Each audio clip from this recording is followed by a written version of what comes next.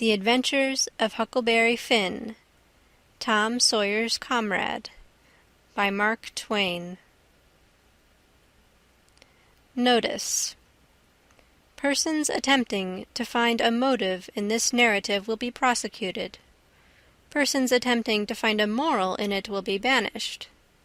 Persons attempting to find a plot in it will be shot.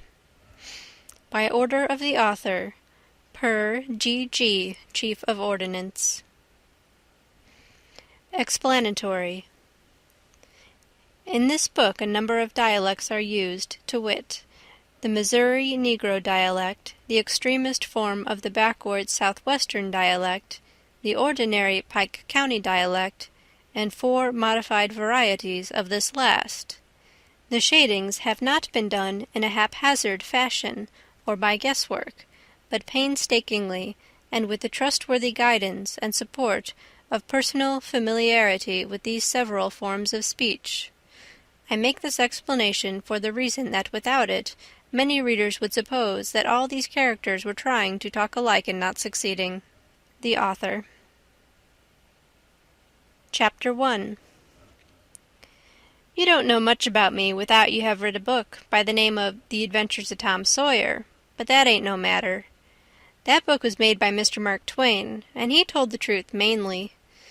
There was things which he stretched, but mainly he told the truth. That is nothing.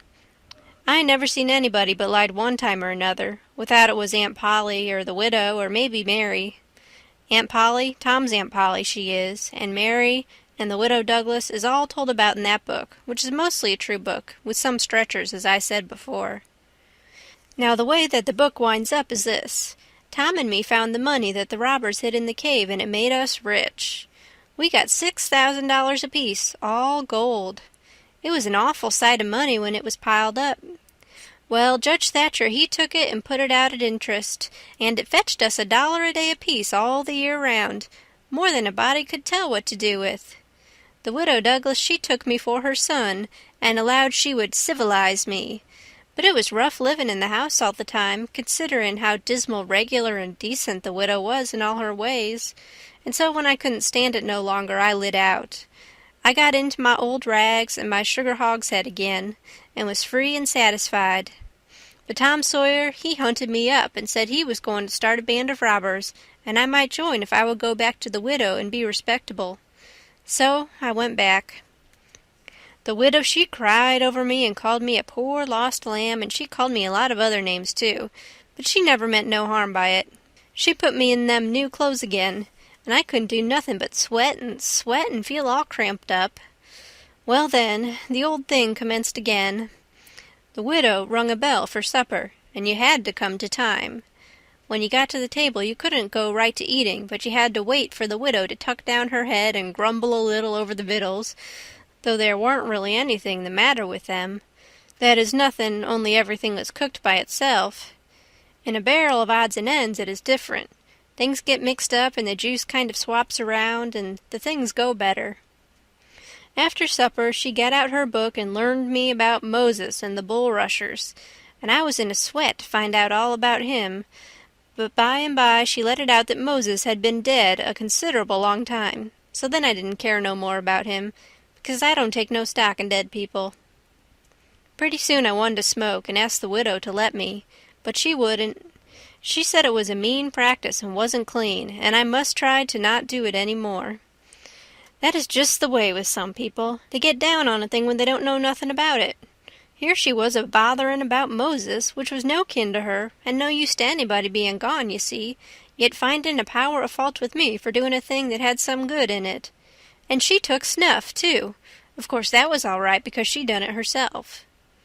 Her sister, Miss Watson, a tolerable slim old maid, with goggles on, had just come to live with her, and took a set at me now with a spelling book. She worked me middling hard for about an hour, and then the widow made her ease up. I couldn't stand it much longer.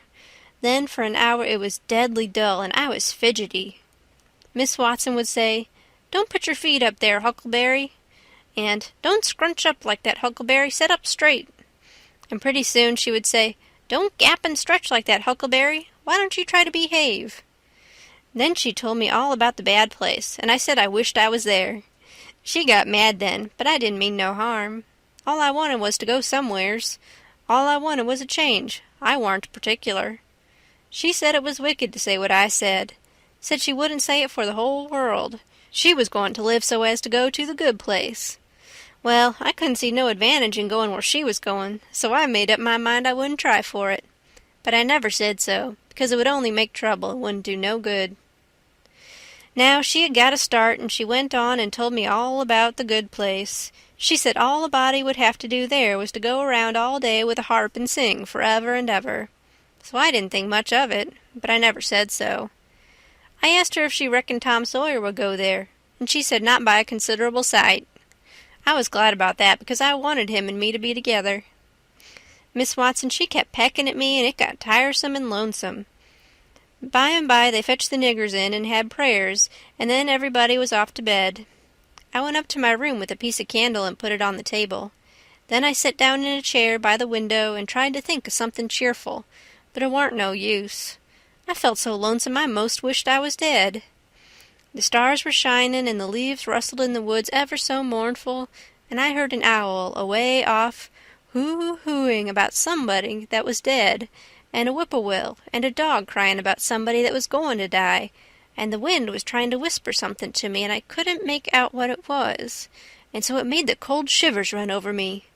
Then away out in the woods I heard that kind of a sound that a ghost makes when it wants to tell about something that's on its mind, and can't make itself understood, and so can't rest easy in its grave, and has to go about that way every night grieving. I got so downhearted and scared I did wish I had some company. Pretty soon a spider went crawling up my shoulder, and I flipped it off, and it lit in the candle, and before I could budge it was all shriveled up. I didn't need anybody to tell me that that was an awful bad sign and would fetch me some bad luck, so I was scared and most shook the clothes off of me. I got up and turned around in my tracks 3 times and crossed my breast every time, and then I tied up a little lock of my hair with a thread to keep witches away. But I hadn't no confidence. You do that when you've lost a horseshoe that you found, instead of nailing it up over the door. But I hadn't never heard anybody say it was any way to keep off bad luck when you'd killed a spider.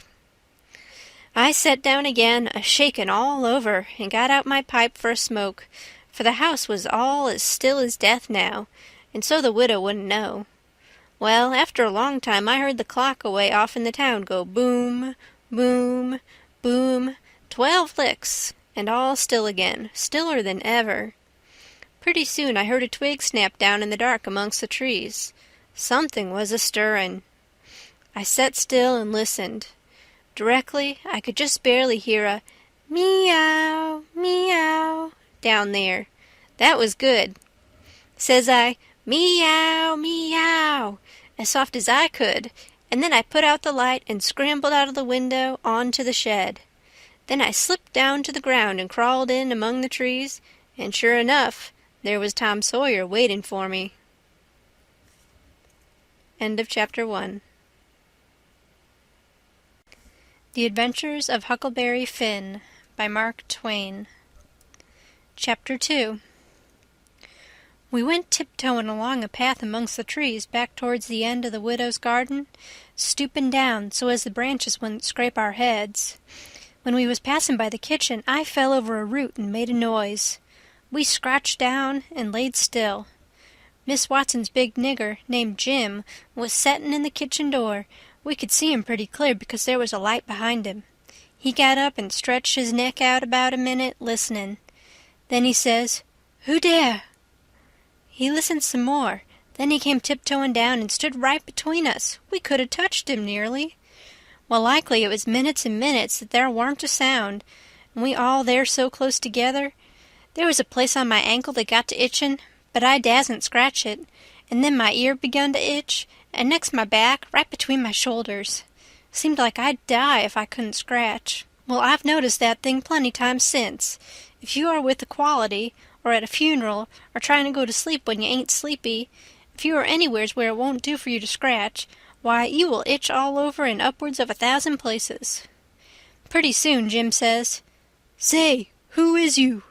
Whar is you? Dog my cats if I didn't hear something. Well, I know what I's gwine to do. I's gwine to set down here and listen till I hears it again." So he sat down on the ground betwixt me and Tom. He leaned his back up against a tree and stretched his legs out till one of 'em most touched one of mine. My nose begun to itch. It itched till the tears come into my eyes, but I doesn't scratch. Then I begun to itch on the inside. Next I got to itching underneath. I didn't know how I was going to set still. This miserableness went on as much as 6 or 7 minutes, but it seemed a sight longer than that. I was itching in 11 different places now. I reckoned I couldn't stand it more'n a minute longer, but I set my teeth hard and got ready to try. Just then Jim begun to breathe heavy. Next he begun to snore, and then I was pretty soon comfortable again.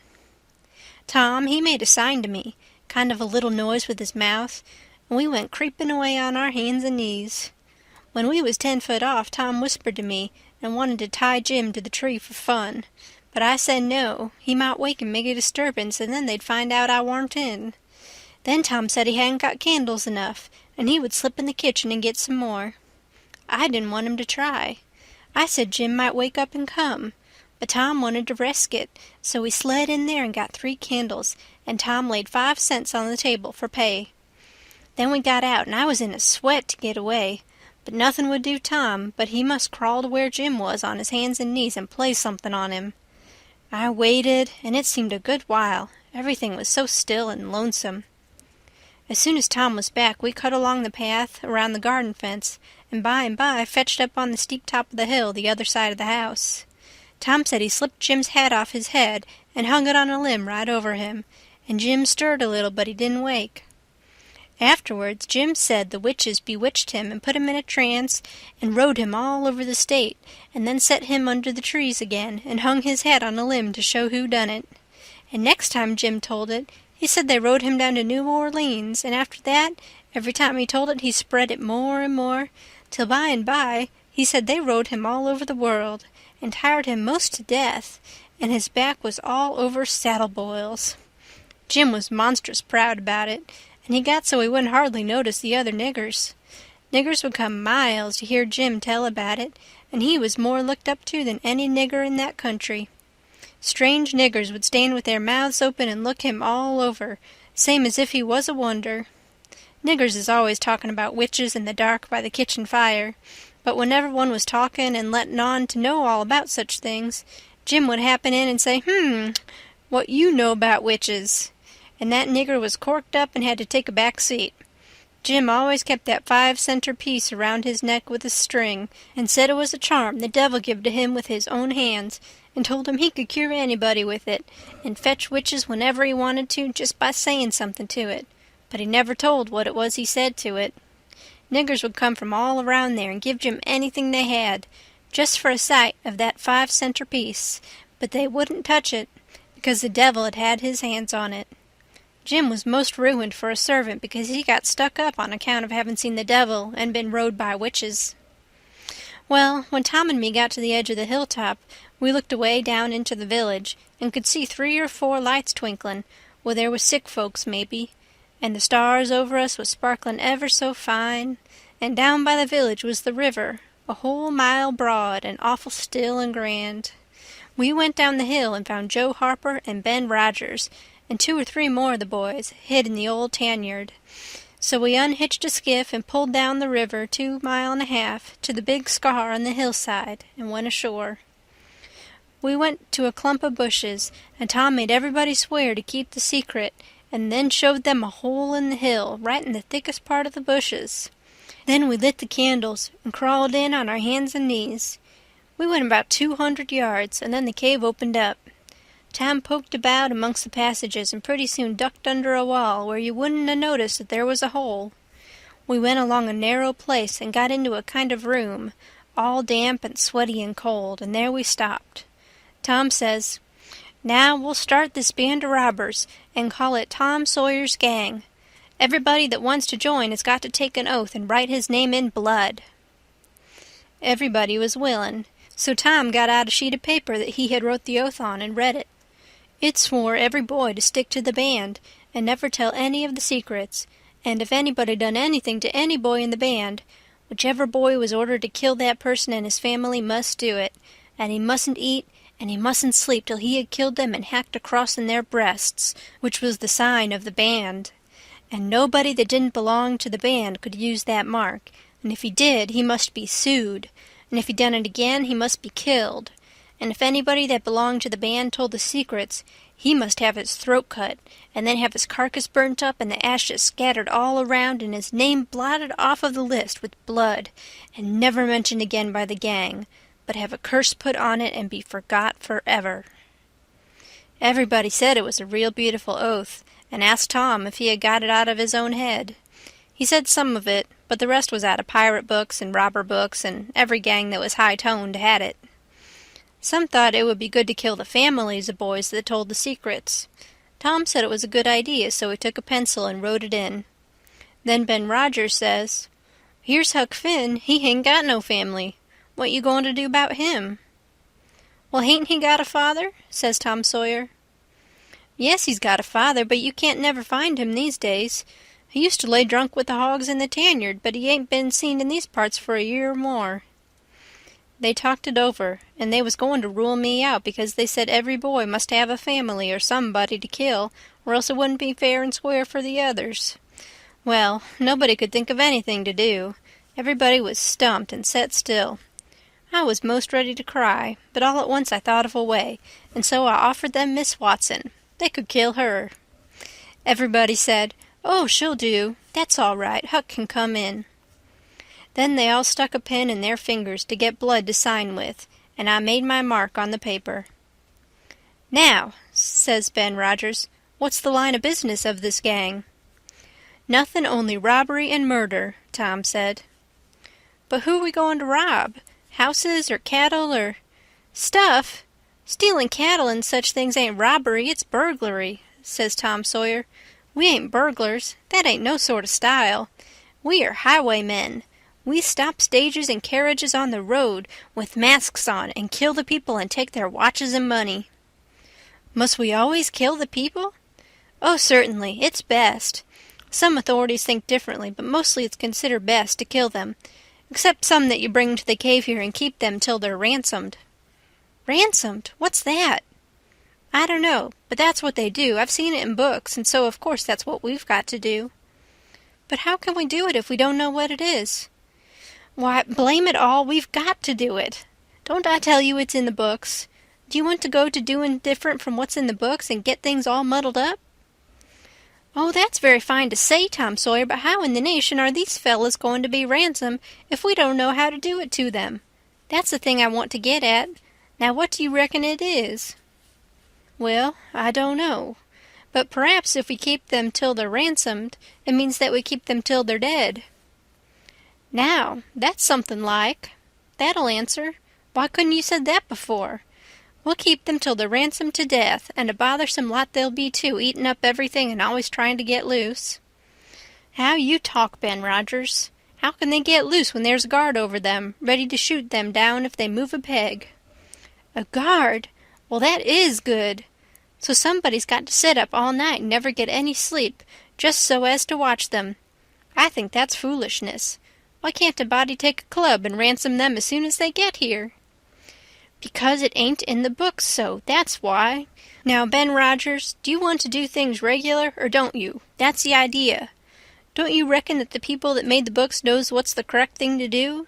Do you reckon you can learn 'em anything? Not by a good deal. No, sir, we'll just go on and ransom them in the regular way." "All right. I don't mind, but I say it's a fool's way, anyhow. Say, do we kill the women, too?" "Well, Ben Rogers, if I was as ignorant as you, I wouldn't let on. Kill the women? No. Nobody ever saw anything in the books like that. You fetch them to the cave, and you're always as polite as pie to them, and by they fall in love with you and never want to go home any more." "Well, if that's the way, I'm agreed, but I don't take no stock in it. Mighty soon we'll have the cave so cluttered up with women and fellows waiting to be ransomed that there won't be no place for the robbers. But go ahead, I ain't got nothing to say." Little Tommy Barnes was asleep now, and when they waked him up he was scared and cried and said he wanted to go home to his ma and didn't want to be a robber any more. So they all made fun of him and called him Cry-Baby, and that made him mad, and he said he would go straight and tell all the secrets. But Tom give him 5 cents to keep quiet, and said we would all go home and meet next week and rob somebody and kill some people. Ben Rogers said he couldn't get out much, only Sundays, and so he wanted to begin next Sunday. But all the boys said it'd be wicked to do it on Sunday, and that settled the thing. They agreed to get together and fix a day as soon as they could, and then we elected Tom Sawyer first captain and Joe Harper second captain of the gang, and so started home. I clumb up the shed and crept into my window just before day was breaking. My new clothes was all greased up and clayey, and I was dog-tired. End of Chapter 2. The Adventures of Huckleberry Finn by Mark Twain. Chapter 3. Well, I got a good going over in the morning from old Miss Watson on account of my clothes, but the widow she didn't scold, but only cleaned off the grease and clay and looked so sorry that I thought I would behave a while if I could. Then Miss Watson, she took me in the closet and prayed, but nothing come of it. She told me to pray every day, and whatever I asked for I would get it. But it warn't so. I tried it. Once I got a fish line, but no hooks. It warn't any good to me without hooks. I tried for the hooks 3 or 4 times, but somehow I couldn't make it work. By and by, one day, I asked Miss Watson to try for me, but she said I was a fool. She never told me why, and I couldn't make it out no way. I sat down one time back in the woods and had a long think about it. I says to myself, if a body can get anything they pray for, why can't Deacon Wynne get back the money he lost on pork? Why can't the widow get back her silver snuff-box that was stole? Why can't Miss Watson fat up? No, says I to myself, there ain't nothing in it. I went and told the widow about it, and she said the thing a body could get by praying for, it was spiritual gifts. This was too many for me, but she told me what she meant. I must help other people and do everything I could for other people and look out for them all the time and never think about myself. This was including Miss Watson as I took it. I went out in the woods and turned it over in my mind a long time, but I couldn't see no advantage about it, except for the other people. So at last I reckoned I wouldn't worry about it any more, but just let it go. Sometimes a widow would take me one side and talk about Providence in a way to make a body's mouth water, but maybe next day Miss Watson would take hold and knock it all down again. I judged I could see that there was 2 providences, and a poor chap would stand considerable show with a widow's providence, but if Miss Watson's got him, there warn't no help for him any more. I thought it all out, and reckoned I would belong to the widow's if he wanted me, though I couldn't make out how he was a-going to be any better off than what he was before, seeing I was so ignorant and so kind of low down and ornery. Pap, he hadn't been seen for more than a year, and that was comfortable for me. I didn't want to see him no more. He used to always whale me when he was sober and could get his hands on me, though I used to take to the woods most of the time when he was around. Well, about this time he was found in the river drownded, about 12 mile above town, so people say. They judged it was him anyway, said this drownded man was just his size and was ragged and had uncommon long hair, which was all like Pap, but they couldn't make nothing out of the face because it had been in the water so long it warn't much like a face at all. They said he was floating on his back in the water. They took him and buried him on the bank, but I warn't comfortable long, because I happened to think of something. I knowed mighty well that a drownded man don't float on his back, but on his face. So I knowed then that this warn't Pop, but a woman dressed up in a man's clothes. So I was uncomfortable again. I judged the old man would turn up again by and by, though I wished he wouldn't. We played robber now and then about a month, and then I resigned. All the boys did. We hadn't robbed nobody, hadn't killed any people, but only just pretended. We used to hop out of the woods and go charging down on hog drivers and women in carts, taking garden stuff to market, but we never hived any of them. Tom Sawyer called the hogs ingots, and he called the turnips and stuff jewelry, and we would go to the cave and powwow over what we had done, and how many people we had killed and marked. But I couldn't see no profit in it. One time Tom sent a boy to run about town with a blazing stick, which he called a slogan, which was the sign for the gang to get together.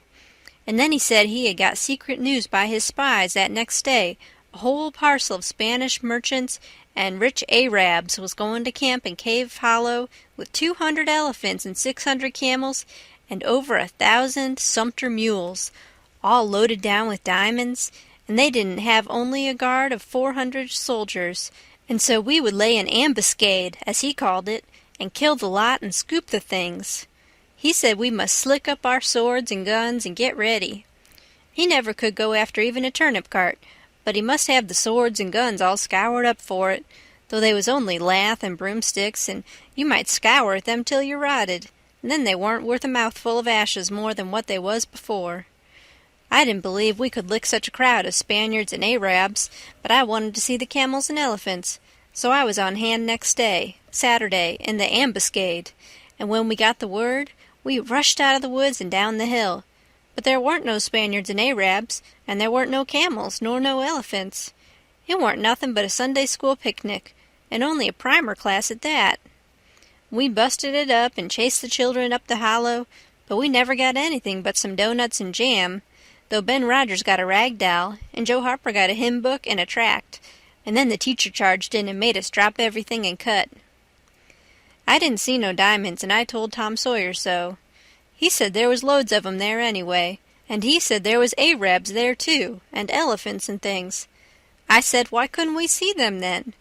He said if I weren't so ignorant, but had read a book called Don Quixote, I would know without asking. He said it was all done by enchantment. He said there was hundreds of soldiers there, and elephants and treasures and so on, but we had enemies, which he called magicians, and they had turned the whole thing into an infant Sunday school just out of spite. I said all right, then the thing for us to do was to go for the magicians. Tom Sawyer said I was a numbskull. Why, said he, a magician could call up a lot of genies, and they would hash you up like nothing before you could say Jack Robinson. They are as tall as a tree and as big around as a church. Well, I says, suppose we got some genies to help us. Can't we lick the other crowd then? How you going to get them? I don't know. How do they get them? Why, they rub an old tin lamp or an iron ring, and then the genies come tearing in with the thunder and lightning a-ripping around and the smoke a-rolling, and everything they're told to do, they up and do it. They don't think nothing of pulling a shot tower up by the roots and belting a Sunday school superintendent over the head with it, or any other man. Who makes them tear around so? Why, whoever rubs the lamp or the ring. They belong to whoever rubs the lamp or the ring, and they've got to do whatever he says. If he tells them to build a palace 40 miles long out of diamonds and fill it full of chewing gum, or whatever you want, and fetch an emperor's daughter from China for you to marry, they've got to do it. And they've got to do it before sunup next morning, too. And more, they've got to waltz that palace around over the country wherever you want it, you understand. Well, says I think they are a pack of flatheads for not keeping the palace themselves instead of fooling them away like that. And what's more, if I was one of them, I would see a man in Jericho before I would drop my business and come to him for the rubbing of an old tin lamp. How you talk, Huck Finn. Why, you'd have to come when he rubbed it, whether you wanted to or not. What, and I as high as a tree and as big as a church? All right, then, I would come, but I lay I'd make that man climb the highest tree there was in the country. Shucks, it ain't no use to talk to you, Huck Finn. You don't seem to know anything somehow. Perfect saphead. I thought all this over for 2 or 3 days, and then I reckoned I would see if there was anything in it. I got an old tin lamp and an iron ring, and went out in the woods and rubbed till I sweat like an Injun, calculatin' to build a palace and sell it. But it warn't no use, none of the genies come. So then I judged that all that stuff was only just one of Tom Sawyer's lies. I reckoned he believed in the Arabs and the elephants, but as for me, I think different. It had all the marks of a Sunday school. End of Chapter 3. The Adventures of Huckleberry Finn by Mark Twain. Chapter 4. Well, 3 or 4 months run along, and it was well into the winter now. I had been to school most all of the time, and could spell and read and write just a little, and could say the multiplication table up to 6 times 7 is 35. And I don't reckon I could ever get any further than that if I was to live forever. I don't take no stock in mathematics anyway. At first I hated the school, but by and by I got so I could stand it. Whenever I got uncommon tired, I played hooky, and the hidin' I got next day done me good and cheered me up. So the longer I went to school, the easier it got to be. I was gettin' sort of used to the widow's ways, too, and they weren't so raspy on me. Livin' in a house and sleepin' in a bed pulled on me pretty tight mostly, but before the cold weather I used to slide out and sleep in the woods sometimes, and so that was a rest to me. I liked the old ways best, but I was gettin' so I liked the new ways, too, a little bit. The widow said I was comin' along slow but sure, and doin' very satisfactory. She said she warn't ashamed of me at all. One mornin' I happened to turn over the salt cellar at breakfast. I reached for some of it as quick as I could to throw over my left shoulder and keep off the bad luck, but Miss Watson was in ahead of me and crossed me off. She says, "Take your hands away, Huckleberry. What a mess you were always makin'." The widow put in a good word for me, but that warn't going to keep off the bad luck. I knowed that well enough. I started out after breakfast, feelin' worried and shaky and wonderin' where it was going to fall on me and what it was going to be. There's ways to keep off some kinds of bad luck, but this wasn't one of them kind, so I never tried to do anything but just poked along low-spirited and on the watch-out. I went down to the front garden and clumb over the stile where you go through the high-board fence. There was an inch of new snow on the ground, and I seen somebody's tracks. They had come up from the quarry and stood around the stile a while, and then went on around the garden fence. It was funny they hadn't come in after standing around so. I couldn't make it out. It was very curious, somehow. I was going to follow around, but I stooped down to look at the tracks first. I didn't notice anything at first, but next I did. There was a cross in the left boot heel, made with big nails, to keep off the devil. I was up in a second and shinnin' down the hill. I looked over my shoulder every now and then, but I didn't see nobody. I was at Judge Thatcher's as quick as I could get there. He said, "Why, my boy, you are all out of breath. Did you come for your interest?" "No, sir," I says. "Is there some for me?" "Oh, yes. A half-yearly is in last night. Over $150, quite a fortune for you. You had better let me invest it along with your 6,000, because if you take it, you'll spend it." "No, sir," I says. "I don't want to spend it. I don't want it at all, nor the 6,000 nother. I want you to take it. I want to give it to you, the 6,000 and all." He looked surprised. He couldn't seem to make it out. He says, "Why, what can you mean, my boy?" I says, "Don't you ask me no questions about it, please. You'll take it, won't you?" He says, "Well, I'm puzzled. Is something the matter?" "Please take it," says I, "and don't ask me nothing. Then I won't have to tell no lies." He studied a while, and then he says, "Oh, I think I see. You want to sell all your property to me, not give it. That's the correct idea." Then he wrote something on a paper and read it over and says, "There, you see it says, 'for a consideration.' That means I have bought it of you and paid you for it. Here's $1 for you. Now you sign it." So I signed it and left. Miss Watson's nigger Jim had a hairball as big as your fist, which had been took out of the fourth stomach of an ox, and he used to do magic with it. He said there was a spirit inside of it, and it knowed everything. So I went to him that night and told him Pap was here again, for I found his tracks in the snow. What I wanted to know was what he was going to do, and was he going to stay? Jim got out his hairball and said something over it, and then he held it up and dropped it on the floor. It fell pretty solid and only rolled about an inch. Jim tried it again, and then another time, and it acted just the same. Jim got down on his knees and put his ear against it and listened. But it warn't no use. He said it wouldn't talk. He said sometimes it wouldn't talk without money. I told him I had an old slick counterfeit quarter that warn't no good, because the brass showed through the silver a little, and it wouldn't pass nohow even if the brass didn't show, because it was so slick it felt greasy, and so that would tell on it every time. I reckoned I wouldn't say nothing about the dollar I got from the judge. I said it was pretty bad money, but maybe the hairball would take it, because maybe you wouldn't know the difference.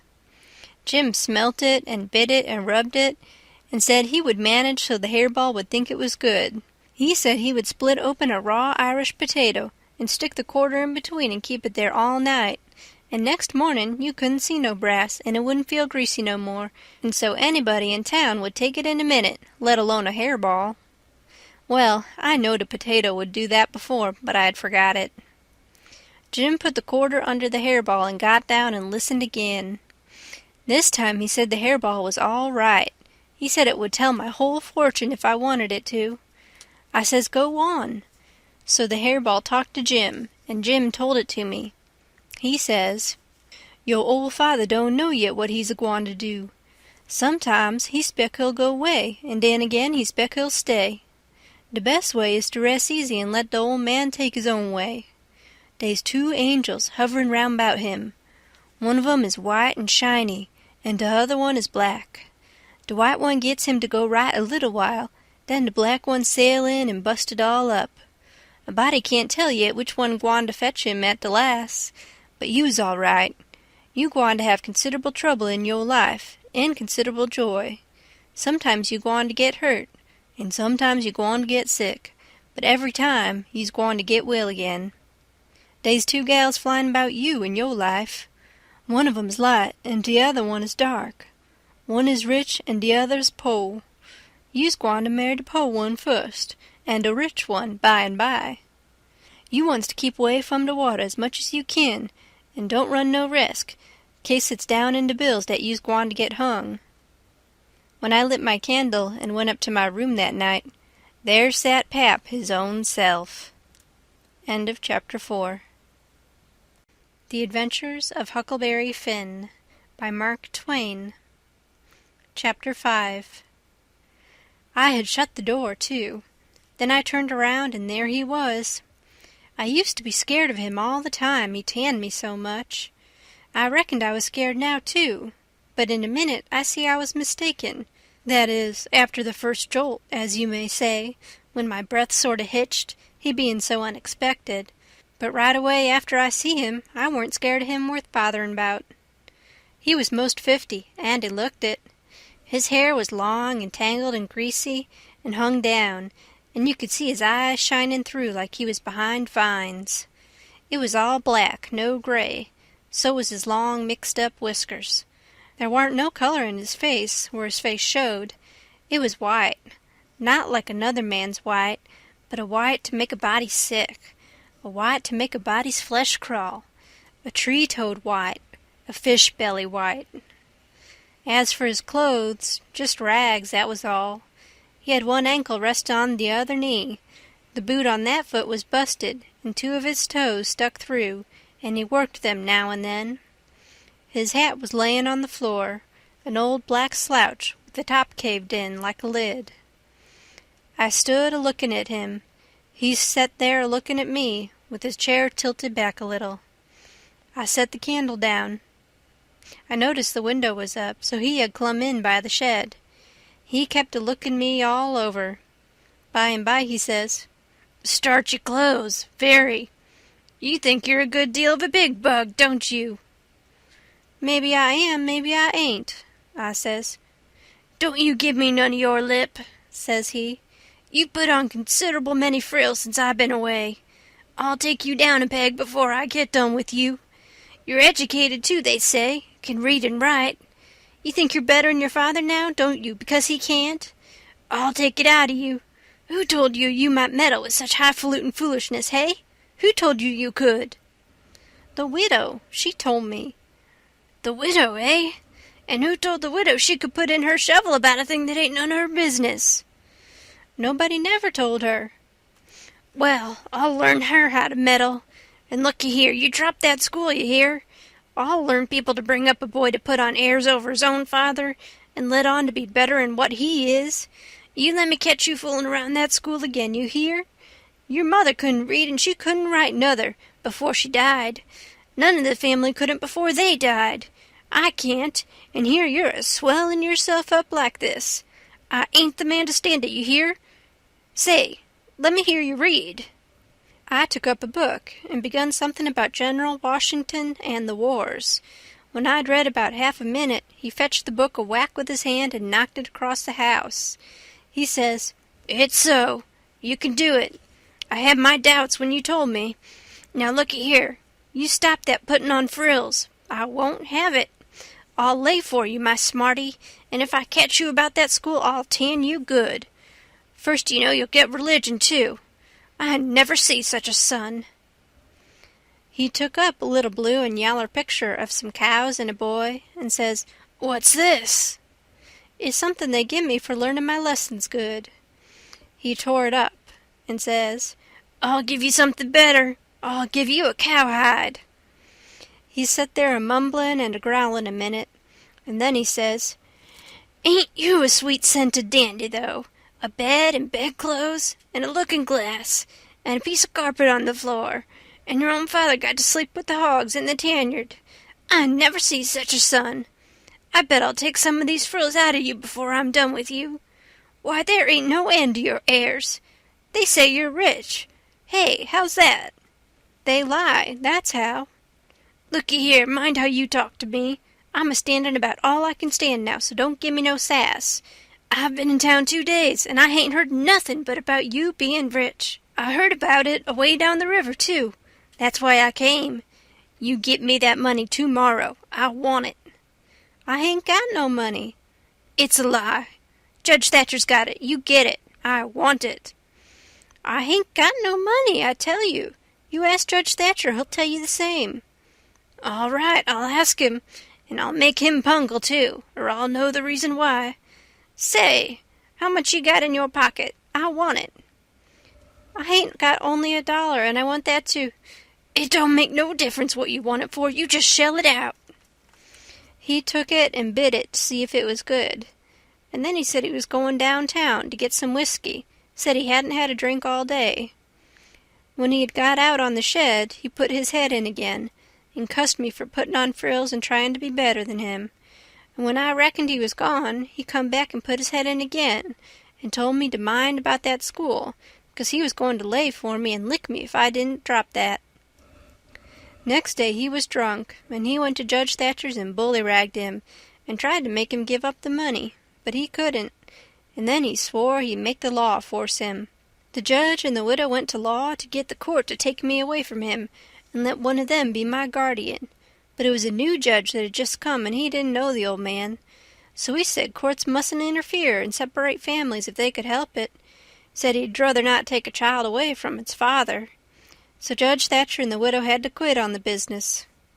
That pleased the old man till he couldn't rest. He said he'd cowhide me till I was black and blue if I didn't raise some money for him.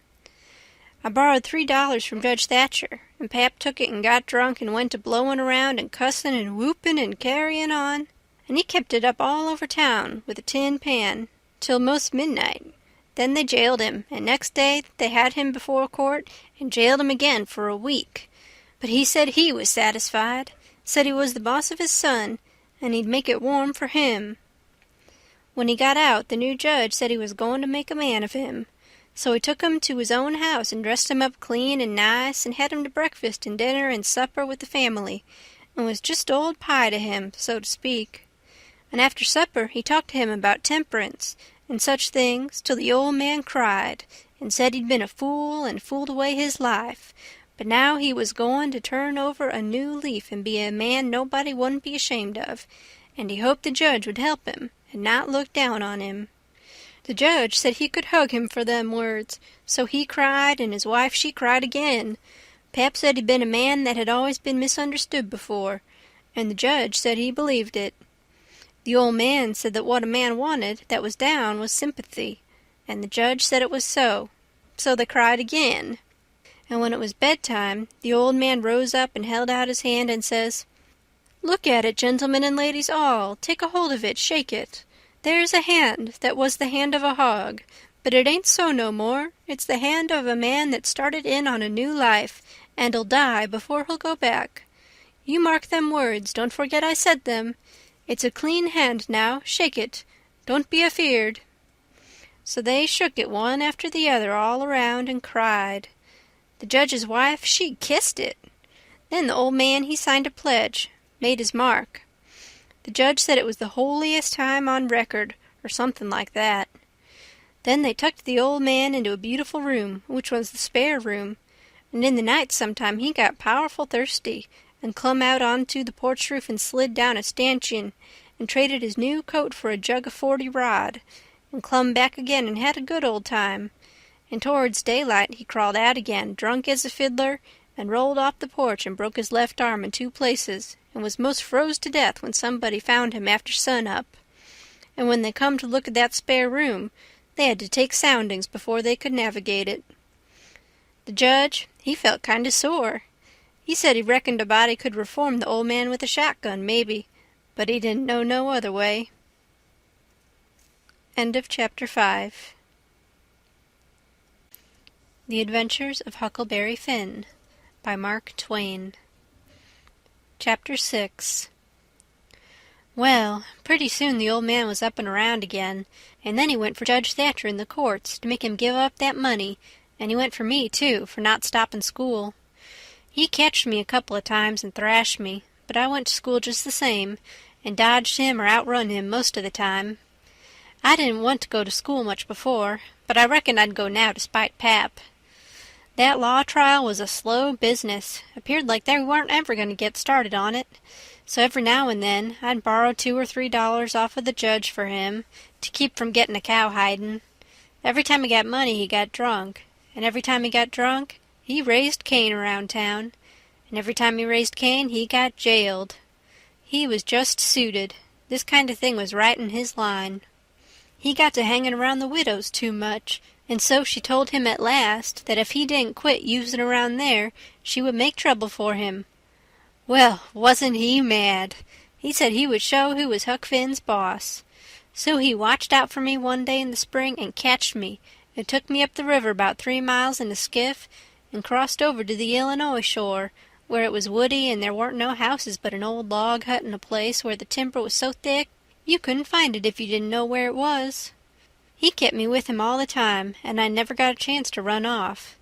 We lived in that old cabin, and he always locked the door and put the key under his head nights. He had a gun which he had stole, I reckon, and we fished and hunted, and that was what we lived on. Every little while he locked me in and went down to the store 3 miles to the ferry, and traded fish and game for whiskey, and fetched it home and got drunk and had a good time, and licked me. The widow, she found out where I was by and by, and she sent a man over to try to get a hold of me, but Pap drove him off with a gun, and it warn't long after that till I was used to being where I was and liked it, all but the cowhide part. It was kind of lazy and jolly, layin' off comfortable all day, smoking and fishing, and no books nor study. 2 months or more run along, and my clothes got to be all rags and dirt, and I didn't see how I'd ever got to like it so well at the widow's, where you had to wash and eat on a plate and comb up and go to bed and get up regular and be forever bothering over a book, and have old Miss Watson pecking at you all the time. I didn't want to go back no more. I had stopped cussin' because the widow didn't like it, but now I took to it again because Pap hadn't no objections. It was pretty good times up in the woods there, take it all around. But by and by Pap got too handy with his hickory, and I couldn't stand it. I was all over welts. He got to going away so much, too, and locking me in. Once he locked me in and was gone 3 days. It was dreadful lonesome. I judged he had drowned, and I wasn't ever going to get out any more. I was scared. I made up my mind I would fix up some way to leave there. I had tried to get out of that cabin many a time, but I couldn't find no way. There warn't a window to it big enough for a dog to get through. I couldn't get up the chimbley. It was too narrow. The door was thick, solid oak slabs. Pap was pretty careful not to leave a knife or anything in the cabin when he was away. I reckon I had hunted the place over as much as 100 times. Well, I was most all the time at it because it was about the only way to put in the time. But this time I found something at last. I found an old rusty wood saw without any handle. It was laid in between a rafter and the clapboards of the roof. I greased it up and went to work. There was an old horse blanket nailed against the logs at the far end of the cabin behind the table to keep the wind from blowing through the chinks and putting the candle out. I got under the table and raised the blanket and went to work to saw a section of the big bottom log out, big enough to let me through. Well, it was a good long job, but I was getting towards the end of it when I heard Pap's gun in the woods. I got rid of the signs of my work and dropped the blanket and hid my saw, and pretty soon Pap came in. Pap warn't in a good humor, so he was his natural self. He said he was downtown and everything was going wrong. His lawyer said he reckoned he would win his lawsuit and get the money if they ever got started on the trial. But then there was ways to put it off a long time, and Judge Thatcher knowed how to do it. And he said people allowed there'd be another trial to get me away from him and give me to the widow for my guardian, and they guessed it would win this time. This shook me up considerable, because I didn't want to go back to the widow's any more and be so cramped up and civilized, as they called it. Then the old man got to cussin' and cussed everything and everybody he could think of, and then cussed them all over again to make sure he hadn't skipped any, and after that he polished off with a kind of a general cuss all around, including a considerable parcel of people which he didn't know the names of, and so called them what's-his-name when he got to them, and went right along with his cussin'. He said he would like to see the widow get me. He said he would watch out, and if they tried to come any such game on him, he knowed of a place 6 or 7 mile off to stow me in, where they might hunt till they dropped and they couldn't find me. That made me pretty uneasy again, but only for a minute. I reckoned he wouldn't stay on hand till he got that chance. The old man made me go to the skiff and fetch the things he had got. There was a 50-pound sack of cornmeal, and a side of bacon, ammunition, and a 4-gallon jug of whiskey, and an old book and 2 newspapers for wadding, besides some tow. I toted up a load and went back and sit down on the bow of the skiff to rest. I thought it all over, and I reckoned I would walk off with a gun and some lines and take to the woods when I run away. I guessed I wouldn't stay in one place, but just tramp right across country, mostly night times, and hunt and fish to keep alive, and so get so far away that the old man nor the widow couldn't ever find me any more. I judged I would saw out and leave that night if Pap got drunk enough, and I reckoned he would. I got so full of it I didn't notice how long I was staying till the old man hollered and asked me whether I was asleep or drownded. I got the things all up to the cabin, and then it was about dark. While I was cooking supper, the old man took a swig or two and got sort of warmed up and went to ripping again. He had been drunk over in town and laid in the gutter all night, and he was a sight to look at. A body would have thought he was Adam. He was just all mud. Whenever his liquor begun to work, he most always went for the government. This time he says, "Call this a government? Why, just look at it and see what it's like. Here's the law standing ready to take a man's son away from him, a man's own son, which he has had all the trouble and all the anxiety and all the expense of raising. Yes, just as that man has got that son raised at last, and ready to go to work and begin to do something for him, and give him a rest, the law up and goes for him. And they call that government. That ain't all nother. The law backs that old Judge Thatcher up and helps him to keep me out of my property. Here's what the law does. The law takes a man worth $6,000 and upwards, and jams him into an old trap of cabin like this, and lets him go round in clothes that ain't fitting for a hog. They call that government. A man can't get his rights in a government like this. Sometimes I've a mighty notion to just leave the country for good and all. Yes, and I told him so. I told old Thatcher so to his face. Lots of 'em heard me and can tell what I said. Says I, for 2 cents I'd leave the blamed country and never come near it again. Them's the very words. I says, look at my hat, if you call it a hat, but the lid raises up and the rest of it goes down till it's below my chin, and then it ain't rightly a hat at all, but more like my head was shoved up through a gentle stovepipe. Look at it, I says, such a hat for me to wear.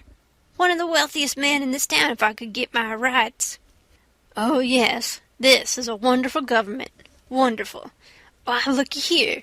There is a free nigger there from Ohio, a mulatto, most as white as any man. He had the whitest shirt on you ever see, too. and the shiniest hat, and there ain't a man in that town that's got as fine clothes as what he had, and he had a gold watch and chain and a silver-headed cane, the awfullest old gray-headed nabob in the state. And what do you think? They said he was a professor in a college, and could talk all kinds of languages and knowed everything. And that ain't the worst. They said he could vote when he was at home. Well, that let me out. Thinks I, what is the country a-comin' to? It was 'lection day, and I was just about to go and vote myself if I warn't too drunk to get there. But when they told me there was a state in this country where they'd let that nigger vote, I drawed out. I says I'll never vote again. Them's the very words I said. They all heard me. And the country may rot for all me. I'll never vote again as long as I live. And to see the cool way that nigger, why, he wouldn't have given me the road if I hadn't shoved him out of the way. I says to the people, why ain't this nigger put up at auction and sold? That's what I want to know. And what do you reckon they said? Why, they said he couldn't be sold till he'd been in the state 6 months, and he hadn't been there that long yet. There now, that's a specimen. They call that a government that can't sell a free nigger till he's been in the state 6 months. Here's a government that calls itself a government, and lets it on to be a government, and thinks it is a government, and yet it's got to set stock still for 6 whole months before it can get a hold of a prowling, thieving, infernal, white-shirted free nigger, and... Pap was a-going on so he never noticed where his old limberlegs was taking him to. So he went head over heels over the tub of salt pork, and barked both shins, and the rest of his speech was all the hottest kind of language, mostly hove at the nigger and the government, though he give the tub some too while along here and there. He hopped around the cabin considerable, first on one leg and then on the other, holding first one shin and then the other one, and at last he let out with his left foot all of a sudden and fetched the tub a rattling kick. But it warn't a good judgment, because that was the boot that had a couple of his toes leaking out of the front end of it. So now he raised a howl that fairly made a body's hair raise, and down he went in the dirt and rolled there and held his toes, and the cussin' he done then laid over anything he had ever done previous. He said so his own self afterwards. He had heard old Soberry Hagan in his best days, and he said it laid over him too, but I reckon that was sort of piling it on, maybe. After supper, Pap took the jug, and said he had enough whiskey there for 2 drunks and 1 delirium tremens. That was always his word. I judged he'd be blind drunk in about an hour, and then I would steal the key or saw myself out one or the other. He drank and tumbled down on his blankets by and by, but luck didn't run my way. He didn't go sound asleep, but was uneasy. He groaned and moaned and thrashed round this way and that for a long time. At last I got so sleepy I couldn't keep my eyes open, all I could do, and so before I knowed what I was about, I was sound asleep, and the candle burning. I don't know how long I was asleep, but all of a sudden there was an awful scream, and I was up. There was Pap looking wild, and skipping around every which way and yelling about snakes. He said they was crawling up his legs, and then he would give a jump and scream and say one had bit him on the cheek, but I couldn't see no snakes. He started and run around and round the cabin hollering, take him off, he's biting me on the neck." I never see a man look so wild in the eyes. Pretty soon he was all fagged out and fell down panting. Then he rolled over and over wonderful fast, kicking things every which way and striking and grabbing at the air with his hands, and screaming and saying there was devils a-hold of him. He wore out by and by, and laid still a while, moaning. Then he laid stiller, and didn't make a sound. I could hear the owls and the wolves away off in the woods, and it seemed terrible still. He was laying over by the corner. By and by he raised up part way and listened, with his head to one side. He says very low, "Tramp, tramp, tramp, that's the dead. Tramp, tramp, tramp, they're coming after me, but I won't go. Oh, they're here. Don't touch me, don't. Hands off. They're cold, let go. Oh, let a poor devil alone." Then he went down on all fours and crawled off, begging them to let him alone, and he rolled himself up in his blanket and wallowed in under the old pine table, still a-begging, and then he went to crying. I could hear him through the blanket. By and by he rolled out and jumped up on his feet looking wild, and he see me and went for me.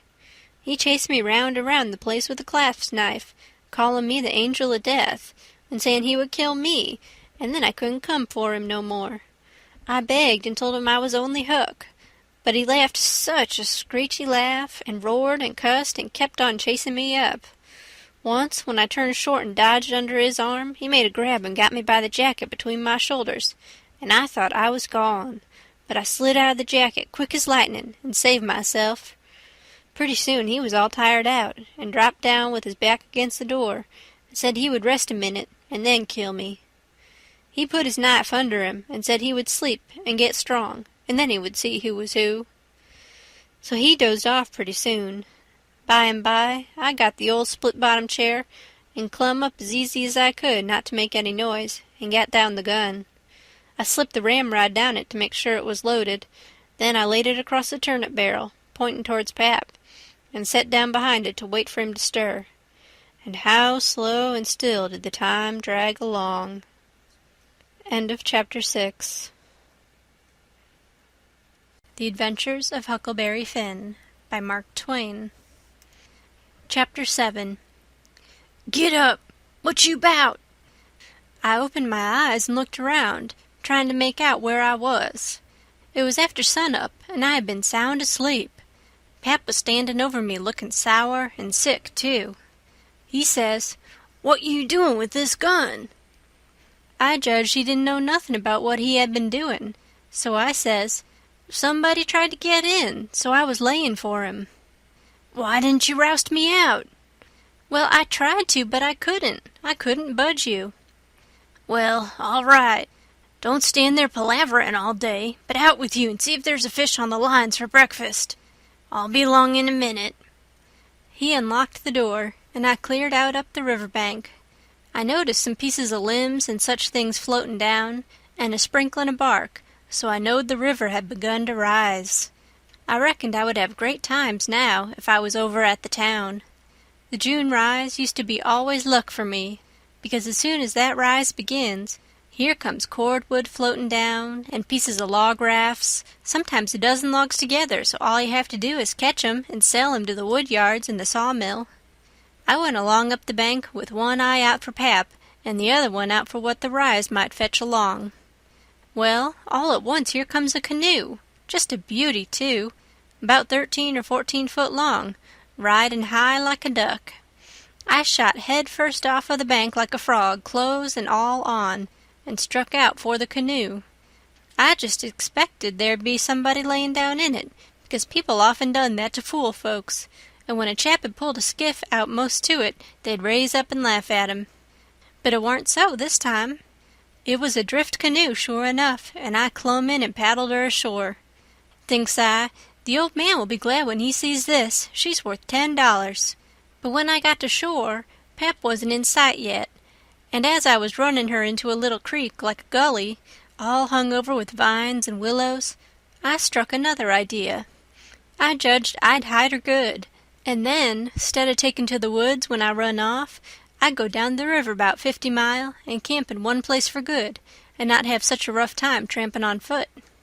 It was pretty close to the shanty, and I thought I heard the old man comin' all the time, but I got her hid, and then I out and looked around a bunch of willows, and there was the old man down the path a piece just drawin' a bead on a bird with his gun, so he hadn't seen anything.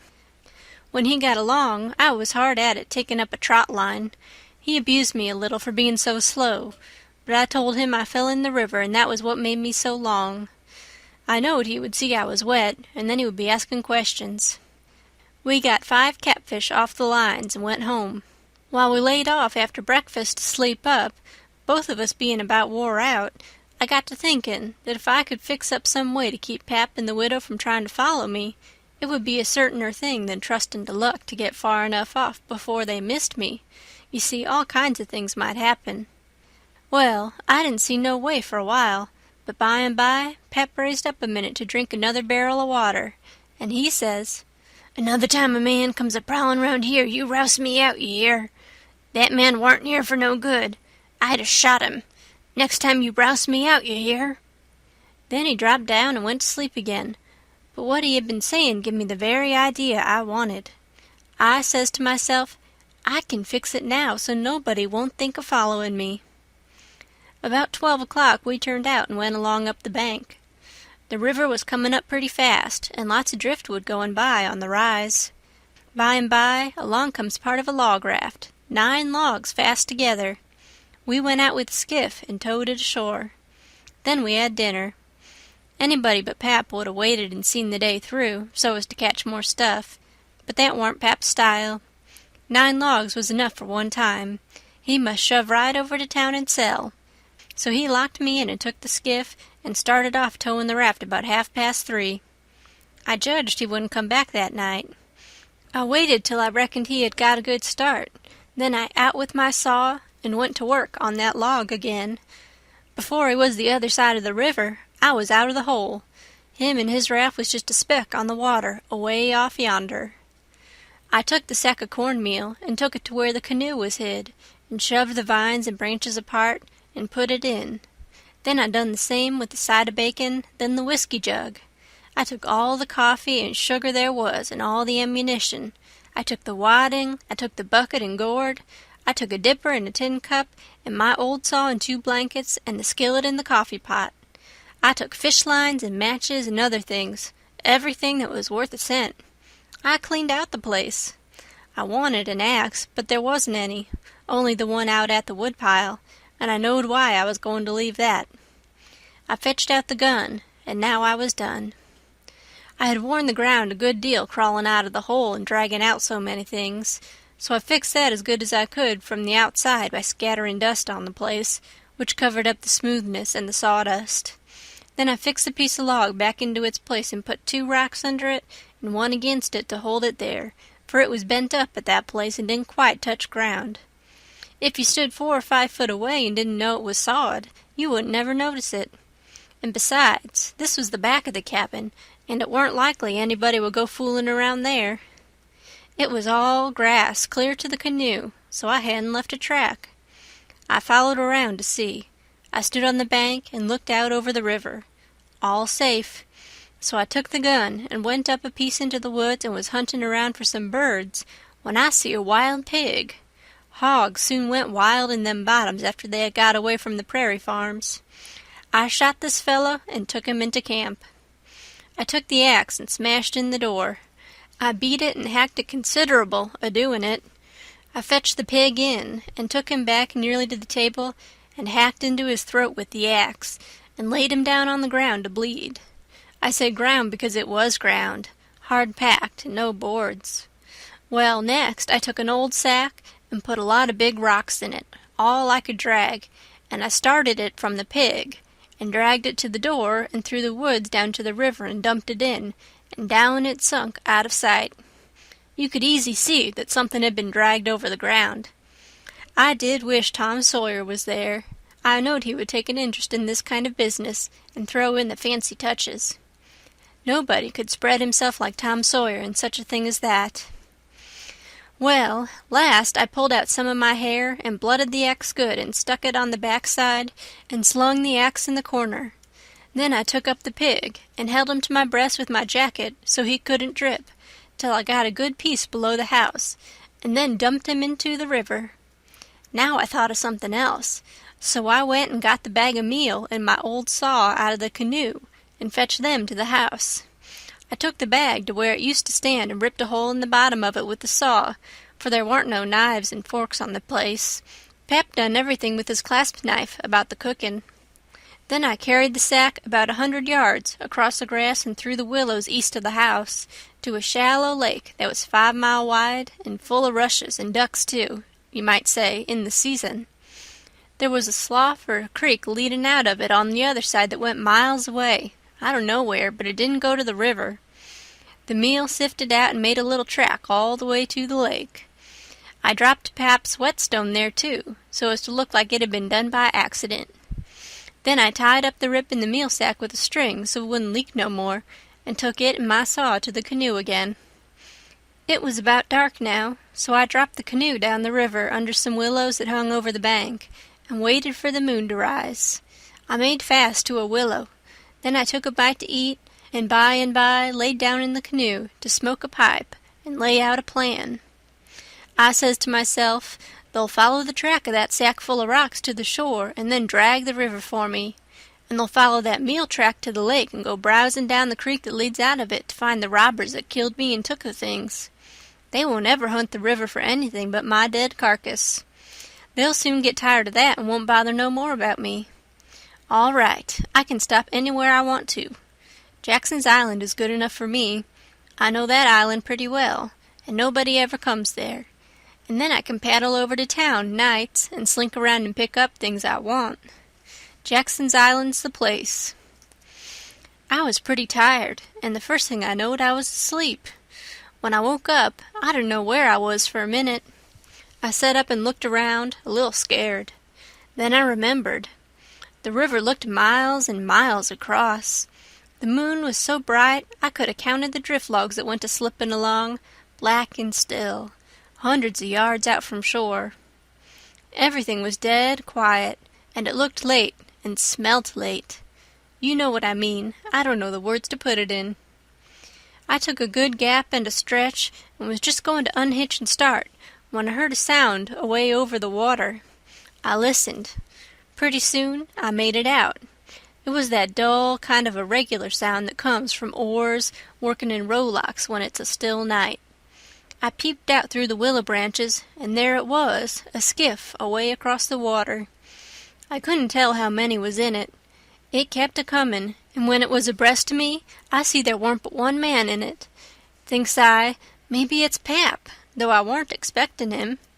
He dropped below me with the current, and by he came a-swinging up shore in the easy water, and he went by so close I could have reached out the gun and touched him. Well, it was Pap, sure enough, and sober, too, by the way he laid his oars. I didn't lose no time. The next minute I was a-spinning downstream soft but quick in the shade of the bank. I made 2 miles and a half, and then struck out 1/4 of a mile or more towards the middle of the river, because pretty soon I'd be passing the ferry landing, and people might see me and hail me.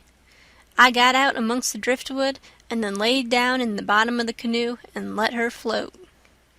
I laid there and had a good rest and a smoke out of my pipe, looking away into the sky. Not a cloud in it. The sky looks ever so deep when you lay down on your back in the moonshine. I never knowed it before. And how far a body can hear on the water such nights. I heard people talking at the ferry landing. I heard what they said, too, every word of it. One man said it was getting towards the long days and the short nights now. The other one said this warn't one of the short ones, he reckoned. And then they laughed, and he said it over again, and they laughed again. Then they waked up another fella and told him, and laughed, but he didn't laugh. He ripped out something brisk and said let him alone. The first fellow said he allowed to tell it to his old woman. She would think it was pretty good. But he said that warn't nothing to some things he had said in his time. I heard one man say it was nearly 3 o'clock, and he hoped daylight wouldn't wait more than about a week longer. After that, the talk got further and further away, and I couldn't make out the words any more, but I could hear the mumble and now and then a laugh, too, but it seemed a long ways off. I was away below the ferry now. I rose up, and there was Jackson's Island about 2 miles and a half downstream, heavy timbered and standing up out of the middle of the river, big and dark and solid, like a steamboat without any lights. There weren't any signs of the bar at the head. It was all under water now. It didn't take me long to get there. I shot past the head at a ripping rate. The current was so swift. And then I got into the dead water and landed on the side towards the Illinois shore. I run the canoe into a deep dent in the bank that I knowed about. I had to part the willow branches to get in, and when I made fast, nobody could have seen the canoe from the outside. I went up and set down on a log at the head of the island and looked out on the big river and the black driftwood and away over to the town, 3 mile away, where there was 3 or 4 lights twinkling. A monstrous big lumber raft was about a mile upstream, coming along down with a lantern in the middle of it. I watched it come creeping down, and when it was most abreast of where I stood, I heard a man say, "Stern oars, there! Heave her head to starboard." I heard that just as plain as if the man was by my side.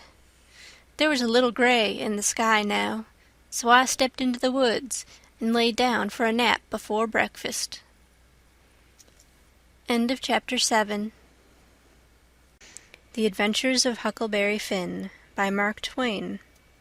Chapter 8. The sun was up so high when I waked that I judged it was after 8 o'clock. I laid there in the grass in the cool shade, thinking about things, and feeling rested and rather comfortable and satisfied. I could see the sun out at 1 or 2 holes, but mostly it was big trees all about, and gloomy in there amongst them. There was freckled places on the ground where the light sifted down through the leaves, and the freckled places swapped about a little, showing there was a little breeze up there. A couple of squirrels set on a limb and jabbered at me very friendly. I was powerful lazy and comfortable. Didn't want to get up and cook breakfast. Well, I was dozing off again when I thinks I hear a deep sound of boom away up the river. I rouses up and rests on my elbow and listens. Pretty soon I hears it again. I hopped up and went and looked out at a hole in the leaves, and I see a bunch of smoke layin' on the water a long ways up, about abreast the ferry. And there was the ferry boat full of people floating along down. I knowed what was the matter now. Boom! I see the white smoke squirt out of the ferry boat's side.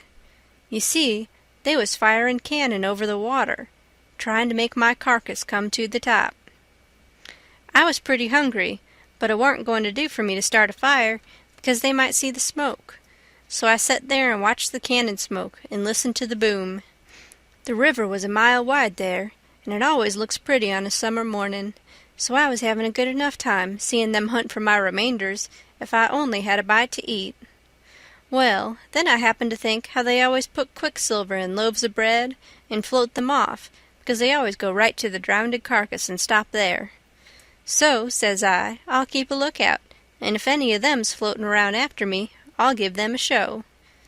I changed to the Illinois edge of the island to see what luck I could have, and I warn't disappointed. A big double loaf come along, and I most got it with a long stick, but my foot slipped, and she floated out further. Of course I was where the current set in the closest to the shore. I knowed enough for that. But by and by along comes another one, and this time I won. I took out the plug and shook out the little dab of quicksilver and set my teeth in. It was baker's bread, what the quality eat, none of your low-down corn-pone. I got a good place amongst the leaves, and set there on a log, munching the bread and watching the ferry boat, and very well satisfied. And then something struck me. I says, now I reckon the widow or the parson or somebody prayed that this bread would find me, and here it has gone and done it. So there ain't no doubt but there is something in that. That is, there's something in it when a body like the widow or the parson prays, but it don't work for me, and I reckon it don't work for only just the right kind. I lit a pipe and had a good long smoke and went on watching. The ferry boat was floating with the current, and I allowed I'd have a chance to see who was aboard when she come along, because she would come in close where the bread did. When she got pretty well along down towards me, I put out my pipe and went to where I fished out the bread and laid down behind a log on the bank in a little open place. Where the log forked, I could peep through. By and by she come along, and she drifted in so close that they could have run out a plank and walked ashore. Most everybody was on the boat. Pap and Judge Thatcher and Bessie Thatcher and Joe Harper and Tom Sawyer and his old Aunt Polly and Sid and Mary and plenty more. Everybody was talking about the murder, but the captain broke in and says, "Look sharp now, the current sets in the closest here, and maybe he's washed ashore and got tangled amongst the brush at the water's edge. I hope so, anyway." I didn't hope so. They all crowded up and leaned over the rails, nearly in my face, and kept still, watching with all their might. I could see them first rate, but they couldn't see me. Then the captain sung out, "Stand away!" and the cannon let off such a blast right before me that it made me deaf with the noise and pretty near blind with the smoke, and I judged I was gone. If they'd had some bullets in, I reckon they'd have got the corpse they was after. Well, I see I warn't hurt, thanks to goodness. The boat floated on and went out of sight around the shoulder of the island. I could hear the booming now and then, further and further off, and by, after an hour, I didn't hear it no more. The island was 3 mile long. I judged they had got to the foot and was giving it up. But they didn't yet a while. They turned around the foot of the island and started up the channel on the Missouri side, under steam and booming once in a while as they went. I crossed over to that side and watched them. When they got abreast the head of the island, they quit shooting and dropped over to the Missouri shore and went home to the town. I knowed I was all right now. Nobody else would come a-hunting after me. I got my traps out of the canoe and made me a nice camp in the thick woods. I made a kind of tent out of my blankets to put my things under so the rain couldn't get at them. I catched a catfish and haggled him open with my saw, and towards sundown I started my campfire and had supper. Then I set out a line to catch some fish for breakfast. When it was dark, I set by my campfire smoking and feeling pretty well satisfied. But by and by it got sort of lonesome, and so I went and set on the bank and listened to the current swashing along and counted the stars and drift logs and rafts that come down, and then went to bed. There ain't no better way to put in time when you are lonesome. You can't stay so. You soon get over it. And so for 3 days and nights, no difference, just the same thing. But the next day I went exploring around down through the island. I was boss of it. It all belonged to me, so to say, and I wanted to know all about it. But mainly I wanted to put in the time. I found plenty strawberries ripe and prime, and green summer grapes and green raspberries, and the green blackberries was just beginning to show. They would all come handy by and by, I judged. Well, I went fooling along in the deep woods, till I judged I warn't far from the foot of the island. I had my gun along, but I hadn't shot nothing. It was for protection. Thought I would kill some game nigh home. About this time I mighty near stepped on a good-sized snake, and it went sliding off through the grass and flowers, and I after it, trying to get a shot at it. I clipped along, and all of a sudden I bounded right onto the ashes of a campfire that was still smoking. My heart jumped up amongst my lungs. I never waited for to look further, but uncocked my gun and went sneaking back on my tiptoes as fast as ever I could. Every now and then I stopped a second amongst the thick leaves and listened, but my breath come so hard I couldn't hear nothing else. I slunk along another piece further, then listened again, and so on and so on. If I see a stump, I took it for a man. If I trod on a stick and broke it, it made me feel like a person had cut one of my breaths in two, and I only got half, and the short half, too. When I got to camp, I warn't feeling very brash. There warn't much sand in my craw, but I says, this ain't no time to be fooling around. So I got all my traps into my canoe again, so as to have them out of sight, and I put out the fire and scattered the ashes around to look like an old last year's camp, and then clumb a tree. I reckon I was up in the tree 2 hours, but I didn't see nothing. I didn't hear nothing. I only thought I heard and seen as much as 1,000 things. Well, I couldn't stay up there forever, so at last I got down, but I kept in the thick woods and on the lookout all the time. All I could get to eat was berries, and what was left over from breakfast. By the time it was night, I was pretty hungry, so when it was good and dark, I slid out from shore before moonrise and paddled over to the Illinois bank, about 1/4 of a mile. I went out in the woods and cooked a supper, and I had about made up my mind I would stay there all night, when I hear it plunkety-plunk, plunkety-plunk, and says to myself, horses comin', and next I hear people's voices. I got everything into the canoe as quick as I could, and then went creeping through the woods to see what I could find out. I hadn't got far when I hear a man say, "We better camp here if we can find a good place. The horses is about beat out. Let's look around." I didn't wait, but shoved out and paddled away easy. I tied up in the old place and reckoned I would sleep in the canoe. I didn't sleep much. I couldn't, somehow, for thinking. And every time I waked up, I thought somebody had me by the neck. So the sleep didn't do me no good. By and by, I says to myself, I can't live this way. I'm a-going to find out who it is that's here on the island with me. I'll find it out or bust. Well, I felt better right off. So I took my paddle and slid out from shore just a step or two, and then let the canoe drop along down amongst the shadows. The moon was shining, and outside of the shadows it made it most as light as day. I poked along well on to an hour, everything still as rocks and sound asleep. Well, by this time I was most down to the foot of the island. A little ripply, cool breeze begun to blow, and that was as good as saying the night was about done. I give her a turn with a paddle and brung her nose to shore. Then I got my gun and slipped out and into the edge of the woods. I sat down there on a log and looked out through the leaves. I see the moon go off watch, and the darkness begin to blanket the river. But in a little while I see a pale streak over the tree-tops, and knowed the day was comin'. So I took my gun and slipped off towards where I had run across that campfire, stoppin' every minute or two to listen. But I hadn't no luck somehow. I couldn't seem to find the place.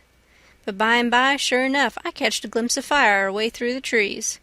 I went for it, cautious and slow. By and by, I was close enough to have a look, and there laid a man on the ground. It most give me the fantits. He had a blanket round his head, and his hand was nearly in the fire. I set there behind a clump of bushes in about 6 foot of him, and kept my eyes on him steady. It was getting gray daylight now. Pretty soon he gapped and stretched himself and hove off the blanket, and it was Miss Watson's Jim. I bet I was glad to see him. I says, "Hello, Jim," and skipped out. He bounced up and stared at me wild. Then he drops down on his knees and puts his hand together and says, "Don't hurt me, don't. I ain't never done no harm to a ghost. I always liked dead people, and done all I could for 'em. You go and get in the river again what you belongs, and don't do nothing to old Jim, that was always your friend." Well, I warn't long making him understand I warn't dead. I was ever so glad to see Jim. I warn't lonesome now. I told him I warn't afraid of him telling the people where I was. I talked along, but he only set there and looked at me, never said nothing. Then I says, "It's good daylight, let's get breakfast. Make up your campfire good." "What's the use of making up the campfire to cook strawberries on sich truck? But you got a gun, hain't you? Then we can get something better than strawberries." "Strawberries and such truck," I says. "Is that what you live on?" "I couldn't get nothing else," he says. "Why, how long you been on the island, Jim?" "I come here the night after you's killed." "What, all that time?" "Yes, indeedy." "And you hain't had nothing but that kind of rubbish to eat?" "No, sah, nothing else." "Well, you must be most starved, ain't you?" "I reckon I could eat a hoss. I think I could." "How long you been on the island?" "Since the night I got killed." "No! Why, what has you lived on? But you got a gun. Oh, yes, you got a gun. That's good. Now you kill something and I'll make up the fire." So we went over to where the canoe was, and while he built a fire in a grassy open place amongst the trees, I fetched meal and bacon and coffee pot and frying pan and sugar and tin cups, and the nigger was set back considerable, because he reckoned it was all done with witchcraft. I catched a good big catfish, too, and Jim cleaned him with his knife and fried him. When breakfast was ready, we lolled on the grass and eat it smoking hot. Jim laid it in with all his might, for he was most about starved. Then when he had got pretty well stuffed, we laid off and lazied. By and by, Jim says, "But looky here, Huck, who was it Dad was killed in that shanty if it warn't you?" Then I told him the whole thing, and he said it was smart. He said Tom Sawyer couldn't get up no better plan than what I had. Then I says, "How do you come to be here, Jim, and how'd you get here?" He looked pretty uneasy and didn't say nothing for a minute. Then he says, "Maybe I better not tell." "Why, Jim?" "Well, they's reasons. But you wouldn't tell on me if I was to tell you, would you, Huck?" "Blamed if I would, Jim." "Well, I believe you, Huck. I run off." "Jim!" "But mind, you said you wouldn't tell. You know you said you wouldn't tell, Huck." "Well, I did. I said I wouldn't, and I'll stick to it. Honest Injun, I will. People would call me a low-down abolitionist and despise me for keeping mum, but that don't make no difference. I ain't a-going to tell, and I ain't a-going back there anyways, so now let's know all about it." "Well, you see, it was this way. Ol' Missus, that's Miss Watson, she pecks on me all the time and treats me pooty rough, and she always says she wouldn't sell me down to Orleans. But I noticed they was a nigger trader round the place considerable lately, and I begin to get uneasy.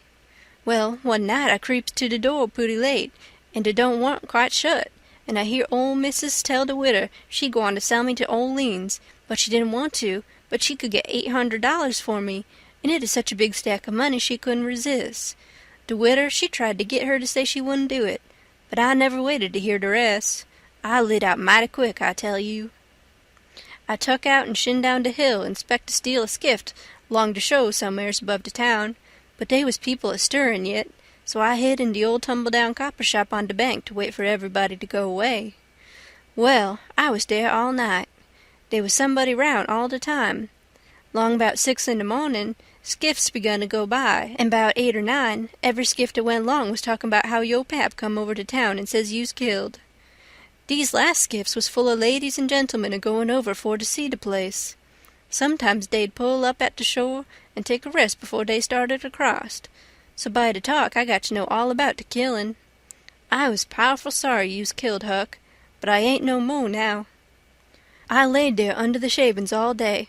I was hungry, but I warn't afeared, because I knowed ol' missus and de widder was goin' to start to de camp meetin' right after breakfast and be gone all day, and dey knows I goes off wid de cattle 'bout daylight, so dey wouldn't 'spect to see me round de place, and so dey wouldn't miss me till after dark in de evenin'.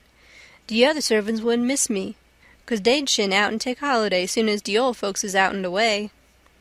Well, when it come dark I tuck out up de river road and went 'bout 2 miles or more to get where dey warn't no houses.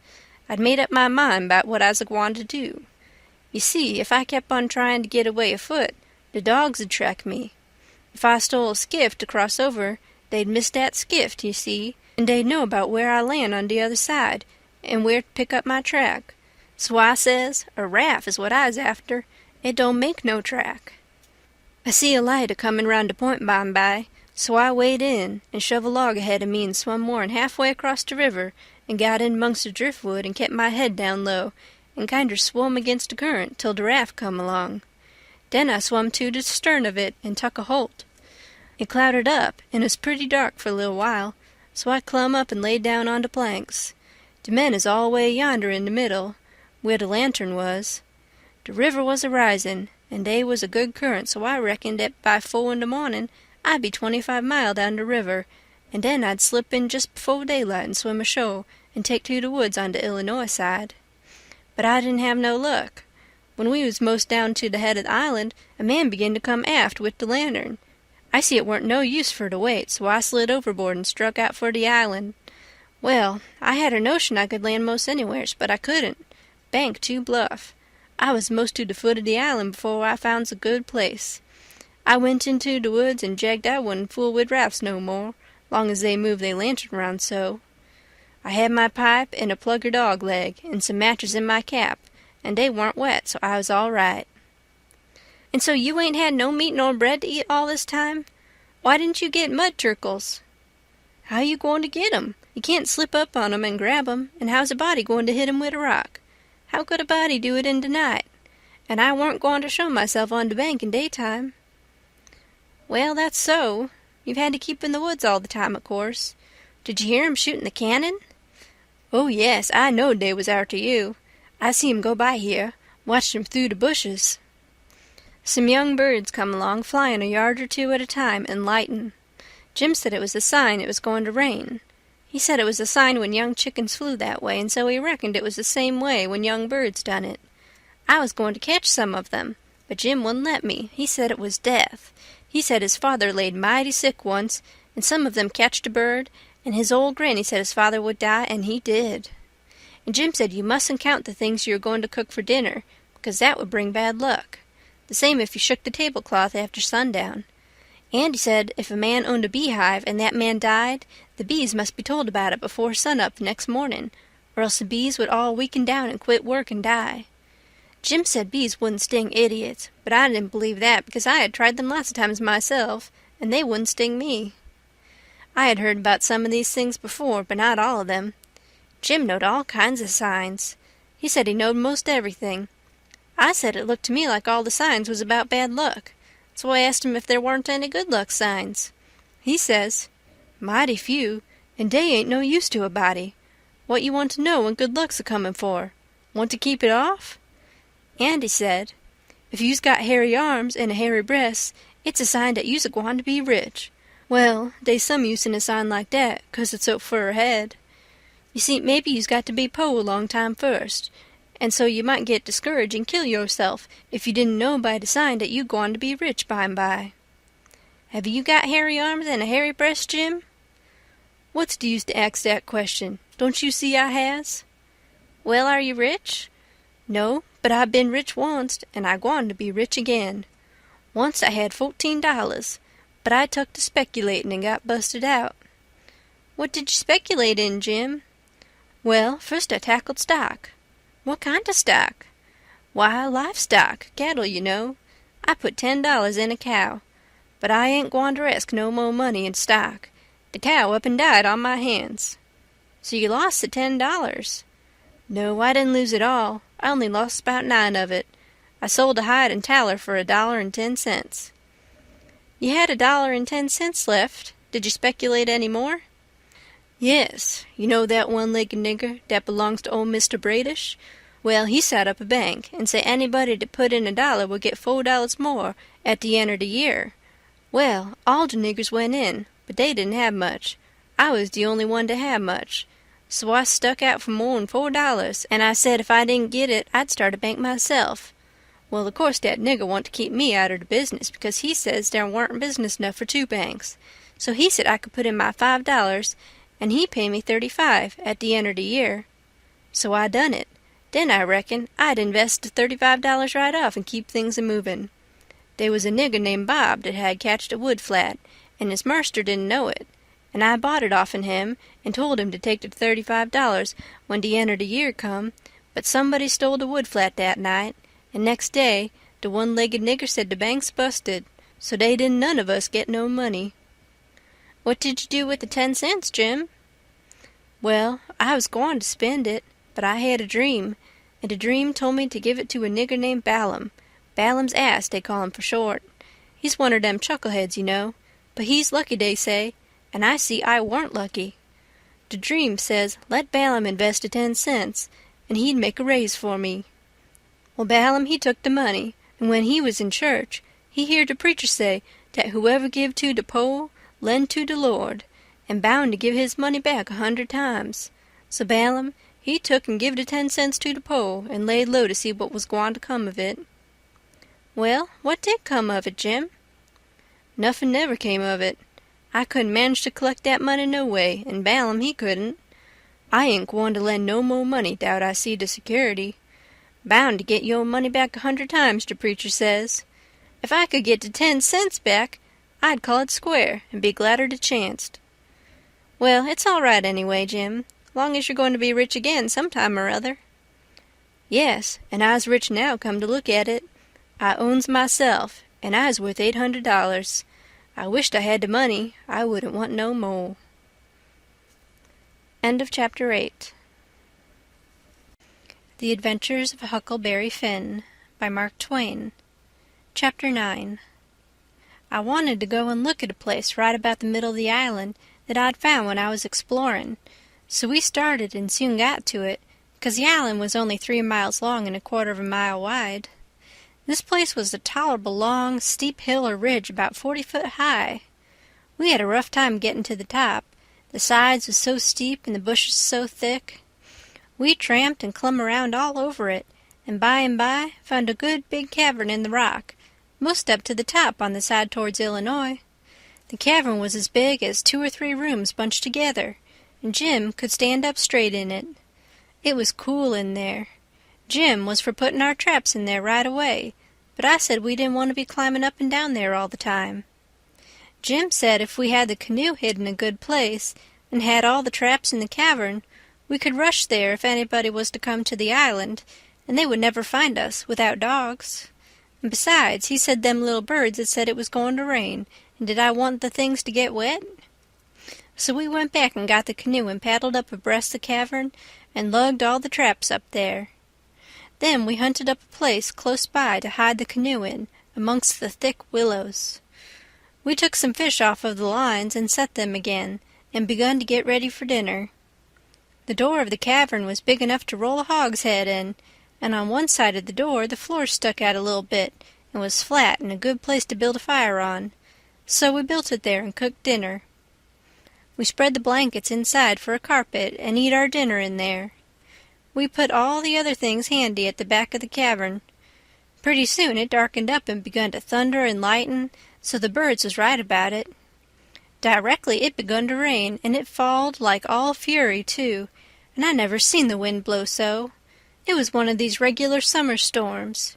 It would get so dark that it looked all blue-black outside, and lovely, and the rain would thrash along by so thick that the trees off a little ways looked dim and spider-webby, and here would come a blast of wind that would bend the trees down and turn up the pale underside of the leaves, and then a perfect ripper of a gust would follow along and set the branches to tossin' their arms as if they was just wild. And next, when it was just about the bluest and blackest, psst! It was as bright as glory, and you'd have a little glimpse of tree-tops a-plungin' about, away off yonder in the storm, hundreds of yards further than you could see before. Dark as sin again in a second, and now you'd hear the thunder let go with an awful crash, and then go rumblin', grumblin', tumblin' down the sky towards the underside of the world, like rollin' empty barrels downstairs, where it's long stairs, and they bounce a good deal, you know. "Jim, this is nice," I says. "I wouldn't want to be nowhere else but here. Pass me along another hunk of fish and some hot cornbread." "Well, you wouldn't have been here if it hadn't have been for Jim. You'd have been down there in the woods without any dinner, and getting most drownded, too. Dat you would, honey. Chickens knows when it's gwine to rain, and so do the birds, child." The river went on raisin' and raisin' for 10 or 12 days, till at last it was over the banks. The water was 3 or 4 feet deep on the island in the low places, and on the Illinois bottom. On that side it was a good many miles wide, but on the Missouri side it was the same old distance across, a half a mile, because the Missouri shore was just a wall of high bluffs. Daytimes we paddled all over the island in the canoe. It was mighty cool and shady in the deep woods, even if the sun was blazing outside. We went winding in and out amongst the trees, and sometimes the vines hung so thick we had to back away and go some other way.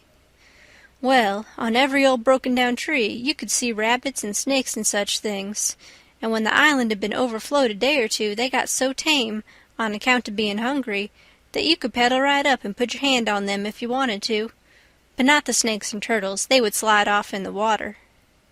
The ridge our cavern was in was full of 'em. We could have had pets enough if we'd wanted them.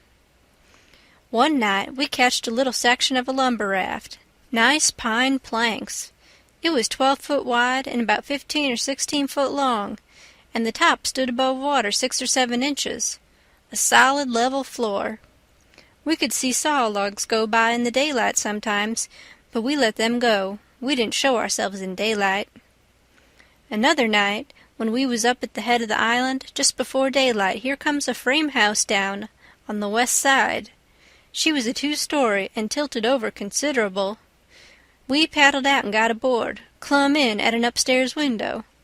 But it was too dark to see yet, so we made the canoe fast, and set in her to wait for daylight.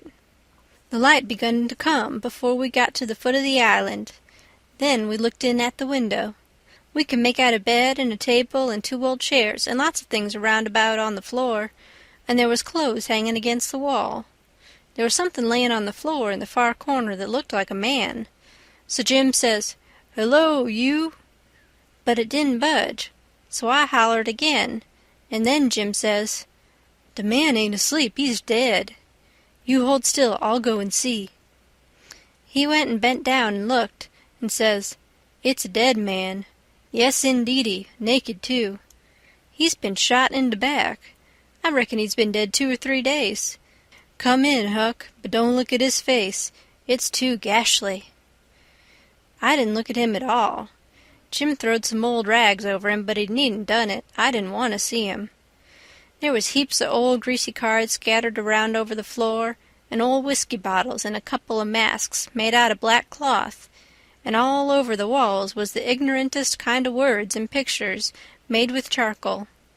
There was 2 old dirty calico dresses and a sunbonnet and some women's underclothes hanging against the wall, and some men's clothing, too.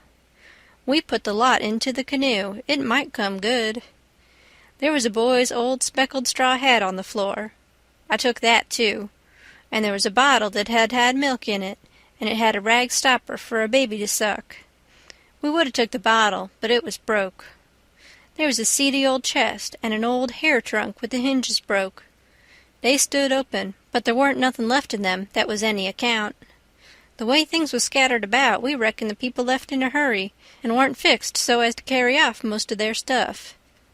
We got an old tin lantern, and a butcher knife without any handle, and a brand-new Barlow knife worth 2 bits in any store, and a lot of tallow candles, and a tin candlestick, and a gourd and a tin cup, and a ratty old bedquilt off the bed, and a reticule with needles and pins and beeswax and buttons and thread, and all such truck in it, and a hatchet and some nails, and a fish line as thick as my little finger, with some monstrous hooks on it, and a roll of buckskin, and a leather dog collar, and a horseshoe, and some vials of medicine that didn't have no label on them, and just as we was leaving I found a tolerable good currycomb, and Jim he found a ratty old fiddle bow, and a wooden leg. The straps was broke off of it, but, barring that, it was a good enough leg, though it was too long for me, and not long enough for Jim, and we couldn't find the other one, though we hunted all around. And so, take it all around, we made a good haul. When we was ready to shove off, we was 1/4 of a mile below the island, and it was pretty broad day, so I made Jim lay down in the canoe and cover up with the quilt, because if he set up, people could tell he was a nigger a good ways off. I paddled over to the Illinois shore, and drifted down most a half a mile doing it. I crept up the dead water under the bank, and hadn't no accidents, and didn't see nobody. We got home all safe. End of Chapter 9. The Adventures of Huckleberry Finn by Mark Twain. Chapter 10. After breakfast I wanted to talk about the dead man and guess out how he came to be killed, but Jim didn't want to. He said it would fetch bad luck, and besides, he said he might come and haunt us. He said a man that wasn't buried was more likely to go a-haunting around than one that was planted and comfortable. That sounded pretty reasonable, so I didn't say no more, but I couldn't keep from studying over it and wishing I knowed who shot the man and what they done it for. We rummaged the clothes we'd got and found $8 in silver sewed up in the lining of an old blanket overcoat. Jim said he reckoned the people in that house stole the coat, because if they'd knowed the money was there, they wouldn't have left it. I said I reckoned they killed him, too, but Jim didn't want to talk about that. I says, "Now, you think it's bad luck, but what did you say when I fetched in the snakeskin that I found on the top of the ridge day before yesterday? You said it was the worst bad luck in the world to touch snakeskin with my hands. Well, here's your bad luck. We've raked in all this truck and $8 besides. I wish we could have some bad luck like this every day, Jim." "Never you mind, honey, never you mind. Don't you get too pert. It's a-comin'. Mind I tell you, it's a-comin'." It did come, too. It was a Tuesday that we had that talk. Well, after dinner Friday, we was layin' around in the grass at the upper end of the ridge and got out of tobacco. I went to the cavern to get some and found a rattlesnake in there. I killed him and curled him up on the foot of Jim's blanket ever so natural, thinking there'd be some fun when Jim found him there. Well, by night I forgot all about the snake, and when Jim flung himself down on the blanket while I struck a light, the snake's mate was there and bit him. He jumped up yellin', and the first thing the light showed was the varmint curled up and ready for another spring. I laid him out in a second with a stick, and Jim grabbed Pap's whiskey jug and began to pour it down. He was barefooted, and the snake bit him right on the heel. That all comes of my being such a fool as to not remember that wherever you leave a dead snake, its mate always comes there and curls around it. Jim told me to chop off the snake's head and throw it away, and then skin the body and roast a piece of it. I done it, and he eat it, and said it would help cure him. He made me take off the rattles and tie them around his wrist, too. He said that would help. Then I slid out quiet and throwed the snakes clear away amongst the bushes, for I warn't going to let Jim find out it was all my fault, not if I could help it. Jim sucked and sucked at the jug, and now and then he got out of his head and pitched around and yelled, but every time he come to himself he went to sucking at the jug again. His foot swelled up pretty big, and so did his leg, but by and by the drunk begun to come, and so I judged he was all right, but I'd druther been bit with a snake than Pap's whiskey. Jim was laid up for 4 days and nights. Then the swelling was all gone, and he was around again. I made up my mind I wouldn't ever take a holt of a snakeskin again with my hands, now that I see what had come of it. Jim said he reckoned I would believe him next time, and he said that handling a snakeskin was such awful bad luck that maybe we hadn't got to the end of it yet. He said he'd rather see the new moon over his left shoulder as much as 1,000 times than take up a snakeskin in his hand. Well, I was getting to feel that way myself, though I've always reckoned that looking at the new moon over your left shoulder is one of the carelessest and foolishest things a body can do. Old Hank Bunker done it once and bragged about it, and in less than 2 years he got drunk and fell off of the shot tower and spread himself out so that he was just a kind of layer, as you may say, and they slid him edgeways between 2 barn doors for a coffin, and buried him so they say, but I didn't see it. Pap told me. But anyway, it all come of looking at the moon that way, like a fool. Well, the days went along and the river went down between its banks again, and about the first thing we done was to bait one of the big hooks with a skinned rabbit, and set it and catch a catfish that was as big as a man, being 6 foot 2 inches long, and weighed over 200 pounds. We couldn't handle him, of course. He would have flung us into Illinois. We just sat there and watched him rip and tear around till he drownded. We found a brass button in his stomach, and a round ball, and lots of rubbish. We split the ball open with the hatchet, and there was a spool in it. Jim said he'd had it there a long time to coat it over so and make a ball of it. It was as big a fish as was ever catched in the Mississippi, I reckon. Jim said he hadn't ever seen a bigger one. He would have been worth a good deal over at the village. They peddle out such a fish as that by the pound in the market-house there. Everybody buys some of him. His meat's as white as snow and makes a good fry. Next morning I said it was getting slow and dull and I wanted to get a stirring up some way. I said I reckoned I would slip over the river and find out what was going on. Jim liked that notion, but he said I must go in the dark and look sharp. Then he studied it over and said, couldn't I put on some of them old things and dress up like a girl? That was a good notion, too. So we shortened up one of the calico gowns, and I turned up my trouser legs to my knees and got into it. Jim hitched it behind with the hooks, and it was a fair fit. I put on the sunbonnet and tied it under my chin, and then for a body to look in and see my face was like looking down a joint of stovepipe. Jim said nobody would know me, even in the daytime hardly. I practiced around all day to get the hang of the things, and by I could do pretty well in them, only Jim said I didn't walk like a girl, and he said I must quit pulling up my gown to get at my breeches pocket. I took notice and done better. I started up the Illinois shore in the canoe just after dark. I started across to the town from a little below the ferry landing, and the drift of the current fetched me in at the bottom of the town. I tied up and started along the bank. There was a light burning in a little shanty that hadn't been lived in for a long time, and I wondered who had took up quarters there. I slipped up and peeped in at the window. There was a woman about 40-year-old in there, knitting by a candle that was on a pine table. I didn't know her face. She was a stranger, for you couldn't start a face in that town that I didn't know. Now, this was lucky, because I was weakening. I was getting afraid I had come. People might know my voice and find me out. But if this woman had been in such a little town 2 days, she could tell me all I wanted to know. So I knocked at the door, and made up my mind I wouldn't forget I was a girl. End of Chapter 10. The Adventures of Huckleberry Finn by Mark Twain. Chapter 11. Come in, says the woman, and I did. She says, take a cheer. I done it. She looked me all over with her little shiny eyes, and says, what might your name be? Sarah Williams. Whereabouts do you live, in this neighborhood? No'm, in Hookerville, 7 mile below. I've walked all the way, and I'm all tired out. Hungry, too, I reckon. I'll find you something.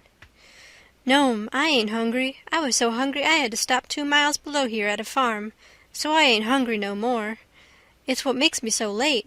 My mother's down sick and out of money and everything, and I come to tell my Uncle Abner Moore. He lives at the upper end of the town, she says. I hain't ever been here before. Do you know him? No, but I don't know everybody yet. I haven't lived here quite 2 weeks. It's a considerable ways to the upper end of the town. You better stay here all night. Take off your bonnet. No, I says, I'll rest a while, I reckon, and go on. I ain't afeard of the dark. She said she wouldn't let me go by myself, but her husband would be in by and by, maybe in an hour and a half, and she'd send him along with me. Then she got to talking about her husband, and about her relations up the river, and her relations down the river, and about how much better off they used to was, and how they didn't know but they'd made a mistake coming to our town, instead of letting well alone, and so on, till I was afeared I had made a mistake coming to her to find out what was going on in the town. But by and by she dropped on to pap and the murder, and then I was pretty willing to let her clatter right along. She told about me and Tom Sawyer finding the $6,000, only she got it 10, and all about pap and what a hard lot he was, and what a hard lot I was, and at last she got down to where I was murdered. I says, "Who done it? We've heard considerable about these goings-on down in Hookerville, but we don't know who 'twas that killed Huck Finn." "Well, I reckon there's a right smart chance of people here that'd like to know who killed him. Some think old Finn done it himself." "No, is that so?" "Most everybody thought it at first. He'll never know how nigh he came to getting lynched, but before night they changed around and judged it was done by a runaway nigger named Jim." "Why, he—" I stopped. I reckoned I better keep still. She run on and never noticed I had put in at all. "The nigger run off the very night Huck Finn was killed, so there's a reward out for him, $300, and there's a reward out for old Finn, too, $200. You see, he came to town the morning after the murder and told about it, and was out with him on the ferryboat hunt, and right away after he up and left. Before night they wanted to lynch him, but he was gone, you see. Well, next day they found out the nigger was gone. They found out he hadn't been seen since 10 o'clock the night the murder was done. So then they put it on him, you see, and while they was full of it, next day back comes old Finn, and went boom-hooing to Judge Thatcher to get money to hunt for the nigger all over Illinois with. The judge gave him some, and that evening he got drunk and was around till after midnight with a couple of mighty hard-looking strangers, and then went off with them. Well, he hain't come back since, and they hain't looking for him back till this thing blows over a little, for people thinks now that he killed his boy and fixed things so folks would think robbers done it, and then he'd get Huck's money without having to bother a long time with a lawsuit. People do say he warn't any too good to do it. Oh, he's sly, I reckon. If he don't come back for a year, he'll be all right. You can't prove anything on him, you know. Everything will be quieted down then, and he'll walk in Huck's money as easy as nothing." "Yes, I reckon so, ma'am. I don't see nothing in the way of it. Has everybody quit thinking the nigger done it?" "Oh, no, not everybody. A good many thinks he done it. But they'll get the nigger pretty soon now, and maybe they can scare it out of him." "Why, are they after him yet?" "Well, you're innocent, ain't you? Just $300 lay around every day for people to pick up? Some folks think the nigger ain't far from here. I'm one of them, but I hain't talked it around. A few days ago I was talking with an old couple that lives next door in the log shanty, and they happened to say hardly anybody ever goes to that island over yonder that they call Jackson's Island. 'Don't anybody live there?' says I. 'No, nobody,' they says. I didn't say any more, but I done some thinking. I was pretty near certain I'd seen smoke over there about the head of the island a day or two before that. So I says to myself, like as not that nigger's hiding over there. Anyway, says I, it's worth the trouble to give the place a hunt. I hain't seen any smoke since, so I reckon maybe he's gone, if it was him. But my husband's going over to see, him and another man. He was gone up the river, but he got back today, and I told him as soon as he got here 2 hours ago. I had got so uneasy I couldn't set still. I had to do something with my hands, so I took up a needle off of the table and went to threading it. My hands shook, and I was making a bad job of it. When the woman stopped talking, I looked up, and she was looking at me pretty curious and smiling a little. I put down the needle and thread and let on to be interested, and I was, too, and says, $300 is a power of money. I wish my mother could get it. Is your husband going over there tonight? Oh, yes, he went uptown with the man I was telling you of, to get a boat and see if they could borrow another gun. They'll go over after midnight. Couldn't they see better if they was to wait till daytime? Yes, and couldn't the nigger see better, too? After midnight he'll likely be asleep, and they can slip around the woods and hunt up his campfire all the better for the dark, if he's got one. I didn't think of that.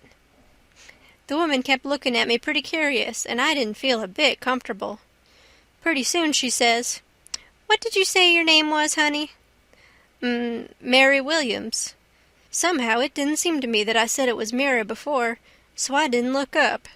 Seemed to me I said it was Sarah, so I felt sort of concerned and was afeard maybe I was looking it too. I wished the woman would say something more. The longer she set still, the uneasier I was. But now she says, "Honey, I thought you said it was Sarah when you first came in." "Oh, yes'm, I did. Sarah Mary Williams. Sarah's my first name. Some calls me Sarah. Some calls me Mary." "Oh, that's the way of it?" "Yes'm." I was feeling better then, but I wished I was out of there anyway. I couldn't look up yet.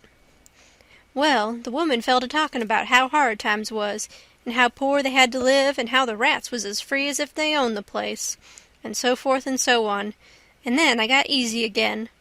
She was right about the rats. You'd see one stick his nose out of a hole in the corner every little while. She said she had to have things handy to throw at them when she was alone, or they wouldn't give her no peace. She showed me a bar of lead twisted up into a knot, and said she was a good shot with it generally, but she'd wrenched her arm a day or two ago and didn't know whether she could throw true now. But she watched for a chance and directly banged away at a rat, but she missed him wide and said, "Ouch!" It hurt her arm so. Then she told me to try for the next one. I wanted to be getting away before the old man got back, but of course I didn't let on. I got the thing, and the first rat that showed his nose I let drive, and if he'd have stayed where he was he'd have been a tolerable sick rat. She said that was first rate, and she reckoned I would hive the next one. She went and got the lump of lead and fetched it back, and brought along a hank of yarn, which she wanted me to help her with. I held up my two hands, and she put the hank over them, and went on talking about her and her husband's matters. But she broke off to say, "Keep your eye on the rats. You better have the lead in your lap handy." So she dropped the lump into my lap just at that moment, and I clapped my legs together on it, and she went on talking, but only about a minute. Then she took off the hank and looked at me straight in the face and very pleasant, and says, "Come now, what's your real name?" What, Mum? "What's your real name? Is it Bill or Tom or Bob, or what is it?" I reckon I shook like a leaf, and I didn't know hardly what to do. But I says, "Please don't poke fun at a poor girl like me, Mum. If I'm in the way here, I'll—" "No, you won't. Sit down and stay where you are. I ain't going to hurt you, and I ain't going to tell on you, nuther. You just tell me your secret and trust me. I'll keep it, and what's more, I'll help you. So'll my old man if you want him to. You see, there's a runaway prentice, that's all. It ain't nothing. There ain't no harm in it. You've been treated bad, and you made up your mind to cut. Bless you, child, I wouldn't tell on you. Tell me all about it now. That's a good boy." So I said it wouldn't be no use to try to play it any longer, and I would just make a clean breast and tell her everything, but she mustn't go back on her promise. Then I told her my father and mother was dead, and the law had bound me out to a mean old farmer in the country, 30 mile back from the river, and he treated me so bad I couldn't stand it no longer. He went away to be gone a couple of days, so I took my chance and stole some of his daughter's old clothes and cleared out, and I had been 3 nights coming the 30 miles. I traveled nights and hid daytimes and slept, and the bag of bread and meat I carried from home lasted me all the way, and I had a plenty. I said I believed my Uncle Abner Moore would take care of me, and so that was why I struck out for this town of Goshen. "Goshen, child? This ain't Goshen. This is St. Petersburg. Goshen's 10 mile further up the river. Who told you this was Goshen?" "Why, I met a man at daybreak this morning, just as I was going to turn into the woods for my regular sleep. He told me when the roads forked I must take the right hand, and 5 mile would fetch me to Goshen." "He was drunk, I reckon. He told you just exactly wrong." "Well, he did act like he was drunk, but it ain't no matter now. I got to be moving along. I'll fetch Goshen before daylight." "Hold on a minute. I'll put you up a snack to eat. You might want it." So she put me up a snack and says, "Say, when a cow's laying down, which end of her gets up first? Answer up prompt now. Don't stop to study over it. Which end gets up first?" "The hind end, Mum." "Well then, a horse?" "The for'ard end, Mum." "Which side of a tree does the moss grow on?" "North side." "If 15 cows is browsing on a hillside, how many of them eats with their heads pointing in the same direction?" "The whole 15, Mum." Well, I reckon you have lived in the country. I thought maybe you was trying to hocus me again. What's your real name, now? George Peters, mum. Well, try to remember it, George. Don't forget and tell me it's Alexander before you go, and then get out by saying it's George Alexander when I catch you. And don't go about women in that old calico. You do a girl tolerable poor, but you might fool men, maybe. Bless you, child, when you set out to thread a needle, don't hold the thread still and fetch the needle up to it. Hold the needle still and poke the thread at it. That's the way a woman most always does it, but a man always does it the other way. When you throw at a rat or anything, hitch yourself up a tiptoe, and fetch your hand up over your head as awkward as you can, and miss your rat about 6 or 7 foot. Throw stiff-armed from the shoulder, like there was a pivot there for it to turn on, like a girl, not from the wrist and elbow with your arm out to one side like a boy. And mind you, when a girl tries to catch anything in her lap, she throws her knees apart. She don't clap them together, the way you did when you catched the lump of lead. Why, I spotted you for a boy when you was threading the needle, and I contrived the other things just to make certain. Now, trot along to your uncle, Sarah Mary Williams George Alexander Peters, and if you get into trouble, you send word to Mrs. Judith Loftus, which is me, and I'll do what I can to get you out of it. Keep the river road all the way, and next time you tramp, take shoes and socks with you. The river road's a rocky one, and your feet'll be in a condition when you get to Goshen, I reckon. I went up the bank about 50 yards, and then I doubled on my tracks and slipped back to where my canoe was, a good piece below the house. I jumped in and was off in a hurry. I went upstream far enough to make the head of the island, and then started across. I took off the sunbonnet, for I didn't want no blinders on then. When I was about the middle, I heard the clock begin to strike, so I stops and listens. The sound come faint over the water, but clear. 11. When I struck the head of the island, I never waited to blow, though I was most winded, but I shoved right into the timber where my old camp used to be, and started a good fire there on a high and dry spot. Then I jumped in the canoe and dug out for our place, 1.5 miles below, as hard as I could go. I landed and slopped through the timber and up the ridge and into the cavern. There Jim laid, sound asleep on the ground. I roused him out and says, "Get up and hump yourself, Jim. There ain't a minute to lose. They're after us." Jim never asked no questions. He never said a word, but the way he worked for the next half an hour showed about how he was scared. By that time everything we had in the world was on our raft, and she was ready to be shoved out from the willow cove where she was hid.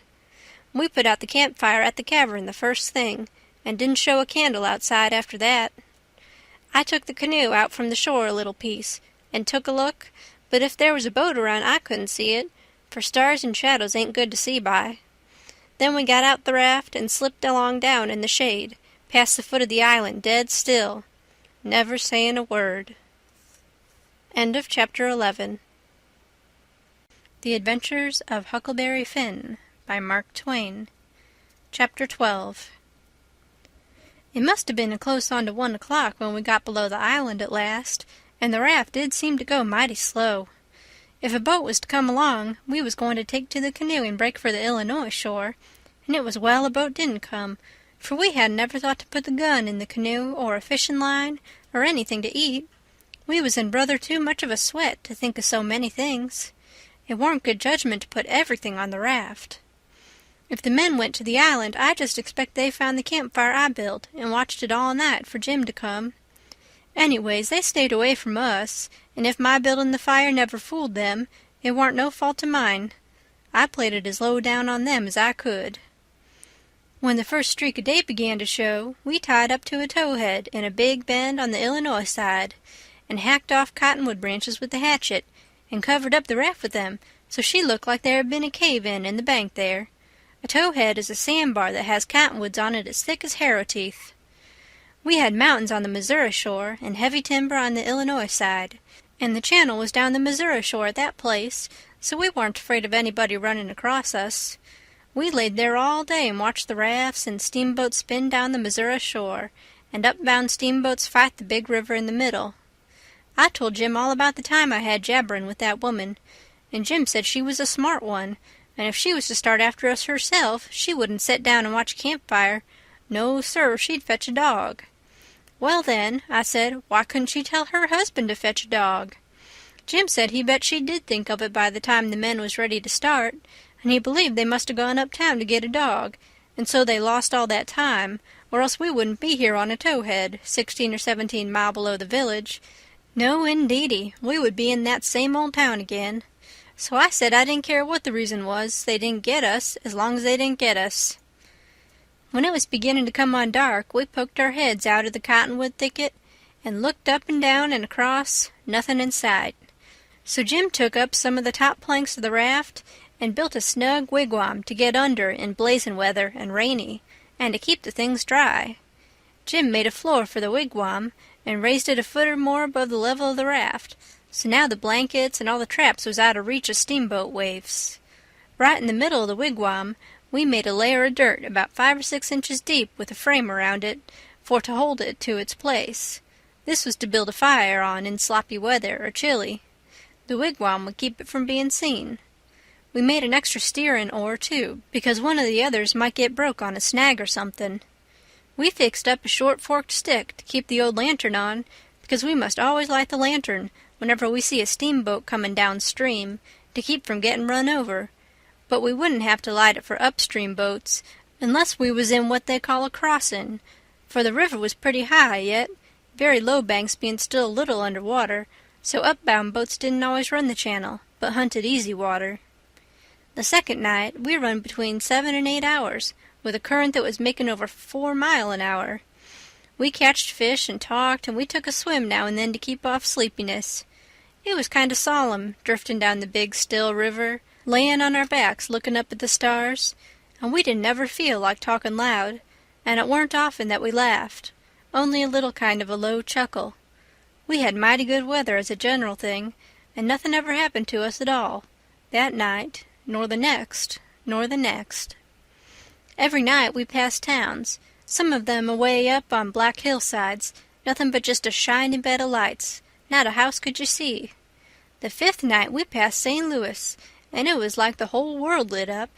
In St. Petersburg they used to say there was 20 or 30,000 people in St. Louis, but I never believed it, till I see that wonderful spread of lights at 2 o'clock that still night. There warn't a sound there, everybody was asleep. Every night now I used to slip ashore towards 10 o'clock at some little village, and buy 10 or 15 cents worth of meal or bacon or other stuff to eat, and sometimes I lifted a chicken that warn't roosting comfortable and took him along. Pap always said, take a chicken when you get a chance, because if you don't want 'em yourself, you can easy find somebody that does, and a good deed ain't ever forgot. I never see Pap when he didn't want the chicken himself, but that is what he used to say anyway. Mornings, before daylight, I slipped into cornfields and borrowed a watermelon, or a mushmelon, or a pumpkin, or some new corn, or things of that kind. Pap always said it warn't no harm to borrow things if you was meaning to pay them back some time, but the widow said it warn't anything but a soft name for stealing, and no decent body would do it. Jim said he reckoned the widow was partly right, and Pap was partly right, so the best way would be for us to pick out 2 or 3 things from the list, and say we wouldn't borrow them any more. Then he reckoned it wouldn't be no harm to borrow the others. So we talked it over all one night, drifting along down the river, trying to make up our minds whether to drop the watermelons or the cantaloupes, or the mushmelons, or what. But towards daylight we got it all settled satisfactory, and concluded to drop crab-apples and persimmons. We weren't feeling just right before that, but it was all comfortable now. I was glad the way it come out, too, because crab-apples ain't ever good, and the persimmons wouldn't be ripe for 2 or 3 months yet. We shot a waterfowl now and then, and got up too early in the morning, or didn't go to bed early enough in the evening. Take it all around, we lived pretty high. The 5th night below St. Louis, we had a big storm after midnight, with a power of thunder and lightning, and the rain poured down in a solid sheet. We stayed in the wigwam and let the raft take care of itself. When the lightning glared out, we could see a big straight river ahead, and high rocky bluffs on both sides. By and by, says I, "Hello, Jim, looky yonder." It was a steamboat that had killed herself on a rock. We was drifting straight down for her. The lightning showed her very distinct. She was leaning over with part of her upper deck above water, and you could see every little chimbly guy, clean and clear, and a chair by the big bell with an old slouch hat hanging on the back of it when the flashes come. Well, it being away in the night and stormy, and all so mysterious-like, I felt just the way any other boy would have felt when I see that wreck layin' there so mournful and lonesome in the middle of the river. I wanted to get aboard of her and slink around a little and see what there was there. So I says, "Let's land on her, Jim." But Jim was dead against it at first. He says, "I don't want to go foolin' long or no wrack. We's doin' blame well, and we better let blame well alone, as the good book says. Like as not, dey's a watchman on dat wreck." "Watchman your grandmother," I says. "There ain't nothing to watch but the Texas and the pilot-house, and do you reckon anybody's going to resk his life for a Texas and a pilot-house such a night as this, when it's likely to break up and wash off down the river any minute?" Jim couldn't say nothing to that, so he didn't try. "And besides," I says, "we might borrow something worth having out of the captain's stateroom. Cigars, I bet you, and cost 5 cents apiece, solid cash. Steamboat captains is always rich and get $60 a month, and they don't care a cent of what a thing costs, you know, long as they want it. Stick a candle in your pocket. I can't rest, Jim, till we give her a rummagin'. Do you reckon Tom Sawyer would ever go by this thing? Not for pie, he wouldn't. He'd call it an adventure. That's what he'd call it, and he'd land on that wreck if it was his last act. And wouldn't he throw style into it? Wouldn't he spread himself nor nothing? Why, you'd think it was Christopher Columbus discovering Kingdom Come. I wish Tom Sawyer was here." Jim, he grumbled a little, but give in. He said we mustn't talk any more than we could help, and then talk mighty low. The lightnin' showed us the wreck again just in time, and we fetched the starboard derrick and made fast there. The deck was high out here. We went sneaking down the slope of it to the larboard, in the dark towards the Texas, feeling our way slow with our feet and spreading our hands out to fend off the guys, for it was so dark we couldn't see no sign of them. Pretty soon we struck the forward end of the skylight and clumb onto it, and the next step fetched us in front of the captain's door, which was open, and by Jiminy, away down through the Texas hall we see a light, and all in the same second we seemed to hear low voices in yonder. Jim whispered and said he was feeling powerful sick, and told me to come along. I says all right, and was going to start for the raft, but just then I heard a voice wail out and say, "Oh, please don't, boys. I swear I won't ever tell."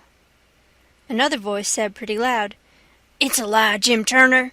You've acted this way before.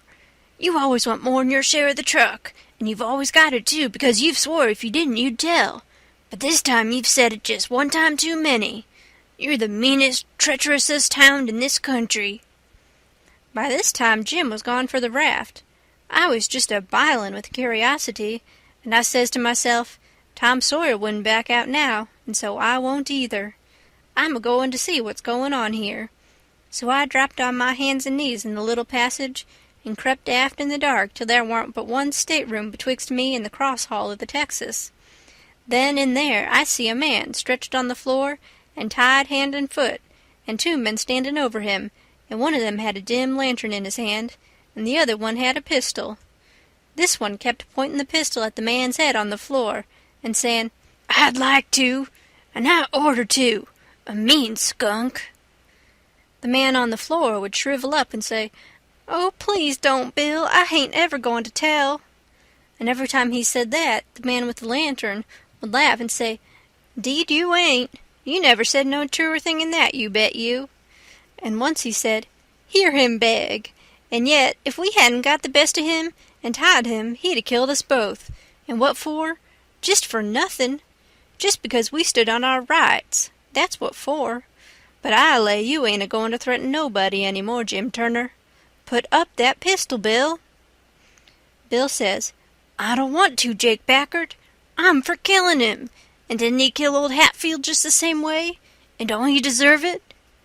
"But I don't want him killed, and I've got my reasons for it." "Bless your heart for them words, Jake Packard. I'll never forget you long's I live," says the man on the floor, sort of blubbering. Packard didn't take no notice of that, but hung up his lantern on a nail and started towards where I was there in the dark, and motioned Bill to come. I crawfished as fast as I could about 2 yards, but the boat slanted so that I couldn't make very good time, So to keep from getting run over and catched, I crawled into his stateroom on the upper side. The man came a-pawing along in the dark, and when Packard got to my stateroom, he says, "Here, come in here." And in he come, and Bill after him, but before they got in, I was up in the upper berth, cornered, and sorry I come. Then they stood there with their hands on the ledge of the berth and talked. I couldn't see them, but I could tell where they was by the whiskey they'd been having. I was glad I didn't drink whiskey, but it wouldn't made much difference anyway, 'cause most of the time they couldn't have treated me because I didn't breathe. I was too scared, and besides, a body couldn't breathe and hear such talk. They talked low and earnest. Bill wanted to kill Turner. He says, "He said he'll tell, and he will. If we was to give both our shares to him now, it wouldn't make no difference after the row and the way we've served him. Sure's you're born, he'll turn state evidence. Now you hear me, I'm for putting him out of his troubles." "So am I," says Packard, very quiet. "Blame it, I'd sort of begun to think you wasn't. Well, then, that's all right. Let's go and do it." "Hold on a minute, I hain't had my say yet. You listen to me. Shooting's good, but there's quieter ways if the thing has got to be done. But what I say is this. It ain't good sense to go courting around after a halter if you can get at what you're up to in some way that's just as good and at the same time don't bring you into no risks. Ain't that so?" "You bet it is. But how you going to manage it this time?" "Well, my idea is this. We'll rustle around and gather up whatever pickings we've overlooked in the staterooms and shove for shore and hide the truck. Then we'll wait. Now, I say it ain't a-going to be more'n 2 hours before this wrack breaks up and washes off down the river. See, he'll be drownded and won't have nobody to blame for it but his own self. I reckon that's a considerable sight better'n killing of him. I'm unfavorable to killing a man as long as you can get around it. It ain't good sense. It ain't good morals. Ain't I right?" "Yes, I reckon you are. But suppose she don't break up and wash off?" "Well, we can wait the 2 hours anyway and see, can't we?" "All right, then, come along." So they started, and I lit out all in a cold sweat and scrambled forward. It was dark as pitch there, but I said in a kind of a hoarse whisper, "Jim!" and he answered up right at my elbow with a sort of a moan, and I says, "Quick, Jim, it ain't no time for fooling around and moaning. There's a gang of murderers in yonder, and if we don't hunt up their boat and send her drifting down the river so these fellows can't get away from the wreck, there's one of 'em going to be in a bad fix. But if we find their boat, we can put all of 'em in a bad fix, for the sheriff'll get 'em. Quick, hurry. I'll hunt the larboard side. You hunt the starboard. You start at the raft and... Oh, my lordy, lordy, raft? They ain't no raft no mo'. She done broke loose and gone, and here we is." End of chapter 12. The Adventures of Huckleberry Finn by Mark Twain. Chapter 13. Well, I catched my breath and most fainted. Shut up on a wreck with such a gang as that. But it warn't no time to be sentimenterin'. We'd got to find that boat now, had to have it for ourselves. So we went a-quaking and shaking down the starboard side, and slow work it was, too. Seemed a week before we got to the stern. No sign of a boat. Jim said he didn't believe he could go any further. So scared he hadn't hardly any strength left, he said. But I said, "Come on. If we get left on this wreck, we are in a fix, sure." So on we prowled again. We struck for the stern of the Texas and found it, and then scrabbled along forwards on the skylight, hanging on from shutter to shutter, for the edge of the skylight was in the water. When we got pretty close to the cross-hall door, there was the skiff, sure enough. I could just barely see her. I felt ever so thankful. In another second I would have been aboard of her, but just then the door opened. One of the men stuck his head out only about a couple of foot from me, and I thought I was gone. But he jerked it in again, and says, "Heave that blame lantern out of sight, Bill." He flung a bag of something into the boat, and then got in himself and sit down. It was Packard. Then Bill, he come out and got in. Packard says in a low voice, "All ready, shove off." I couldn't hardly hang on to the shutters, I was so weak. But Bill says, "Hold on. Did you go through him?" "No, didn't you?" "No. So he's got his share of the cash yet." "Well, then, come along. No use to take truck and leave money." "Say, won't he be suspicious what we're up to?" "Maybe he won't, but we got to have it anyway. Come along." So they got out and went in. The door slammed to because it was on the careened side, and in a half-second I was in the boat, and Jim come tumbling after me. I out with my knife and cut the rope, and away we went. We didn't touch an oar, and we didn't speak nor whisper, nor hardly even breathe. We went gliding swift along, dead silent, past the tip of the paddle box and past the stern. Then in a second or two more we was 100 yards below the wreck, and the darkness soaked her up, every last sign of her, and we was safe and knowed it.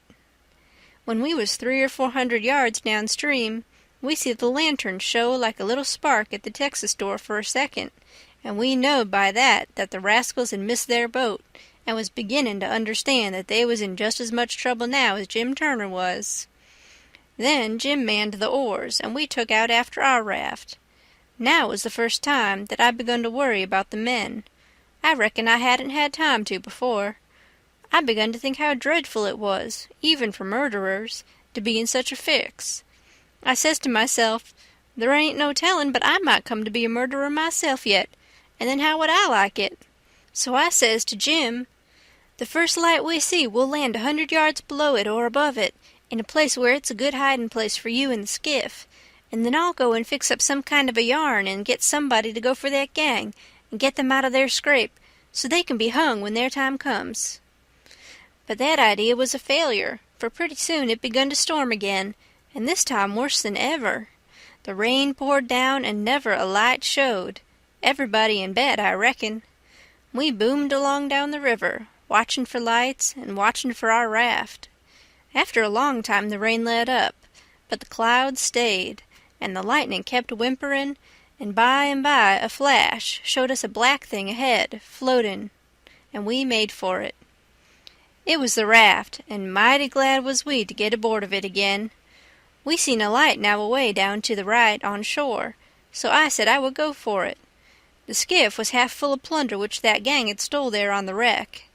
We hustled it onto the raft in a pile, and I told Jim to float along down and show a light when he judged he had gone about 2 mile, and keep it burning till I come.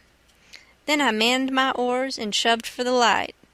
As I got down towards it 3 or 4 more showed, up on a hillside. It was a village. I closed in above the shore light, and laid on my oars and floated. As I went by, I see it was a lantern hanging off the jackstaff of a double-hull ferry-boat. I skimmed around for the watchman, a-wondering whereabouts he slept, and by I found him roosting on the bitts forward, with his head down between his knees. I gave his shoulder 2 or 3 little shoves and begun to cry. He stirred up in a kind of a startlish way, but when he see it was only me, he took a good gap and stretch, and then he says, "Hullo, what's up? Don't cry, bub. What's the trouble?" I says, "Pap and Mam and Sis and—" Then I broke down. He says, "Oh, dang it now, don't take on so. We all has to have our troubles, and this'n'll come out all right. What's the matter with 'em?" They're... Are you the watchman of the boat?" "Yes," he says, kind of pretty well satisfied like. "I'm the captain and the owner and the mate and the pilot and watchman and head deckhand, and sometimes I'm the freight and passengers. I ain't as rich as old Jim Hornback, and I can't be so blame generous and good to Tom, Dick, and Harry as what he is, and slam around money the way he does, but I've told him a many a time that I wouldn't trade places with him, for, says I, a sailor's life's the life for me, and I'm derned if I'd live 2 mile out of town where there ain't nothing ever going on, not for all his spondulicks, and as much more on top of it.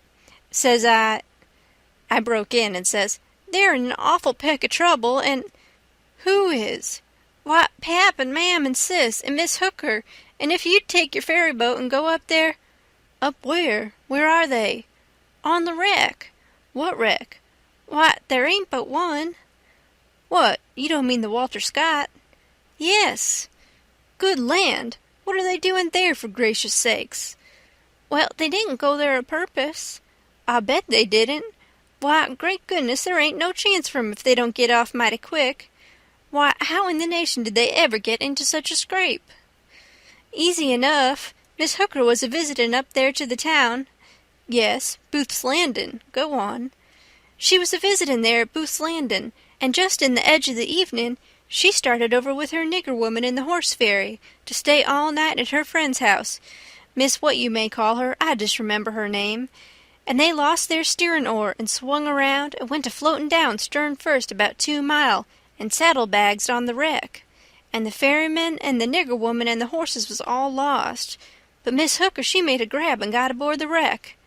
Well, about an hour after dark we come along down in our trading scow, and it was so dark we didn't notice the wreck till we was right on it, and so we saddle-bagsed, but all of us was saved but Bill Whipple, and oh, he was the best creature.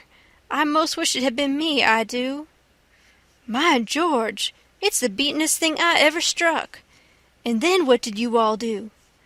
Well, we hollered and took on, but it's so wide there that we couldn't make nobody hear.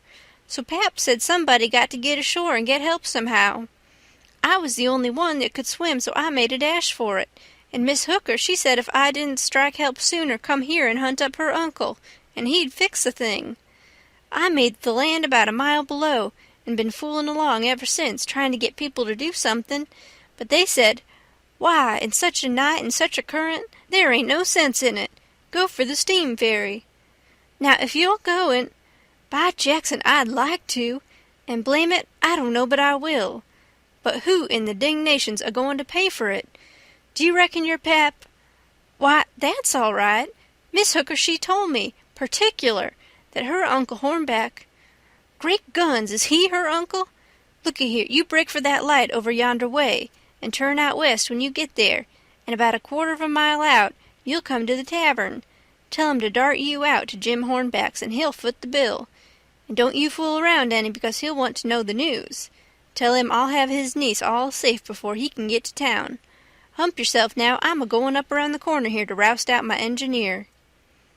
I struck for the light, but as soon as he turned the corner I went back and got into my skiff and bailed her out, and then pulled up shore in the easy water about 600 yards, and tucked myself in among some wood boats, for I couldn't rest easy till I could see the ferry boat start. But take it all around, I was feeling rather comfortable on account of taking all this trouble for that gang, for not many would have done it. I wish the widow knowed about it. I judge she would be proud of me for helping those rapscallions, because rapscallions and deadbeats is the kind the widow and good people takes the most interest in. Well, before long here comes the wreck, dim and dusky sliding along down. A kind of cold shiver went through me, and then I struck out for her. She was very deep, and I see in a minute there weren't much chance for anybody being alive in her. I pulled all around her and hollered a little, but there wasn't any answer, all dead still. I felt a little bit heavy-hearted about the gang, but not much, for I reckoned if they could stand it I could. Then here comes the ferry boat, so I shoved for the middle of the river on a long downstream slant, and when I judged I was out of eye reach, I laid on my oars and looked back and see her go and smell around the wreck for Miss Hooker's remainders, because the captain would know her Uncle Hornback would want them. And then pretty soon the ferry boat give it up and went for the shore, and I laid into my work and went to booming down the river. It did seem a powerful long time before Jim's light showed up, and when it did show, it looked like it was 1,000 miles off. By the time I got there, the sky was beginning to get a little gray in the east, so we struck for an island and hid the raft and sunk the skiff and turned in and slept like dead people. End of Chapter 13. The Adventures of Huckleberry Finn by Mark Twain. Chapter 14. By and by, when we got up, we turned over the truck the gang had stole off of the wreck, and found boots and blankets and clothes and all sorts of other things, and a lot of books and a spyglass and 3 boxes of cigars. We had never been this rich before in neither of our lives. The cigars was prime. We laid off all the afternoon in the woods talking, and me a-reading the books, and having a general good time. I told Jim all about what happened inside the wreck and at the ferry boat, and I said these kinds of things was adventures, but he said he didn't want no more adventures. He said that when I went in the Texas and he crawled back to get on the raft and found her gone, he nearly died, because he judged it was all up for him any way it could be fixed. For if he didn't get saved, he would get drownded, and if he did get saved, whoever saved him would send him back home so as to get the reward, and then Miss Watson would sell him south shore. Well, he was right. He was most always right. He had an uncommon level head for a nigger. I read considerable to Jim about kings and dukes and earls and such, and how gaudy they dressed, and how much style they put on, and called each other your majesty, and your grace, and your lordship, and so on, 'stead of mister, and Jim's eyes bugged out, and he was interested. He says, I didn't know they was so many on 'em. I hain't heard about none on 'em, scasely, but old King Sollerman, unless you counts them kings that's in a pack of cards. How much do a king get? Get? I says, why, they get $1,000 a month if they want it. They can have just as much as they want. Everything belongs to them. Ain't that gay? And what they got to do, Huck? They don't do nothing. Why, how you talk. They just set around. No, is that so? Of course it is. They just set around, except maybe when there's a war, then they go to the war. But other times they just lazy around, or go hawking, just hawking and Shh! Do you hear a noise? We skipped out and looked, but it warn't nothing but the flutter of a steamboat's wheel away down, coming round the point. So we come back. Yes, says I, and other times when things is dull, they fuss with the Parliament, and if everybody don't go just so, he whacks their heads off. But mostly they hang round the harem. Round a which? Harem. What's the harem? The place where he keeps his wives. Don't you know about the harem? Solomon had one. He had about 1,000,000 wives. Why, yes, that's so. I done forgot it. A harem's a boarding house, I reckon. Most likely they has rackety times in the nursery. I reckon the wives quarrels considerable, and that creased the racket. Yet they say Solomon the wisest man that ever live.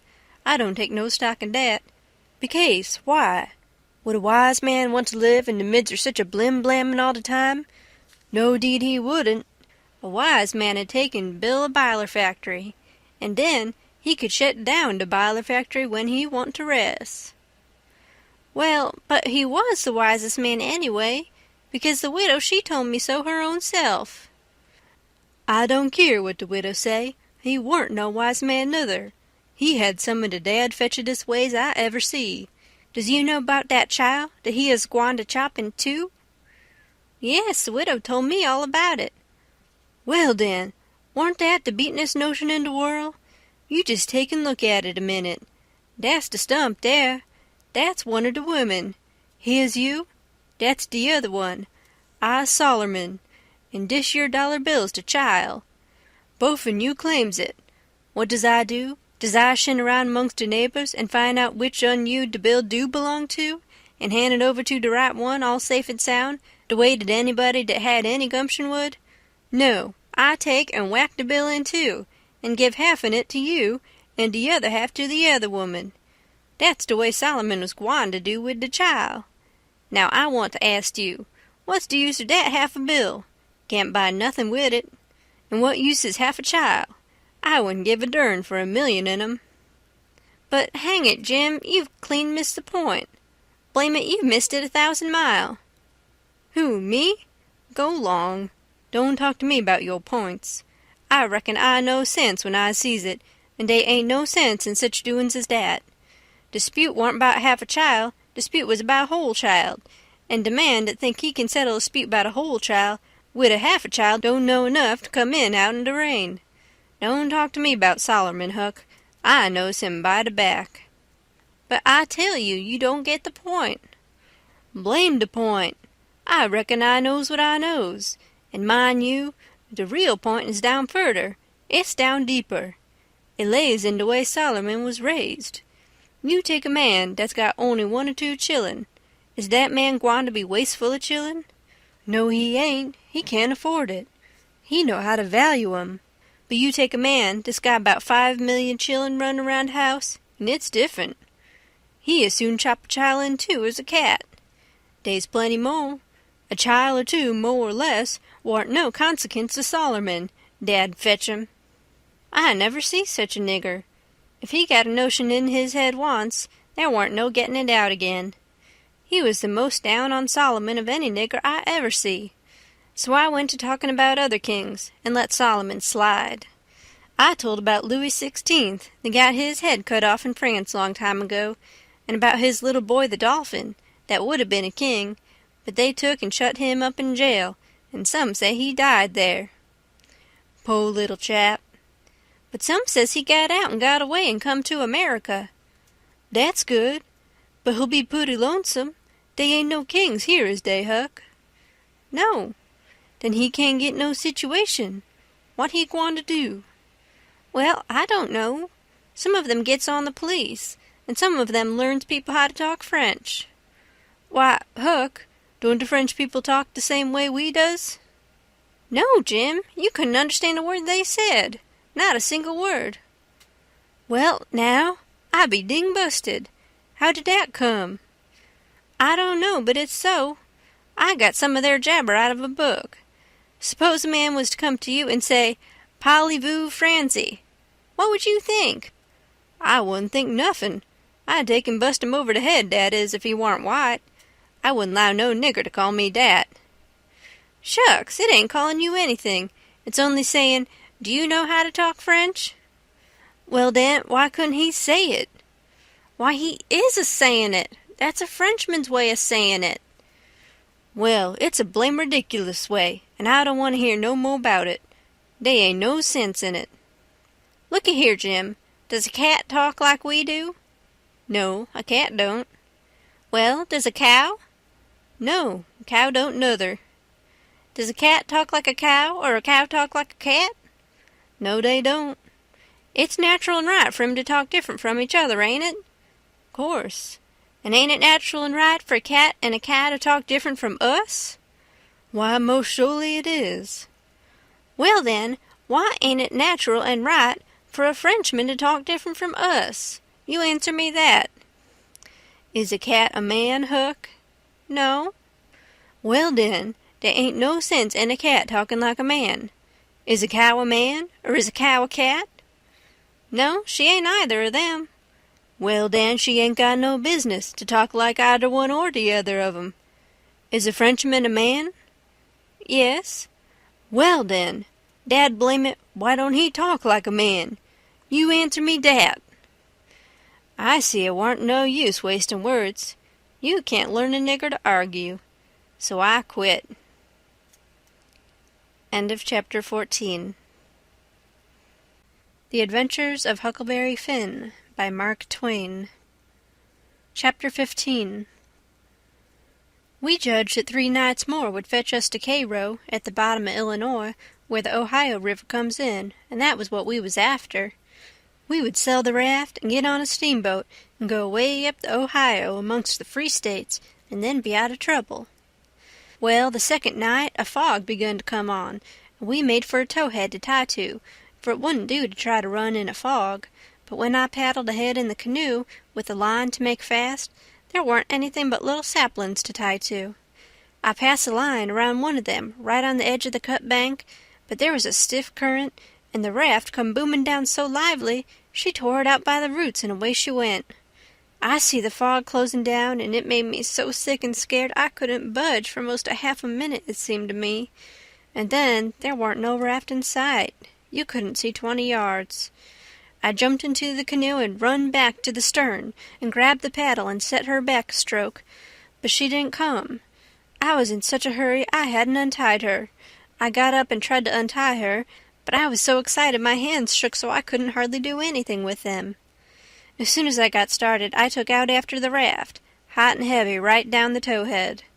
That was all right as far as it went, but the towhead warn't 60 yards long, and the minute I flew by the foot of it, I shot out into the solid white fog and hadn't no more idea which way I was going than a dead man. Thinks I, It won't do to paddle. First I know I'll run into the bank or a towhead or something. I got to set still and float. And yet it's mighty fidgety business to have to hold your hand still at such a time. I whooped and listened. Away down there somewheres I hears a small whoop, and up comes my spirits. I went tearing after it, listening sharp to hear it again. The next time it come I see I warn't heading for it, but heading away to the right of it. And the next time I was heading away to the left of it, and not gaining on it much either, for I was flying around, this way and that and the other, but it was going straight ahead all the time.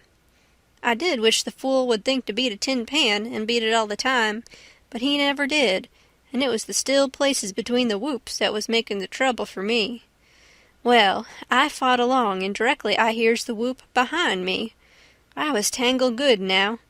That was somebody else's whoop, or else I was turned around. I throwed the paddle down. I hear the whoop again. It was behind me yet, but in a different place. It kept comin' and kept changing its place, and I kept answering, till by and by it was in front of me again, and I knowed the current had swung the canoe's head downstream, and I was all right if that was Jim, and not some other raftsman hollerin'. I couldn't tell nothing about voices in a fog, for nothing don't look natural nor sound natural in a fog. The whoopin' went on, and in about a minute I come a-boomin' down on a cut bank with smoky ghosts of big trees on it, and the current throwed me off to the left and shot by amongst a lot of snags that fairly roared, the current was tearing by them so swift. In another second or two it was solid white and still again. I set perfectly still then, listening to my heart thump, and I reckon I didn't draw a breath while it thumped 100. I just give up then. I knowed what the matter was. That cut bank was an island, and Jim had gone down the other side of it. It warn't no towhead that you could float by in 10 minutes. It had the big timber of a regular island. It might be 5 or 6 miles long, and more than half a mile wide. I kept quiet with my ears cocked, about 15 minutes, I reckon. I was floating along, of course, 4 or 5 miles an hour, but you don't ever think of that. No, you feel like you were laying dead still on the water, and if a little glimpse of a snag slips by, you don't think to yourself how fast you're going, but you catch your breath and think, my, how that snag's tearing along. If you think it ain't dismal and lonesome out in a fog that way by yourself in the night, you try it once. You'll see. Next, for about a half an hour, I whoops now and then. At last I hears the answer a long ways off, and tries to follow it, but I couldn't do it. And directly I judged I'd got into a nest of towheads, for I had little dim glimpses of them on both sides of me, sometimes just a narrow channel between, and some that I couldn't see I knowed was there because I'd hear the wash of the current against the old dead brush and trash that hung over the banks. Well, I warn't long losing the whoops now amongst the towheads, and I only tried to chase them a little while anyway, because it was worse than chasing a jack-o'-lantern. You never knowed a sound dodge around so, and swap places so quick and so much. I had to claw away from the bank pretty lively 4 or 5 times to keep from knocking the islands out of the river, and so I judged the raft must be butting into the bank every now and then, or else it would get further ahead and clear out of hearing. It was floating a little faster than what I was. Well, I seemed to be in the open river again by and by, but I couldn't hear no sign of a whoop nowheres. I reckon Jim had fetched up on a snag, maybe, and it was all up with him. I was good and tired, so I laid down in the canoe and said I wouldn't bother no more. I didn't want to go to sleep, of course, but I was so sleepy I couldn't help it, so I thought I would take just one little cat nap. But I reckon it was more than a cat nap, for when I waked up the stars was shining bright, the fog was all gone, and I was spinning down a big bend, stern first.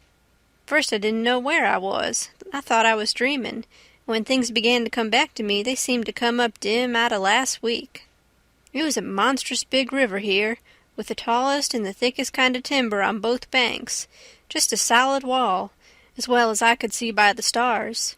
I looked away downstream and seen a black speck on the water. I took after it, but when I got to it, it warn't nothing but a couple of saw logs made fast together. Then I see another speck and chased that, then another, and this time I was right.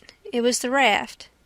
When I got to it, Jim was setting there with his head down between his knees, asleep, with his right arm hanging over the steering oar. The other oar was smashed off, and the raft was littered up with leaves and branches and dirt. So she'd had a rough time.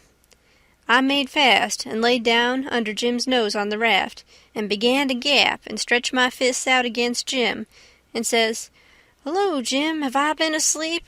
Why didn't you stir me up?" "Good gracious, is that you, Huck? And you ain't dead? You ain't drownded? You's back again? It's too good for true, honey, it's too good for true. Let me look at you, child, let me feel of you. No, you ain't dead. You's back again, live and sound, just the same old Huck. The same old Huck, thanks to goodness." "What's the matter with you, Jim? You been a-drinking?" "Drinking? Has I been a-drinking? Has I had a chance to be a-drinking?" "Well, then, what makes you talk so wild?" "How does I talk wild?" "How? Why, hain't you been talking about my coming back and all that, as if I'd been gone away?" "Huck Finn, you look me in the eye. Look me in the eye. Hain't you been gone away?" "Gone away? Why, what in the nation do you mean? I hain't been gone anywheres. Where would I go to?" "Well, looky here, boss, dey's something wrong, dey is. Is I me, or who is I? Is I here, or where is I? Now dat's what I wants to know." "Well, I think you're here plain enough, but I think you're a tangle-headed old fool, Jim." "I is I? Well, you answer me dis. Didn't you tote out de line in de canoe for to make fast to de towhead?" "No, I didn't. What towhead? I ain't seen no towhead." "You hain't seen no towhead? Looky here, didn't de line pull loose and de raft go a-hummin' down de river and leave you in de canoe behind in de fog?" "What fog?" "Why, de fog that's been around all night. And didn't you whoop and didn't I whoop till we got mixed up in de islands, but one of us got lost and the other one was just as good as lost, 'case he didn't know where he was? And didn't I bust up agin a lot of dem islands and have a turrible time and most get drownded? Now ain't that so, boss? Ain't it so? You answer me dat." "Well, this is too many for me, Jim. I hain't seen no fog, nor no islands, nor no troubles, nor nothin'. I've been settin' here talking with you all night till you went to sleep about 10 minutes ago, and I reckon I done the same. You couldn't have got drunk in that time, so of course you've been dreaming." "Dad fetch it, how was I gwine to dream all that in 10 minutes?" "Well, hang it all, you did dream it, because there didn't any of it happen." "But, Huck, it's all just as plain to me as—" "It don't make no difference how plain it is, there ain't nothing in it. I know, because I've been here all the time." Jim didn't say nothing for about 5 minutes, but set there studying over it. Then he says, "Well, den, I reckon I did dream it, Huck. But dog my cats if it ain't the powerfulest dream I ever see. And I hain't ever had no dream before that's tired me like this one." "Oh, well, that's all right, because a dream does tire a body like everything sometimes. But this one was a staving dream. Tell me all about it, Jim." So Jim went to work and told me the whole thing right through, just as it happened, only he painted it up considerable. Then he said he must start in and interpret it, because it was sent for a warning. He said the first towhead stood for a man that would try to do us some good, but the current was another man that would get us away from him. The whoops was warnings that would come to us every now and then, and if we didn't try hard to make out to understand them, they'd just take us into bad luck, 'stead of keeping us out of it. The lot of towheads was troubles we was going to get into with quarrelsome people and all kinds of mean folks, but if we minded our business and didn't talk back and aggravate them, we would pull through and get out of the fog and into the big clear river, which was the Free States, and wouldn't have no more trouble. It had clouded up pretty dark just after I got on to the raft, but it was clearing up again now. "Oh, well, that's all interpreted well enough as far as it goes, Jim," I says. "But what does these things stand for?" It was the leaves and rubbish on the raft, and the smashed oar. You could see them first-rate now. Jim looked at the trash, and then looked at me, and back at the trash again. He had got the dream fixed so strong in his head that he couldn't seem to shake it loose and get the facts back into its place again right away. But when he did get the thing straightened around, he looked at me steady, without ever smiling, and says, "What do dey stand for?" I's gwine to tell you. When I got all wore out wid work and wid callin' for you and went to sleep, my heart was most broke because you was lost, and I didn't keer no more what become er me and de raff. When I wake up and find you back again, all safe and sound, de tears come, and I could 'a' got down on my knees and kissed your foot, I was so thankful. And all you was thinking about was how you could make a fool of old Jim wid a lie. Dat truck is trash, and trash is what people is dat puts dirt on de head of their friends and makes 'em ashamed." Then he got up and walked to the wigwam and went in there without saying anything but that. But that was enough. It made me feel so mean I could almost kiss his foot to get him to take it back. It was 15 minutes before I could work myself up to go and humble myself to a nigger, but I done it, and I weren't ever sorry for it afterwards, neither. I didn't do him no more mean tricks, and I wouldn't have done that one if I'd a knowed it would make him feel that way. End of chapter 15. The Adventures of Huckleberry Finn by Mark Twain. Chapter 16. We slept most all day and started out at night, a little ways behind a monstrous long raft that was as long going by as a procession. She had 4 long sweeps at each end, so we judged she carried as many as 30 men, likely. She had 5 big wigwams aboard, wide apart, and an open campfire in the middle and a tall flagpole at each end. There was a power of style about her. It amounted to something, being a raftsman on such a craft as that. We went drifting down into a big bend, and the night clouded up and got hot. The river was very wide, and was walled with solid timber on both sides. You couldn't see a break in it hardly ever, or a light. We talked about Cairo, and wondered whether we would know it when we got to it. I said likely we wouldn't, because I had heard say there warn't but about a dozen houses there, and if they didn't happen to have them lit up, how was we going to know we was passing a town? Jim said if the 2 big rivers joined together there, that would show. But I said maybe we might think we was passing the foot of an island and coming into the same old river again. That disturbed Jim, and me too. So the question was, what to do? I said, paddle ashore the first time a light showed, and tell them Pap was behind, coming along with a trading scow, and was a green hand at the business and wanted to know how far it was to Cairo. Jim thought it was a good idea, so we took a smoke on it and waited. There warn't nothing to do now but to look out sharp for the town, and not pass it without seeing it. He said he'd be mighty sure to see it, because he'd be a free man the minute he seen it, but if he missed it he'd be in a slave country again, and no more show for freedom. Every little while he jumps up and says, "There she is?"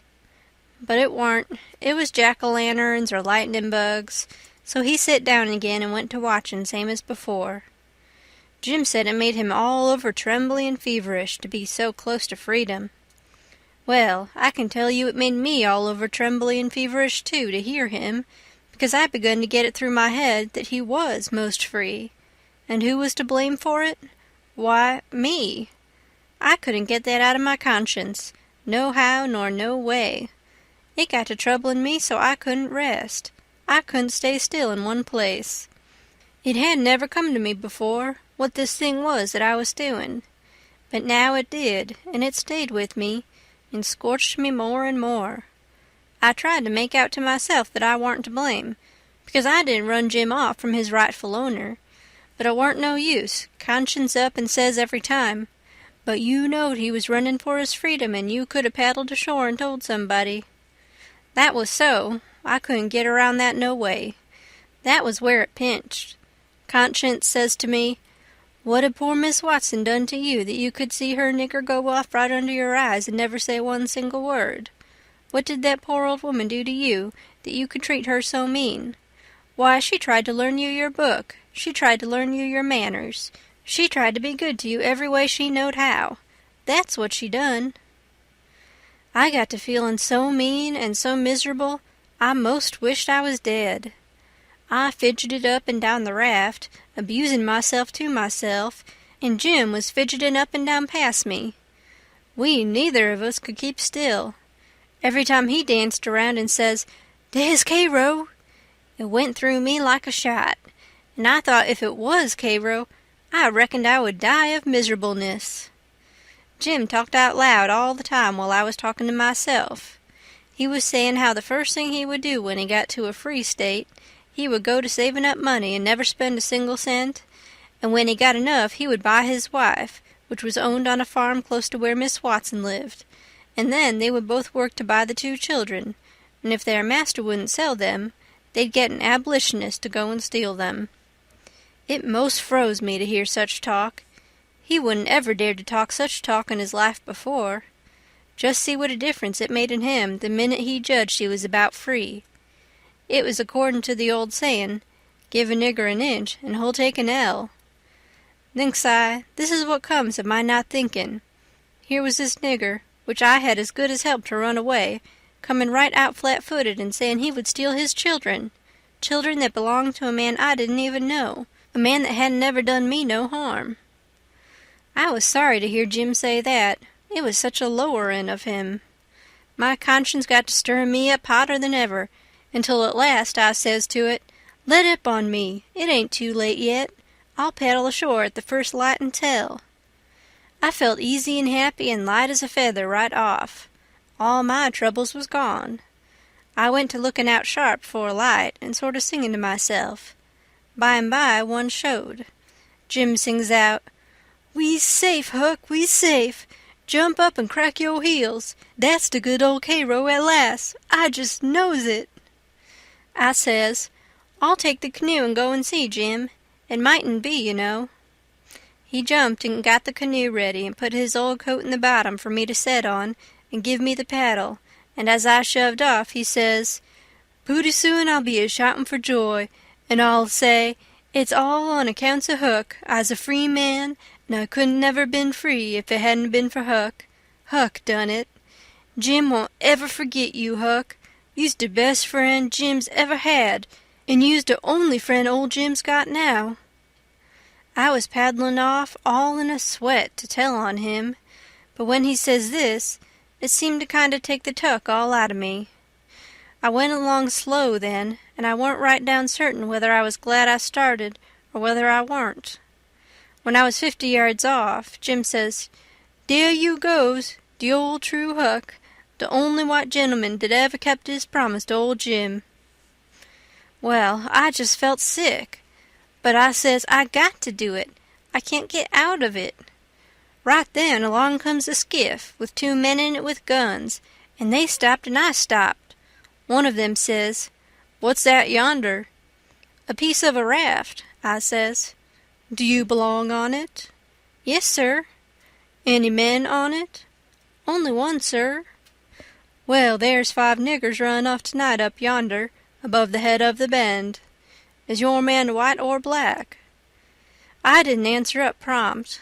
I tried to, but the words wouldn't come. I tried for a second or two to brace up and out with it, but I warn't man enough, hadn't the spunk of a rabbit. I see I was weakening, so I just give up trying and up and says, "He's white." "I reckon we'll go and see for ourselves." "I wish you would," says I, "because it's Pap that's there, and maybe you'd help me tow the raft ashore, where the light is. He's sick, and so is Ma'am and Mary Ann." "Oh, the devil! We're in a hurry, boy, but I suppose we've got to. Come, buckle to your paddle, and let's get along." I buckled to my paddle, and they laid to their oars. When we had made a stroke or two, I says, "Pap'll be mighty obleeged to you, I can tell you. Everybody goes away when I want them to help me tow the raft ashore, and I can't do it by myself." "Well, that's infernal mean. I'd, too. Say, boy, what's the matter with your father?" "It's the well, it ain't anything much." They stopped pulling. It weren't but a mighty little ways to the raft now. One says, "Boy, that's a lie. What is the matter with your pap? Answer up square now, and it'll be the better for you." "I will, sir, I will, honest, but don't leave us, please. It's the gentlemen, if you'll only pull ahead and let me leave you the headline, You won't have to come near the raft. Please do." "Set her back, John, set her back," says one. They backed water. "Keep away, boy, keep to leeward. Confound it, I just expect the wind has blowed it to us. Your pap's got the smallpox, and you know it precious well. Why didn't you come out and say so? Do you want to spread it all over?" "Well," says I, a-blubbering, "I've told everybody before, and they just went away and left us." "Poor devil, there's something in that. We are right down sorry for you, but well, hang it, we don't want the smallpox, you see. Look here, I'll tell you what to do. Don't you try to land by yourself, or you'll smash everything to pieces. You float along down about 20 miles, and you'll come to a town on the left-hand side of the river. It will be long after sun-up then, and when you ask for help, you tell them your folks are all down with chills and fever. Don't be a fool again and let people guess what is the matter. Now, we're trying to do you a kindness, so you just put 20 miles between us. That's a good boy. It wouldn't do any good to land yonder where the light is. It's only a wood yard. Say, I reckon your father's poor, and I'm bound to say he's in pretty hard luck. Here, I'll put a $20 gold piece on this board, and you get it when it floats by. I feel mighty mean to leave you, but my kingdom, it won't do to fool with smallpox, don't you see?" "Hold on, Parker," says the other man. "Here's a 20 to put on the board for me. Good-bye, boy. You do as Mr. Parker told you, and you'll be all right." "That's so, my boy. Good-bye, good-bye. If you see any runaway niggers, you can help and nab them, and you can make some money by it." "Good-bye, sir," says I. "I won't let no runaway niggers get by me if I can help it." They went off, and I got aboard the raft, feeling bad and low, because I knowed very well I had done wrong, and I see it warn't no use for me to try to learn to do right. A body that don't get started right when he's little ain't got no show. When the pinch comes, there ain't nothing to back him up and keep him to his work, and so he gets beat. Then I thought a minute and says to myself, hold on. Suppose you'd 'a' done right and give Jim up. Would you felt better than what you do now? No, says I, I'd feel bad. I'd feel just the same way I do now. Well then, says I, what's the use you learning to do right when it's troublesome to do right and ain't no trouble to do wrong and the wages is just about the same? I was stuck. I couldn't answer that, so I reckoned I wouldn't bother no more about it, but after this always do whichever come handiest at the time. I went into the wigwam. Jim warn't there. I looked all around. He warn't anywhere. I says, Jim! Here I is, Huck. Is day out of sight yit? Don't talk loud. He was in the river under the stern oar with just his nose out. I told him they were out of sight, so he come aboard. He says, I was a-listen to all the talk, and I slips into the river and was gwine to shove for shore if they came aboard. Then I was gwine to swim to the raft again when they was gone. But lawsy, how you did fool 'em, Huck. Dat was the smartest dodge. I tell you, child, I expect it save old Jim. Old Jim ain't going to forget you for dat, honey. Then we talked about the money. It was a pretty good raise, $20 apiece. Jim said we could take deck passage on a steamboat now, and the money would last us as far as we wanted to go in the Free States. He said 20 mile more weren't far for the raft to go, but he wished we was already there. Towards daybreak we tied up, and Jim was mighty particular about hiding the raft good. Then he worked all day fixing things in bundles and getting all ready to quit rafting. That night about 10, we hove in sight of the lights of a town away down in the left-hand bend. I went off in the canoe to ask about it. Pretty soon I found a man out in the river with a skiff, setting a trot line. I ranged up and says, Mister, is that town Cairo? Cairo, no. You must be a blame fool. What town is it, mister? If you want to know, go and find out. If you stay here bothering me for about half a minute longer, you'll get something you won't want. I paddled to the raft. Jim was awful disappointed, but I said never mind. Cairo would be the next place, I reckoned. We passed another town before daylight, and I was going out again, but it was high ground, so I didn't go. No high ground about Cairo, Jim said. I had forgot it. We laid up for the day on a towhead tolerable close to the left-hand bank. I begun to suspicion something. So did Jim. I says, maybe we went by Cairo in the fog that night. He says, don't let's talk about it, Huck. Po niggers can't have no luck. I always suspected that rattlesnake skin warn't done with its work. I wish I'd never seen that snakeskin, Jim. I do wish I'd never laid eyes on it. It ain't your fault, Huck. You didn't know. Don't you blame yourself about it. When it was daylight, here was the clear Ohio water inshore, sure enough, and outside was the old regular muddy. So it was all up with Cairo. We talked it all over. It wouldn't do to take to the shore. We couldn't take the raft up the stream, of course.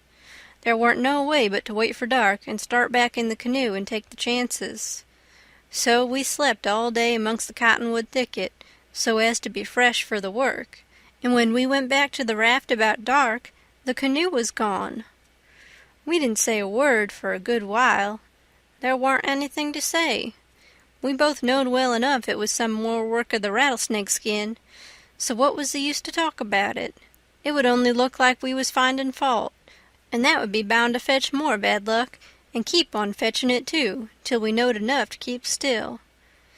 By and by we talked about what we better do, and found out there warn't no way but to go along down with the raft till we got a chance to buy a canoe to go back in. We warn't going to borrow it when there warn't anybody around, the way Pap would do, for that might set people after us. So we shoved out after dark on the raft. Anybody that don't believe yet that it's foolishness to handle a snakeskin, after all that snakeskin done for us, will believe it now if they read on and see what more it done for us. The place to buy canoes is off of rafts laying up at shore, but we didn't see no rafts laying up, so we went along during 3 hours and more.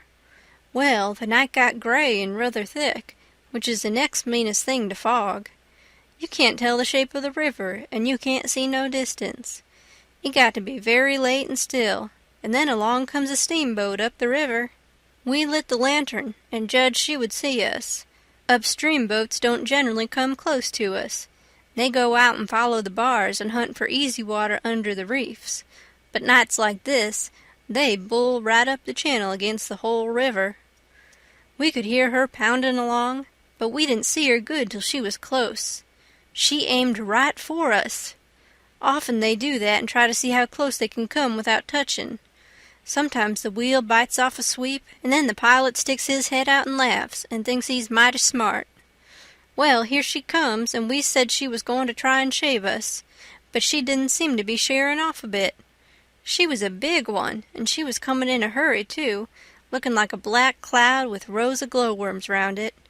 But all of a sudden she bulged out, big and scary, with a long row of wide-open furnace doors shining like red-hot teeth, and her monstrous bows and guards hanging right over us. There was a yell at us, and a jingling of bells to stop the engines, a pow-wow of cussing and whistling of steam, and as Jim went overboard on one side and I on the other, she come smashing straight through the raft.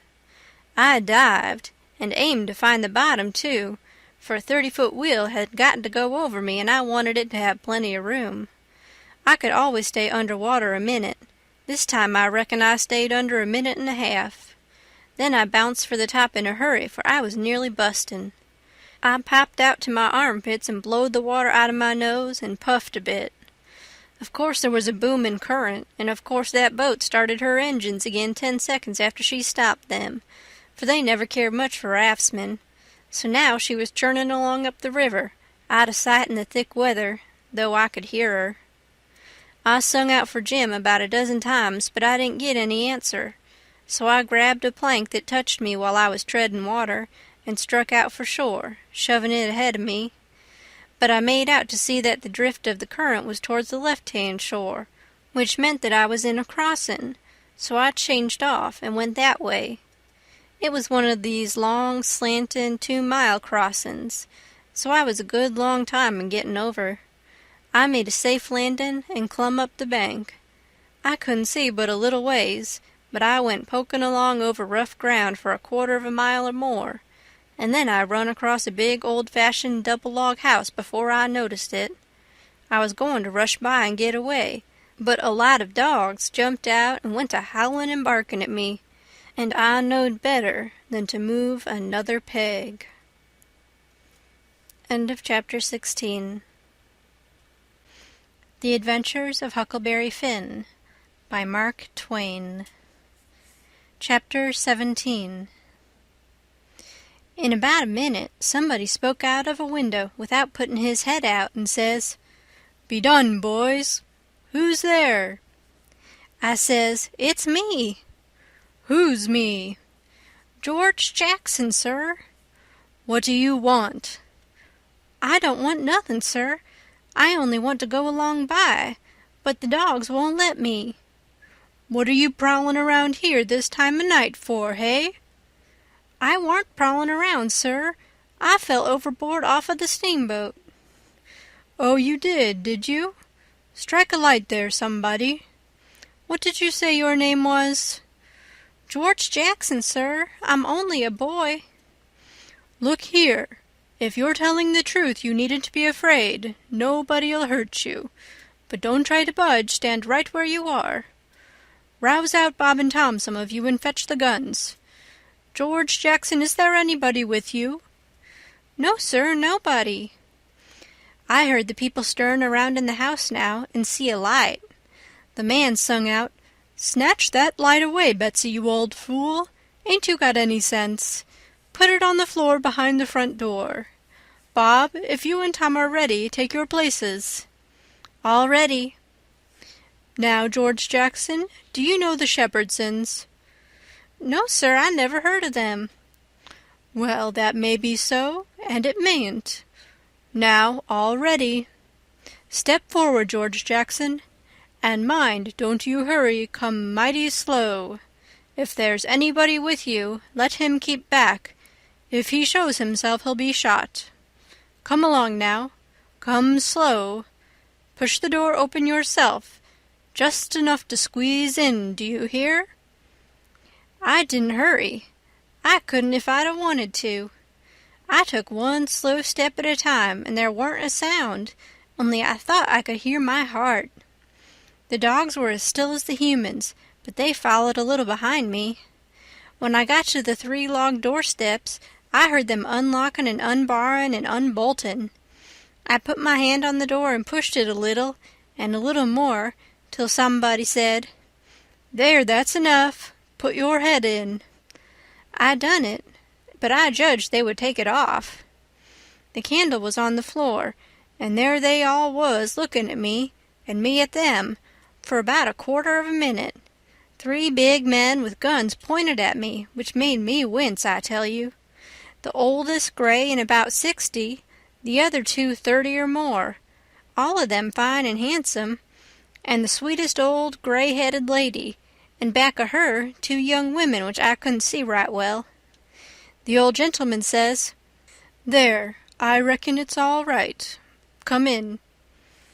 As soon as I was in, the old gentleman, he locked the door and barred it and bolted it, and told the young men to come in with their guns, and they all went in a big parlor that had a new rag carpet on the floor, and got together in a corner that was out of the range of the front windows. There weren't none on the side.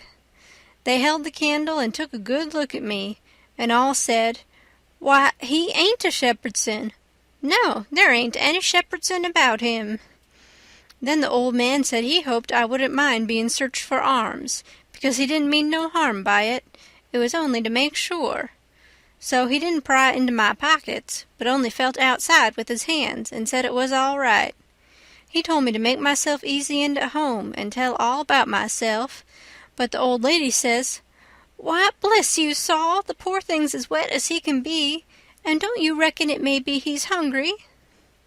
"True for you, Rachel, I forgot."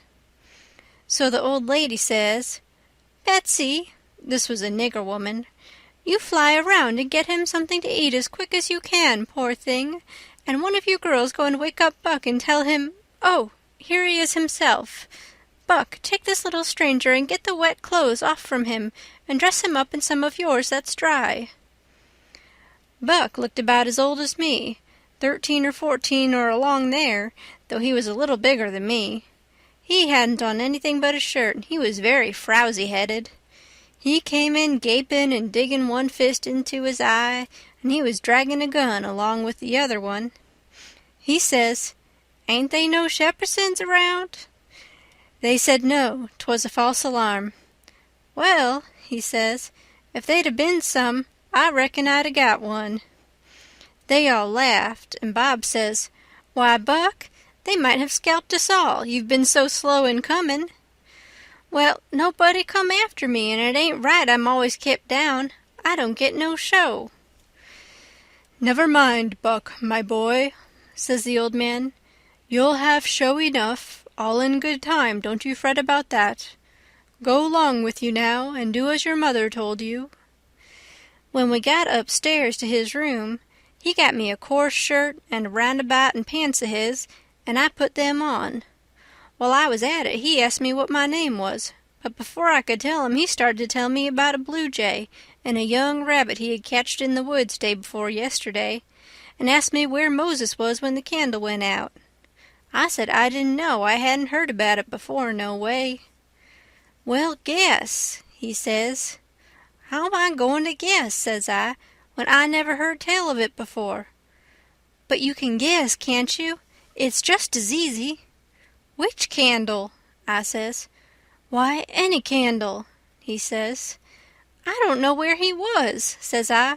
"Where was he?" "Why, he was in the dark. That's where he was." "Well, if you knowed where he was, what did you ask me for?" "Why, blame it, it's a riddle, don't you see? Say, how long are you going to stay here? You got to stay always. We can just have boomin' times. They don't have no school now. Do you own a dog? I've got a dog, and he'll go in the river and bring out chips that you throw in. Do you like to comb up Sundays and all that kind of foolishness? You bet I don't, but Ma, she makes me. Confound these old breeches. I reckon I'd better put 'em on, but I'd ruther not, it's so warm. Are you all ready? All right. Come along, old hoss." Cold corn pone, cold corned beef, butter and buttermilk. That is what they had for me down there, and there ain't nothing better that ever I've come across yet. Buck and his ma and all of them smoked cob pipes, except the nigger woman, which was gone, and the 2 young women. They all smoked and talked, and I eat and talked. The young women had quilts around them, and their hair down their backs. They all asked me questions, and I told them how Pap and me and all the family was living on a little farm down at the bottom of Arkansas, and my sister Mary Ann run off and got married and never was heard of no more, and Bill went to hunt them, and he weren't heard of no more, and Tom and Mort died, and then there weren't nobody but just me and Pap left, and he was just trimmed down to nothing on account of his troubles. So when he died, I took what there was left, because the farm didn't belong to us, and started up the river, deck passage, and fell overboard, and that was how I come to be here. So they said I could have a home there as long as I wanted it. Then it was most daylight, and everybody went to bed. And I went to bed with Buck, and when I waked up in the morning, drat it all, I had forgot what my name was. So I laid there about an hour trying to think, and when Buck waked up, I says, "Can you spell, Buck?" "Yes," he says. "I bet you can't spell my name," says I. "I bet you what, you dare I can," says he. "All right," says I, "go ahead." Georgejackson. There now, he says. "Well," says I, "you done it, but I didn't think you could. It ain't no slouch of a name to spell, right off without studying." I set it down private, because somebody might want me to spell it next, and so I wanted to be handy with it, and rattle it off like I was used to it. It was a mighty nice family, and a mighty nice house, too. I hadn't seen no house out in the country before that was so nice and had so much style. It didn't have an iron latch on the front door, nor a wooden one with a buckskin string, but a brass knob to turn, the same as houses in town. There weren't no bed in the parlor, nor a sign of a bed, but heaps of parlors in towns has beds in them. There was a big fireplace that was bricked on the bottom, and the bricks was kept clean and red by pouring water on them and scrubbing them with another brick. Sometimes they wash them over with red water paint they call Spanish brown, same as they do in town. They had big brass dog irons that could hold up a saw log. There was a clock on the middle of the mantelpiece, with a picture of a town painted on the bottom half of the glass front, and a round place in the middle of it for the sun, and you could see the pendulum swinging behind it. It was beautiful to hear that clock tick, and sometimes when one of these peddlers had been along and scoured her up and got her in good shape, she would start in and strike 150 before she got tuckered out. They wouldn't take any money for her. Well, there was a big outlandish parrot on each side of the clock, made out of something like chalk and painted up gaudy. By one of the parrots was a cat made of crockery, and a crockery dog by the other. When you pressed down on them they squeaked, but didn't open their mouths nor look different nor interested. They squeaked through underneath. There was a couple of big wild turkey wing fans spread out behind those things. On the table in the middle of the room was kind of a lovely crockery basket that had apples and oranges and peaches and grapes piled up in it, which was much redder and yellower and prettier than real ones is, but they weren't real because you could see where pieces had got chipped off and showed the white chalk, or whatever it was, underneath. This table had a cover made out of beautiful oilcloth, with a red and blue spread eagle painted on it, and a painted border all round. It come all the way from Philadelphia, they said. There were some books, too, piled up perfectly exact on each corner of the table. One was a big family Bible, full of pictures. One was Pilgrim's Progress, about a man that left his family. It didn't say why. I read considerable in it now and then. The statements was interestin', but tough. Another was Friendship's Offerin', full of beautiful stuff and poetry, but I didn't read the poetry. Another was Henry Clay's Speeches, and another was Dr. Gunn's Family Medicine, which told you all about what to do if a body was sick or dead. There was a hymn book and a lot of other books, and there was nice split-bottom chairs and perfectly sound, too, not bagged down in the middle and busted like an old basket. They had pictures hung on the walls, mainly Washingtons and Lafayettes and battles and Highland Marys, and one called Singin' the Declaration. There was some that they called crayons, which one of the daughters which was dead made her own self when she was only 15 years old. They was different from any pictures I ever see before. Blacker mostly than is common. One was a woman in a slim black dress, belted small under the armpits, with bulges like a cabbage in the middle of the sleeves, and a large black scoop-shovel bonnet with a black veil, and white slim ankles crossed about with black tape, and very wee black slippers like a chisel, and she was leaning pensive on a tombstone on her right elbow, under a weeping willow, and her other hand hanging down her side holding a white handkerchief and a reticule, and underneath the picture it said, "Shall I never see thee more, alas?" Another was a young woman with her hair all combed up straight to the top of her head and knotted there in front of a comb like a chair-back, and she was crying into a handkerchief and had a dead bird laying on its back in her other hand with its heels up, and underneath the picture it said, "I shall never hear thy sweet chirrup more, alas."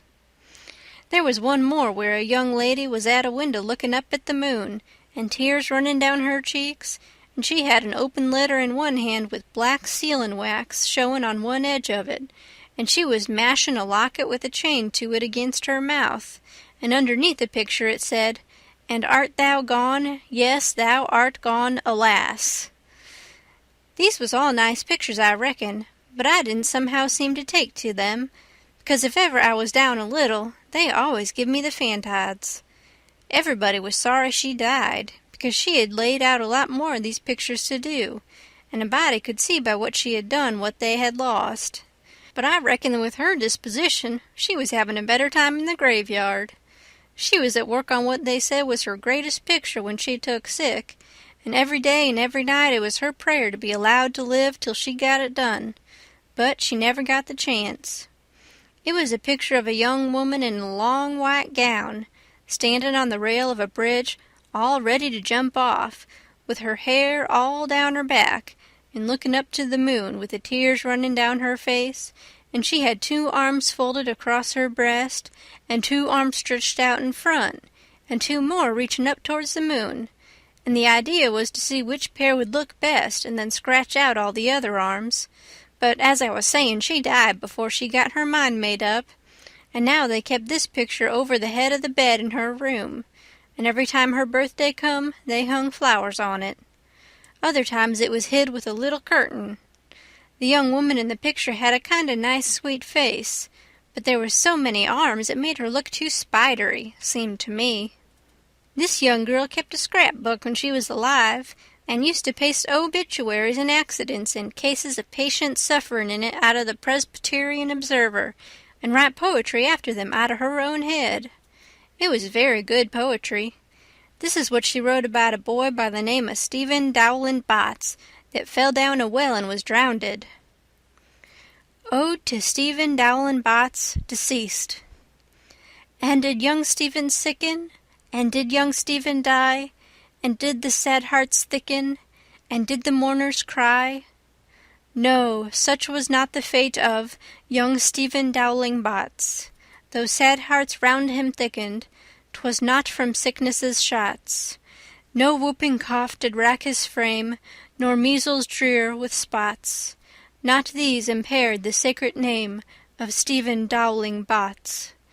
Despised love struck not with woe that head of curly knots, nor stomach troubles laid him low, young Stephen Dowling Botts. Oh no, then list with tearful eye, whilst I his fate do tell. His soul did from this cold world fly, by falling down a well. They got him out and emptied him. Alas, it was too late. His spirit was gone for to sport aloft in the realms of the good and great. If Emmeline Grangerfield could make poetry like that before she was 14, there ain't no telling what she could have done by and by. Buck said she could rattle off poetry like nothing. She didn't ever have to stop to think. He said she would slap down a line, and if she couldn't find anything to rhyme with it, would just scratch it out and slap down another one and go ahead. She weren't particular. She could write about anything you choose to give her to write about, just so it was sadful. Every time a man died, or a woman died, or a child died, she would be on hand with her tribute before he was cold. She called them tributes. The neighbor said it was the doctor first, then Emmeline, then the undertaker. The undertaker never got in ahead of Emmeline but once, and then she hung fire on a rhyme for the dead person's name, which was Whistler. She warn't ever the same after that. She never complained, but she kinder pined away and did not live long. Poor thing, many's the time I made myself go up to the little room that used to be hers and get out her poor old scrapbook and read in it when her pictures had been aggravating me and I had soured on her a little. I liked all that family, dead ones and all, and weren't going to let anything come between us. Poor Emmeline made poetry about all the dead people when she was alive, and it didn't seem right that there warn't nobody to make some about her now she was gone. So I tried to sweat out a verse or two myself, but I couldn't seem to make it go somehow. They kept Emmeline's room trim and nice, and all the things fixed in it just the way she liked to have them when she was alive, and nobody ever slept there. The old lady took care of the room herself, though there was plenty of niggers, and she sewed there a good deal and read her Bible there mostly. Well, as I was saying about the parlor, there was beautiful curtains on the windows, white, with pictures painted on them of castles with vines all down the walls, and cattle coming down to drink. There was a little old piano, too, that had tin pans in it, I reckon, and nothing was ever so lovely as to hear the young ladies sing The Last Link is Broken and play The Battle of Prague on it. The walls of all the rooms was plastered, and most had carpets on the floors, and the whole house was whitewashed on the outside. It was a double house, and the big open place betwixt them was roofed and floored, and sometimes the table was set there in the middle of the day, and it was a cool, comfortable place. Nothing couldn't be better, and weren't the cooking good, and just bushels of it, too. End of chapter 17. The Adventures of Huckleberry Finn by Mark Twain. Chapter 18. Colonel Grangerford was a gentleman, you see. He was a gentleman all over, and so was his family. He was well born, as the saying is, and that's worth as much in a man as it is in a horse, so the widow Douglas said, and nobody ever denied that she was of the first aristocracy in our town. And Pap, he always said it too, though he warn't no more quality than a mudcat himself. Colonel Grangerford was very tall and very slim, and had a darkish paley complexion, not a sign of red in it anywheres. He was clean-shaved every morning all over his thin face, and he had the thinnest kind of lips, and the thinnest kind of nostrils, and a high nose and heavy eyebrows, and the blackest kind of eyes, sunk so deep back that they seemed like they was looking out of caverns at you, as you may say. His forehead was high, and his hair was black and straight and hung to his shoulders.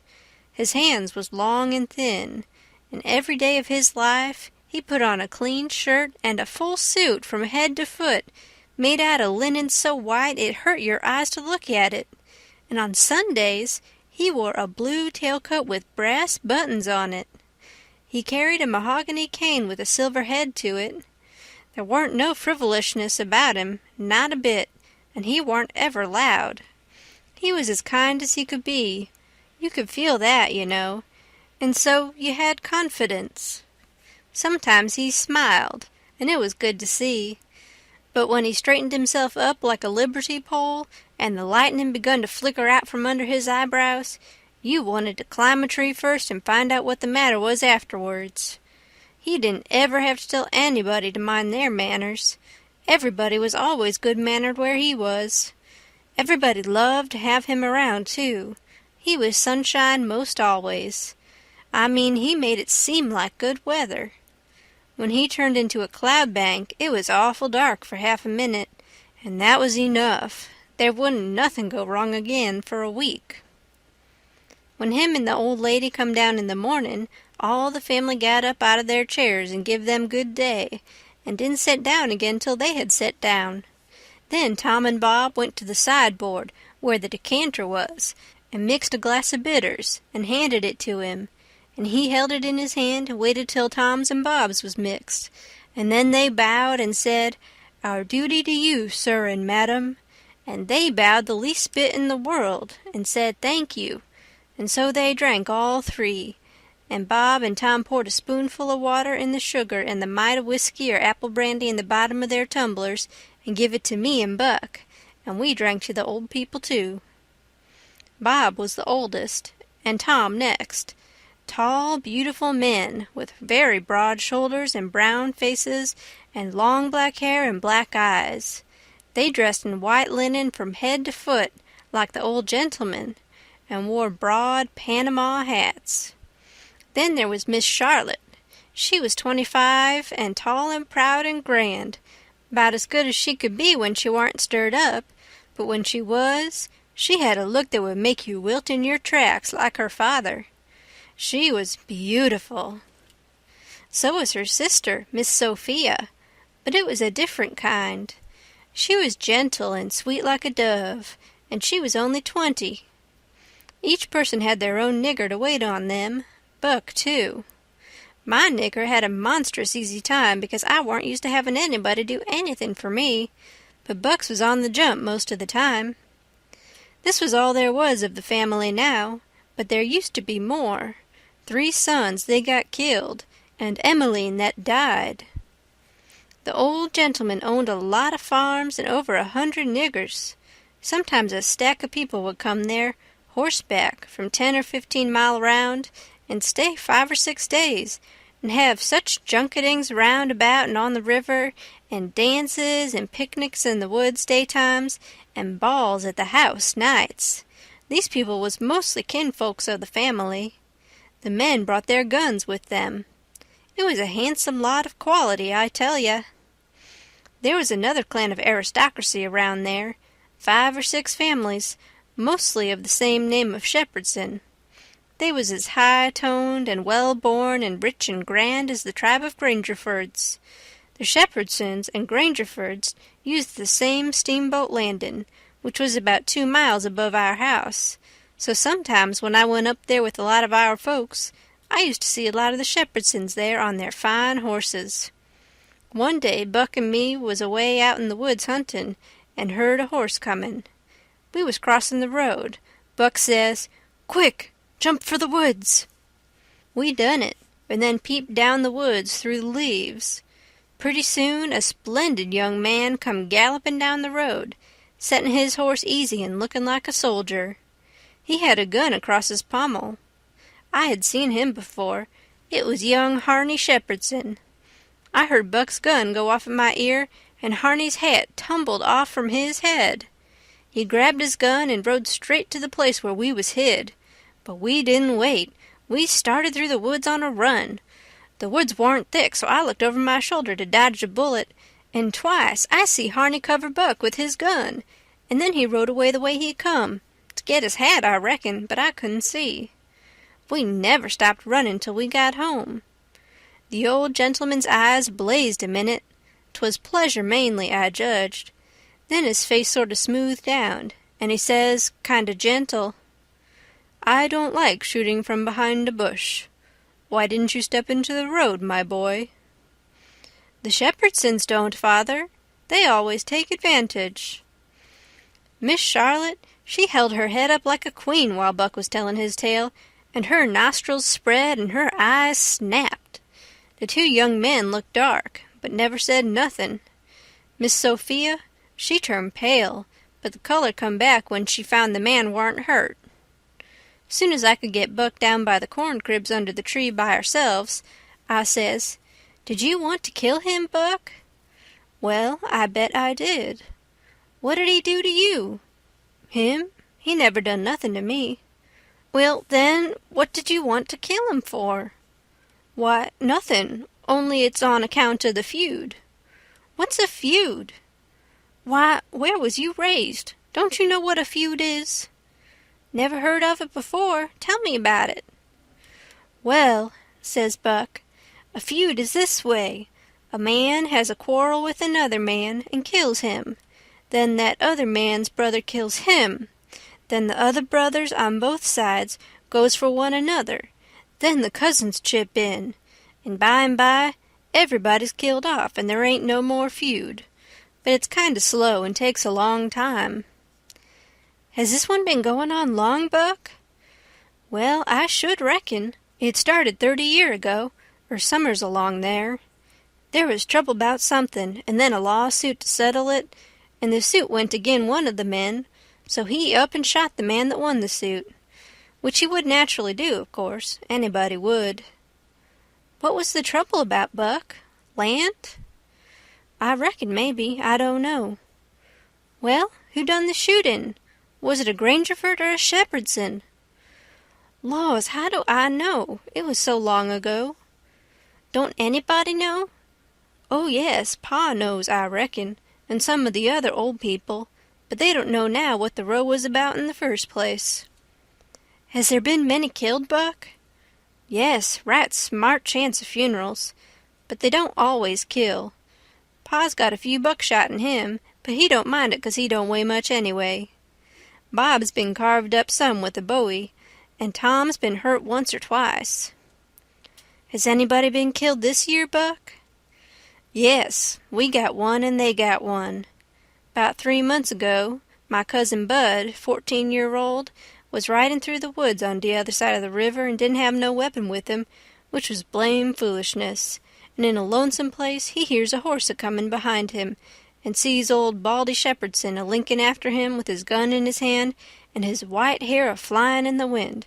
Instead of jumping off and taking to the bush, Bud 'lowed he could outrun him, so they had it nip and tuck for 5 mile or more, the old man a-gainin' all the time, So at last Bud seen it warn't any use, so he stopped and faced around, so as to have the bullet holes in front, you know. And the old man, he rode up and shot him down.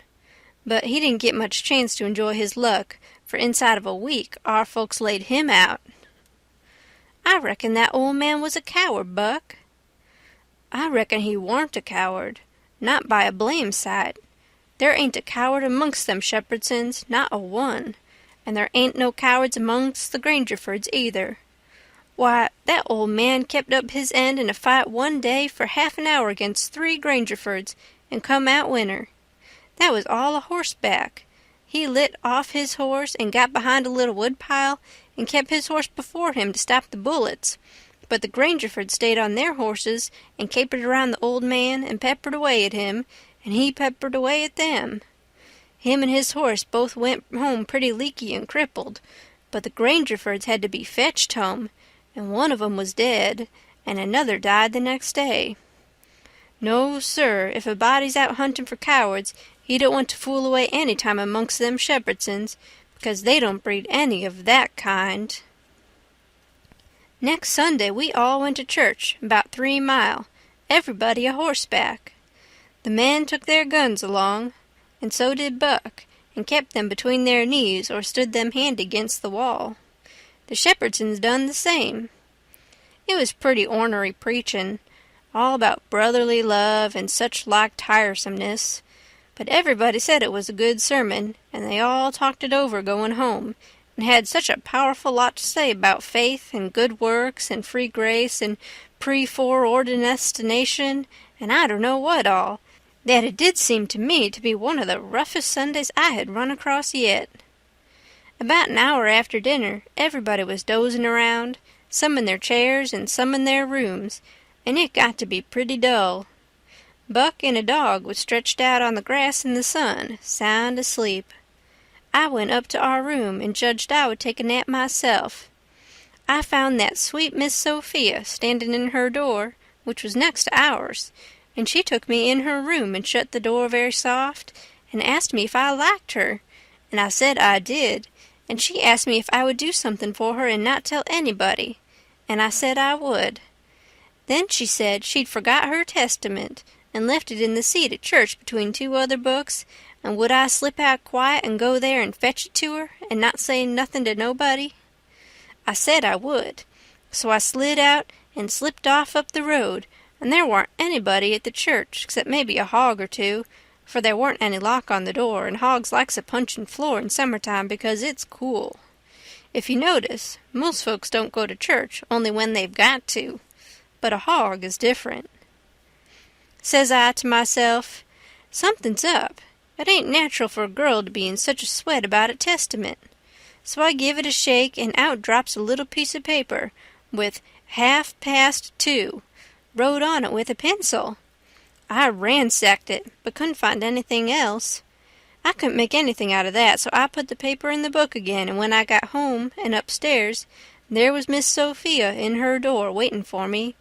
She pulled me in and shut the door. Then she looked in the Testament till she found the paper, and as soon as she read it she looked glad, and before a body could think, she grabbed me and give me a squeeze and said I was the best boy in the world, and not to tell anybody. She was mighty red in the face for a minute, and her eyes lighted up, and it made her powerful pretty. I was a good deal astonished, but when I got my breath I asked her what the paper was about, and she asked me if I had read it, and I said no, and she asked me if I could read writing, and I told her no, only coarse hand. And then she said the paper warn't anything but a bookmark to keep her a place, and I might go and play now. I went off down to the river, studying over this thing, and pretty soon I noticed that my nigger was following along behind. When we was out of sight of the house, he looked back and around a second, and then comes a-running and says, "Mars George, if you'll come down into the swamp, I'll show you a whole stack of water moccasins." Thinks I, that's mighty curious. He said that yesterday. He ought to know body don't love water moccasins enough to go around hunting for them. What is he up to, anyway? So I says, all right, trot ahead. I followed a half mile. Then he struck out over the swamp, and waded ankle-deep as much as another half-mile. We come to a little flat piece of land which was dry, and very thick with trees and bushes and vines, and he says, "You shove right in dere just a few steps, Mars George. Dar's where dey is. I seed 'em before. I don't keer to see 'em no more." Then he slopped right along and went away, and pretty soon the trees hid him. I poked into the place a ways and come to a little open patch as big as a bedroom, all hung around with vines, and found a man layin' there asleep, and by jinks, it was my old Jim. I waked him up, and I reckoned it was going to be a grand surprise to him to see me again, but it warn't. He nearly cried, he was so glad, but he warn't surprised.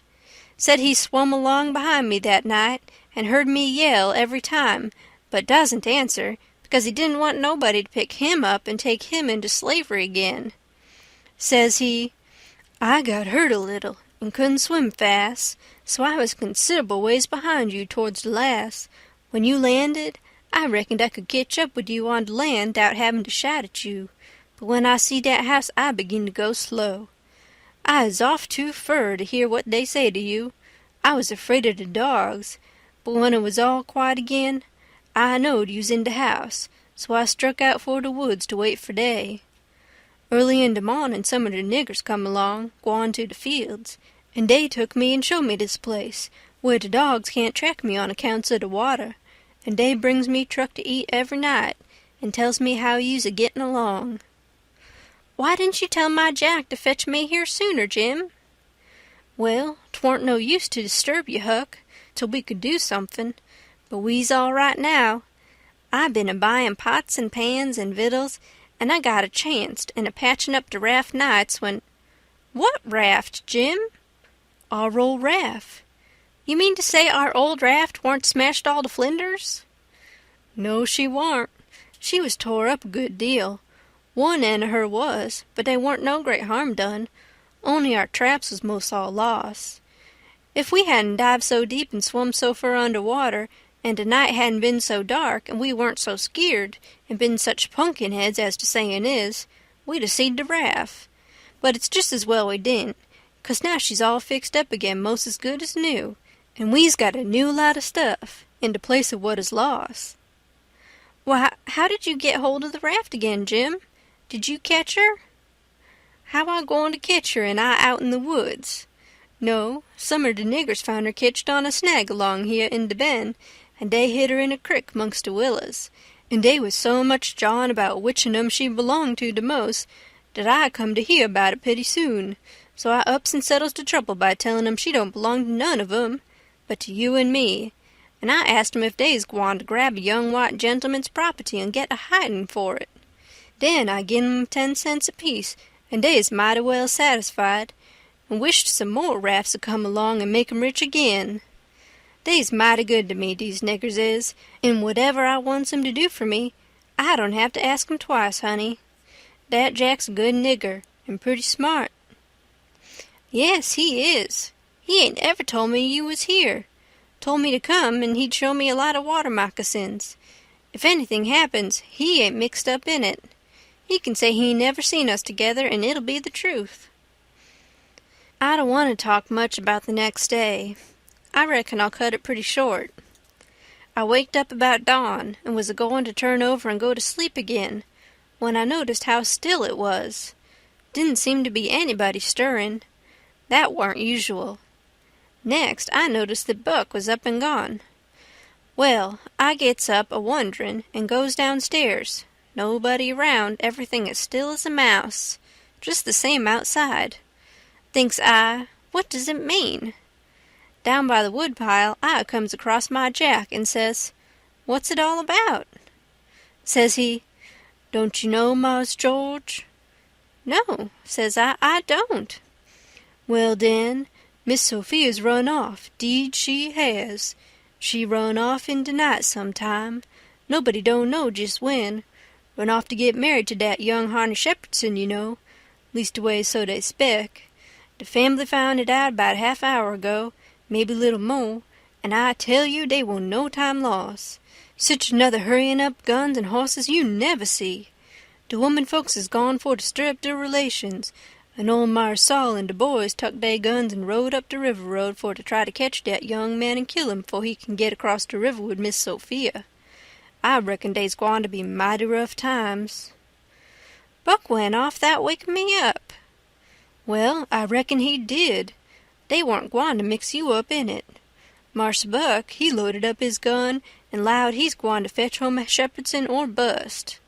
Well, dere'll be plenty of 'em dere, I reckon, and you bet you he'll fetch one if he gets a chanct." I took up the river road as hard as I could put. By and by, I began to hear guns a good ways off. When I came in sight of the log store and the woodpile where the steamboats land, I worked along under the trees and brush till I got to a good place, and then I clumb up into the forks of a cottonwood that was out of reach and watched.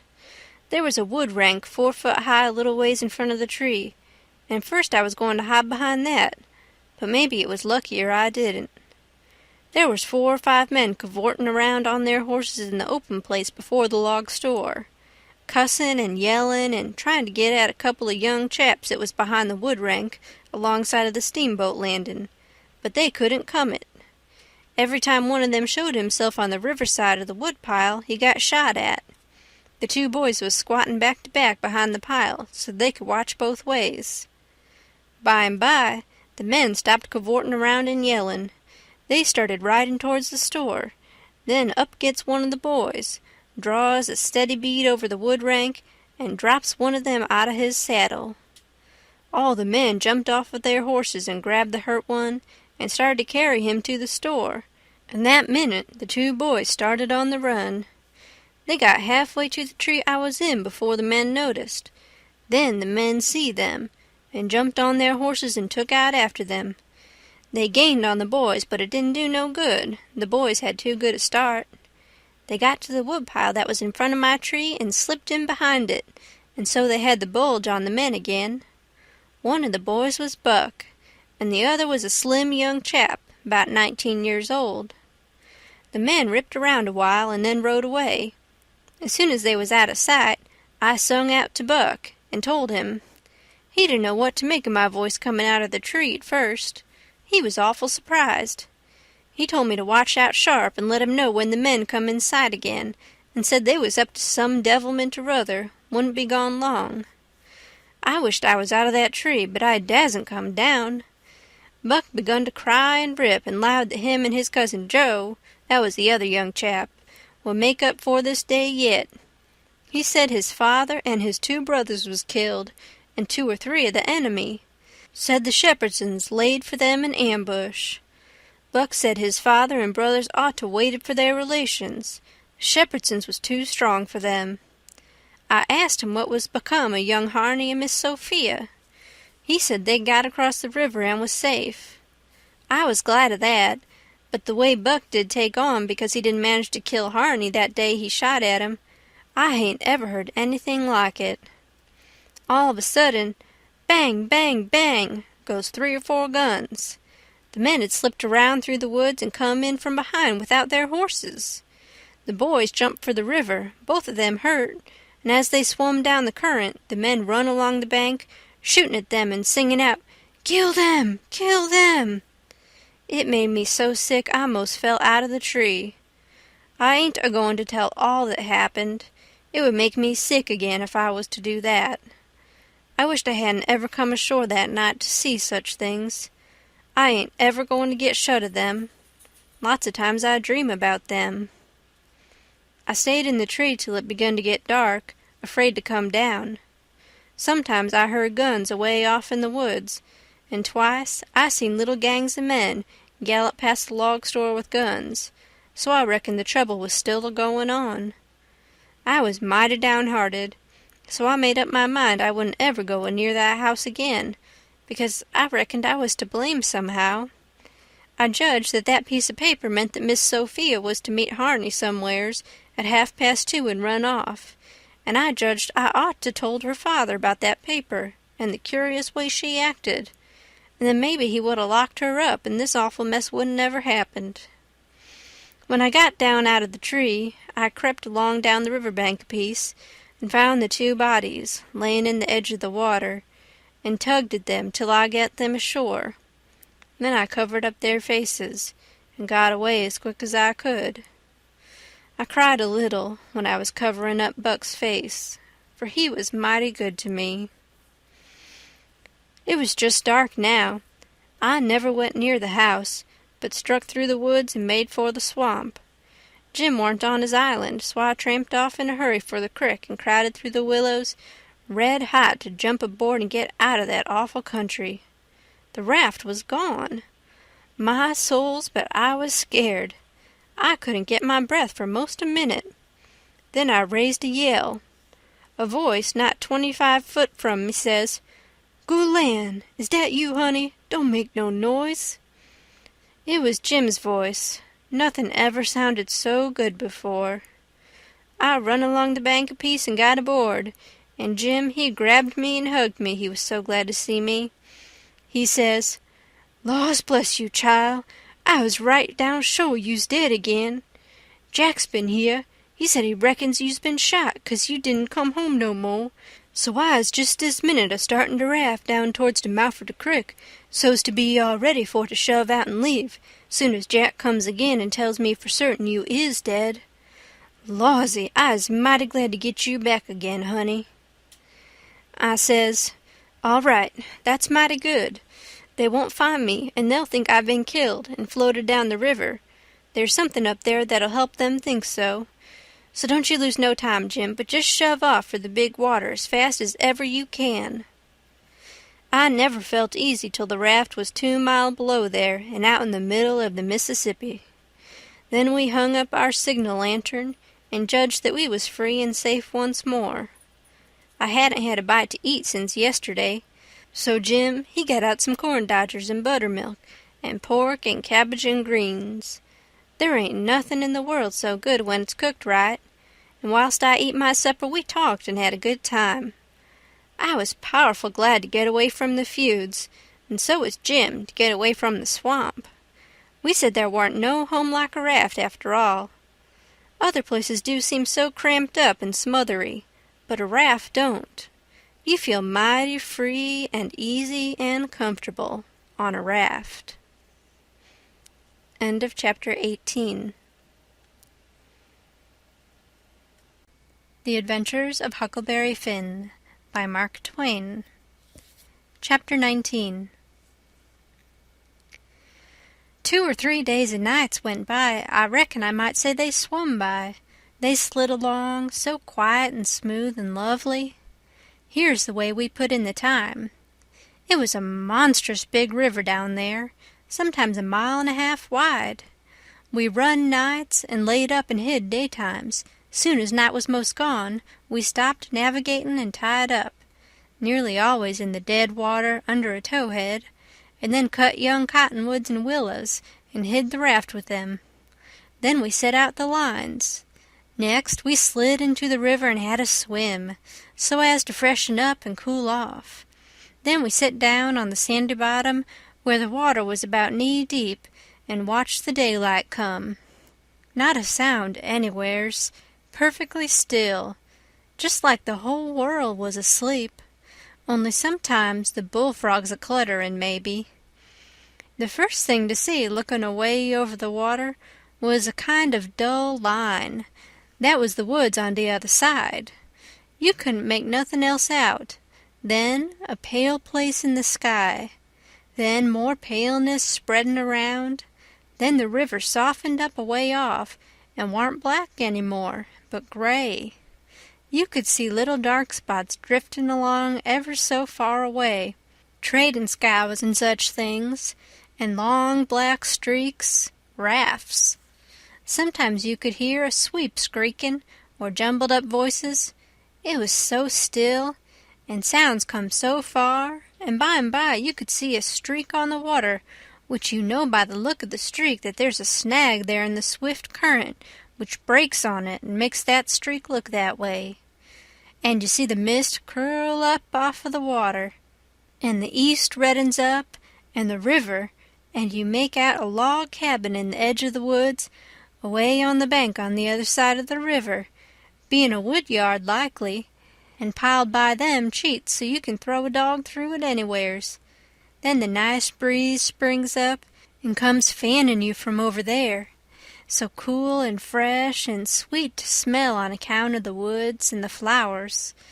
But sometimes not that way, because they've left dead fish layin' around, gars and such, and they do get pretty rank, and next thing you got the full day and everything smilin' in the sun, and the songbirds just goin' it.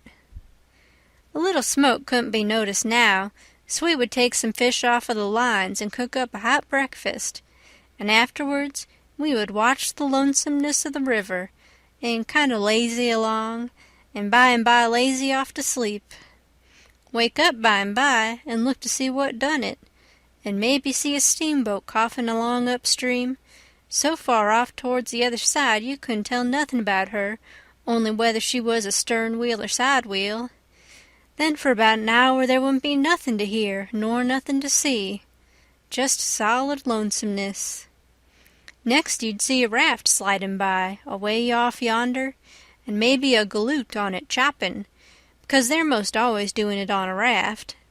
You'd see the axe flash and come down. You don't hear nothin'. You see that axe go up again, and by the time it's above the man's head, then you hear the ka-chunk. It had took all that time to come over the water. So we would put in the day, lazyin' around, listenin' to the stillness. Once there was a thick fog, and the rafts and things that went by was beatin' tin pans so the steamboats wouldn't run over them. A scow or a raft went by so close we could hear them talkin' and cussin' and laughin'. Heard them plain, but we couldn't see no sign of them. It made you feel crawly. It was like spirits carryin' on that way in the air. Jim said he believed it was spirits, but I says, "No, spirits wouldn't say, 'Durn the durned fog.'" Soon as it was night out, we shoved. When we got her out to about the middle, we let her alone, and let her float wherever the current wanted her to. Then we lit the pipes and dangled our legs in the water, and talked about all kinds of things. We was always naked, day and night, whenever the mosquitoes would let us.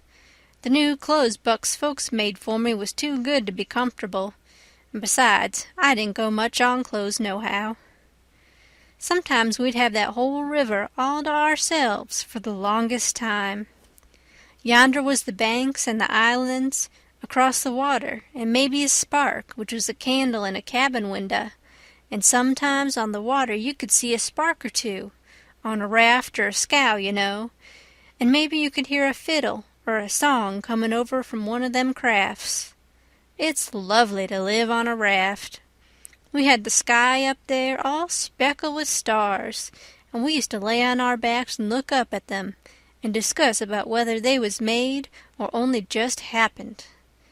Jim, he 'lowed they was made, but I 'lowed they happened. I judged it would have took so long to make so many. Jim said the moon could 'a' laid them.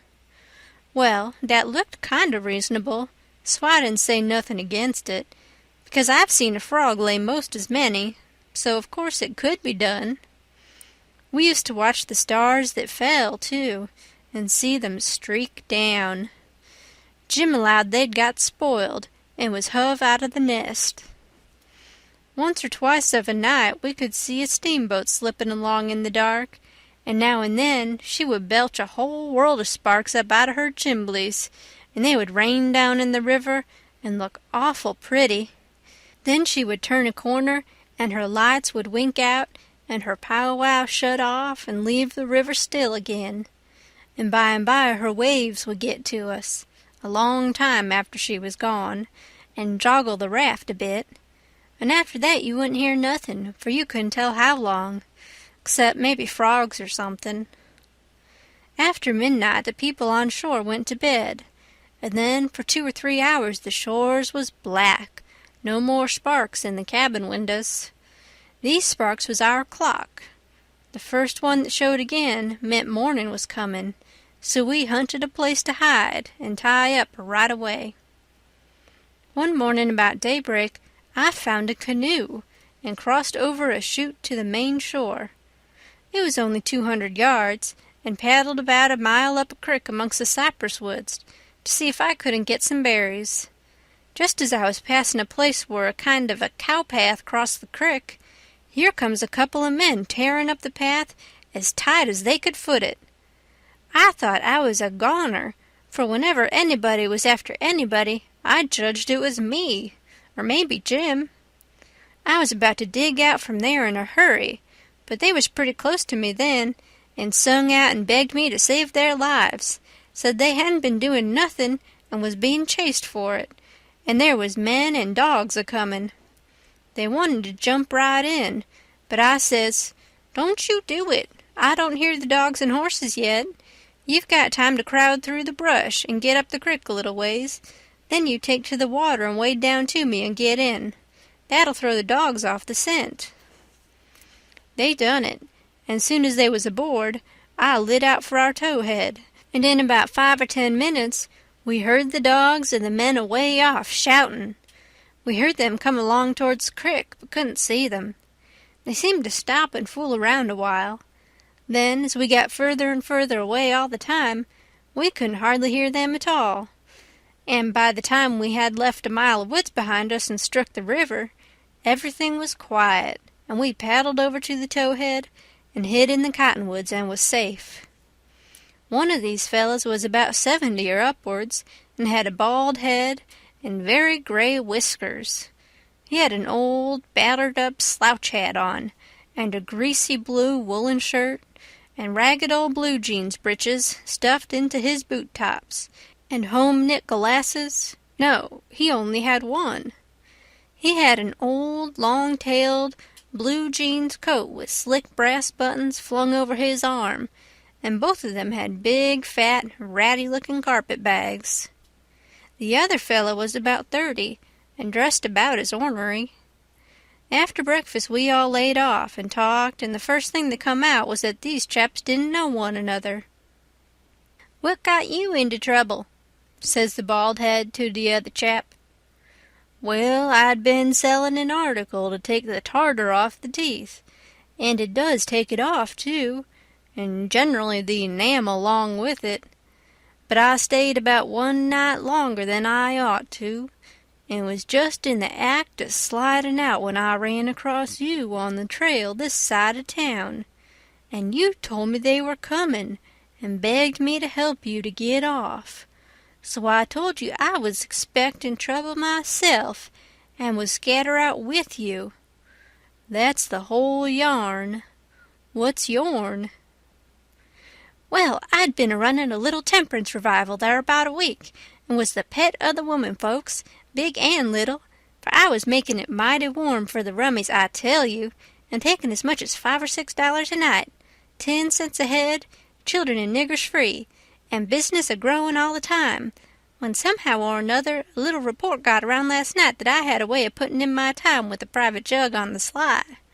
A nigger rousted me out this morning and told me the people was gathering on the quiet with their dogs and horses, and they'd be along pretty soon and give me about half an hour's start, and then run me down if they could. And if they got me, they'd tar and feather me and ride me on a rail, sure. I didn't wait for no breakfast. I warn't hungry." "Old man," said the young one, "I reckon we might double-team it together. What do you think?" "I ain't undisposed. What's your line, mainly?" "You're a printer by trade. Do a little in patent medicines. Theater actor. Tragedy, you know. Take a turn to mesmerism and phrenology when there's a chance.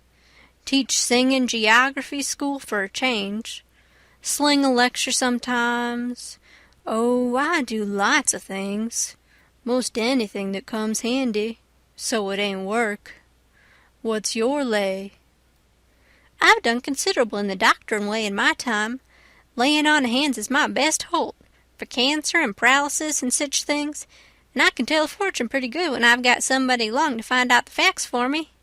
Preaching's my line, too, and working camp meetings and missionarying around."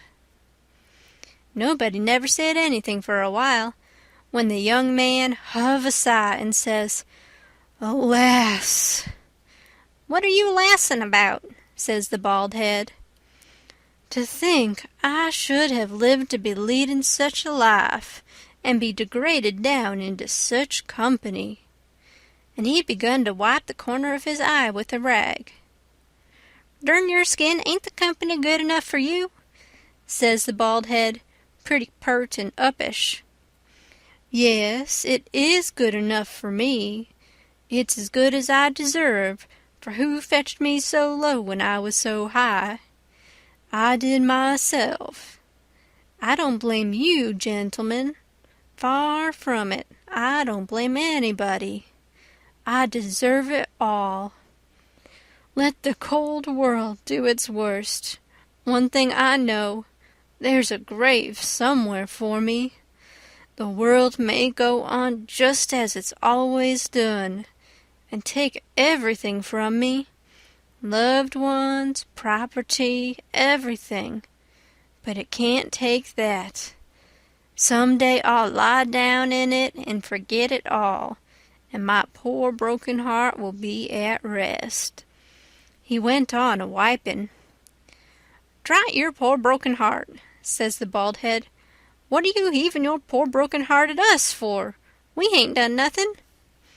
"No, I know you haven't. I ain't blaming you, gentlemen. I brought myself down. Yes, I did it myself.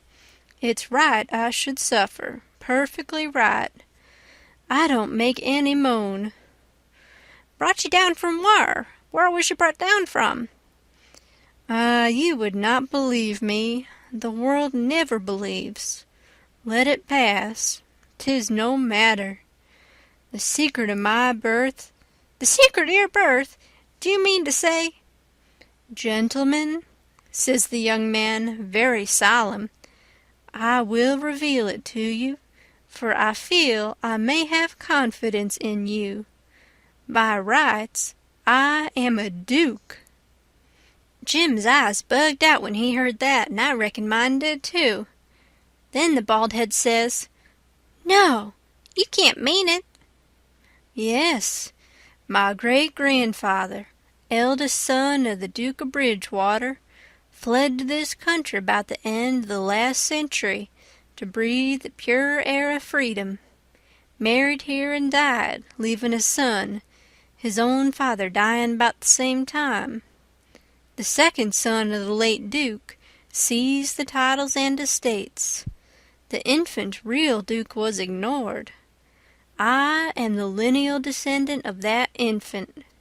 I am the rightful Duke of Bridgewater, and here am I, forlorn, torn from my high estate, hunted of men, despised by the cold world, ragged, worn, heartbroken, and degraded to the companionship of felons on a raft." Jim pitied him ever so much, and so did I.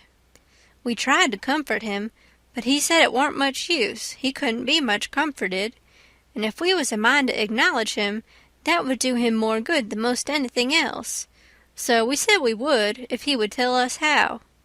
He said we ought to bow when we spoke to him, and say, "Your Grace," or "My Lord," or "Your Lordship," and he wouldn't mind if we called him plain Bridgewater, which he said was a title anyway, and not a name, and one of us ought to wait on him at dinner and do any little thing for him he wanted done.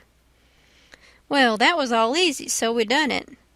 All through dinner Jim stood around and waited on him, and says, "Will your Grace have some of this or some of that?" and so on, and a body could see it was mighty pleasing to him.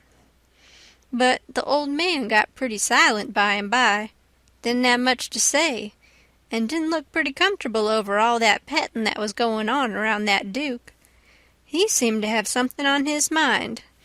So, along in the afternoon, he says, "Look here, Bilgewater," he says, "I'm nation sorry for you, but you ain't the only person that's had troubles like that." "No?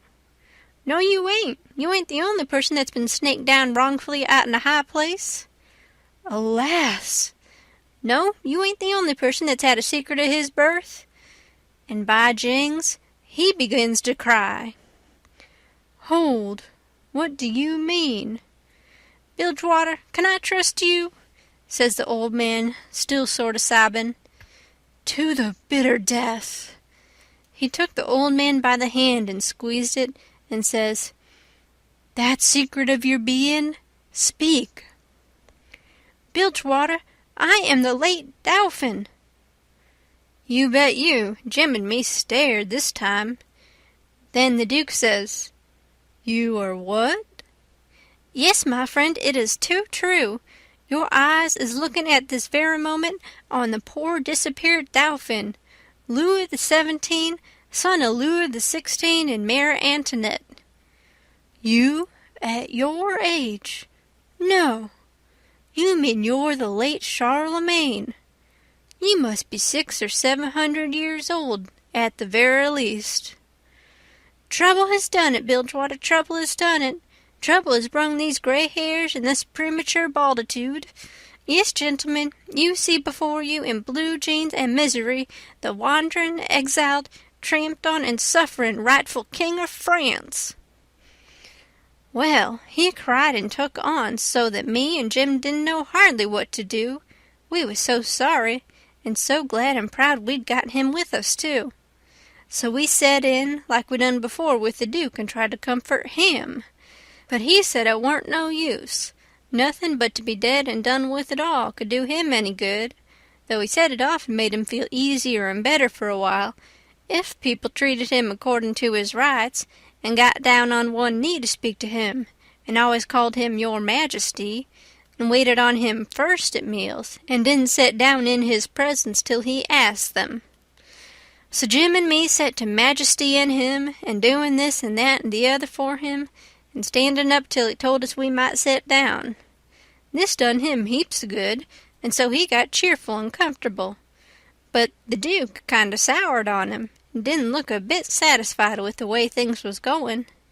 Still, the king acted real friendly towards him, and said the Duke's great-grandfather and all the other Dukes of Bilgewater was a good deal thought of by his father, and was allowed to come to the palace considerable. But the Duke stayed huffy a good while, till by and by the king says, "Like as not we got to be together a blamed long time on this here raft, Bilgewater, and so what's the use of your being sour? It'll only make things uncomfortable. It ain't my fault I warn't born a duke. It ain't your fault you warn't born a king, so what's the use to worry? Make the best of things, the way you find 'em, says I. That's my motto. This ain't no bad thing that we struck here. Plenty grub and an easy life. Come, give us your hand, Duke, and let's all be friends." The Duke done it, and Jim and me was pretty glad to see it. It took away all the uncomfortableness, and we felt mighty good over it, because it would have been a miserable business to have any unfriendliness on the raft, for what you want above all things on a raft is for everybody to be satisfied and feel right and kind towards the others. It didn't take me long to make up my mind that these liars weren't no kings nor dukes at all, but just low-down humbugs and frauds. But I never said nothing, never let on. Kept it to myself. It's the best way. Then you don't have no quarrels and don't get into no trouble. If they wanted us to call them kings and dukes, I hadn't no objections, long as it would keep peace in the family. And it warn't no use to tell Jim, so I didn't tell him. If I never learnt nothing else out of Pap, I learnt that the best way to get along with his kind of people is to let them have their own way. End of chapter 19. The Adventures of Huckleberry Finn by Mark Twain. Chapter 20. They asked us considerable many questions, wanting to know what we covered up the raft that way for, and laid by in the daytime instead of running. Was Jim a runaway nigger? Says I, goodness sakes, would a runaway nigger run south? No, they allowed he wouldn't. I had to account for things some way, so I says, my folks was living in Pike County in Missouri when I was born, and they all died off but me and Pa and my brother Ike. Pa, he 'lowed he'd break up and go down and live with Uncle Ben, who's got a little one-horse place on the river, 44 mile below Orleans. Pa was pretty poor and had some debts, so when he'd squared up, there warn't nothing left but $16 and our nigger Jim. That warn't enough to take us 1,400 mile, duck passage nor no other way. Well, when the river rose, Pa had a streak o' luck one day. He ketched this piece of a raft, so we reckon we go down to Orleans on it. Pa's luck didn't hold out. A steamboat run over the for'ard corner of the raft one night, and we all went overboard and dove under the wheel. Jim and me come up all right, but Pa was drunk, and Ike was only 4 years old, so they never come up no more. Well, for the next day or two we had considerable trouble, because people was always coming out in skiffs and trying to take Jim away from me, saying they believed he was a runaway nigger. We don't run daytimes no more now. Nights, they don't bother us. The Duke says, "Leave me alone to cipher out a way so we can run in the daytime if we want to. I'll think the thing over. I'll invent a plan that'll fix it. We'll let it alone for today, because, of course, we don't want to go by that town yonder in daylight. It mightn't be healthy." Towards night it begun to darken up and look like rain. The heat lightning was squirting around low down in the sky, and the leaves was beginning to shiver. It was going to be pretty ugly, it was easy to see that. So the Duke and the King went to overhauling our wigwam to see what the beds was like. My bed was a straw tick, better than Jim's, which was a corn shuck tick. There's always cobs around in a shuck tick, and they poke into you and hurt.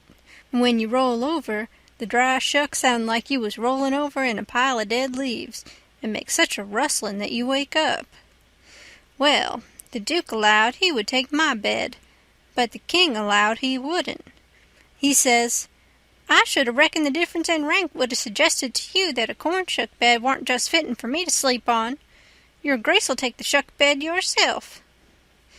Jim and me was in a sweat again for a minute, being afraid there was going to be some more trouble amongst them. So we was pretty glad when the Duke says, "'Tis my fate to be always ground into the mire under the iron heel of oppression. Misfortune has broken my once haughty spirit. I yield, I submit. 'Tis my fate. I am alone in the world. Let me suffer, can bear it." We got away as soon as it was good and dark. The King told us to stand well out towards the middle of the river, and not show a light till we got a long ways below the town. We come inside of the little bunch of lights by and by. That was the town, you know, and slid by, about a half-mile out all right. When we was 3/4 of a mile below, we hoisted up our signal lantern, and about 10 o'clock it come on to rain and blow and thunder and lighten like everything. So the King told us both to stay on watch till the weather got better. Then him and the Duke crawled into the wigwam and turned in for the night. It was my watch below till 12, but I wouldn't have turned in anyway if I'd had a bed, because a body don't see such a storm as that every day in the week, not by a long sight. My souls, how the wind did scream along, and every second or two there'd come a glare that lit up the whitecaps for a mile around, and you'd see the island looking dusty through the rain, and the trees thrashing around in the wind. Then comes a whack, bum bum, bum-ba-lum-ba-lum, bum bum bum bum, and the thunder would go rumbling and grumbling away and quit, and then rip comes another flash and another sockdologer. The waves most washed me off the raft sometimes, but I hadn't any clothes on and didn't mind. We didn't have no trouble about snags. The lightning was glaring and flittering around so constant that we could see them plenty soon enough to throw her head this way or that and miss them.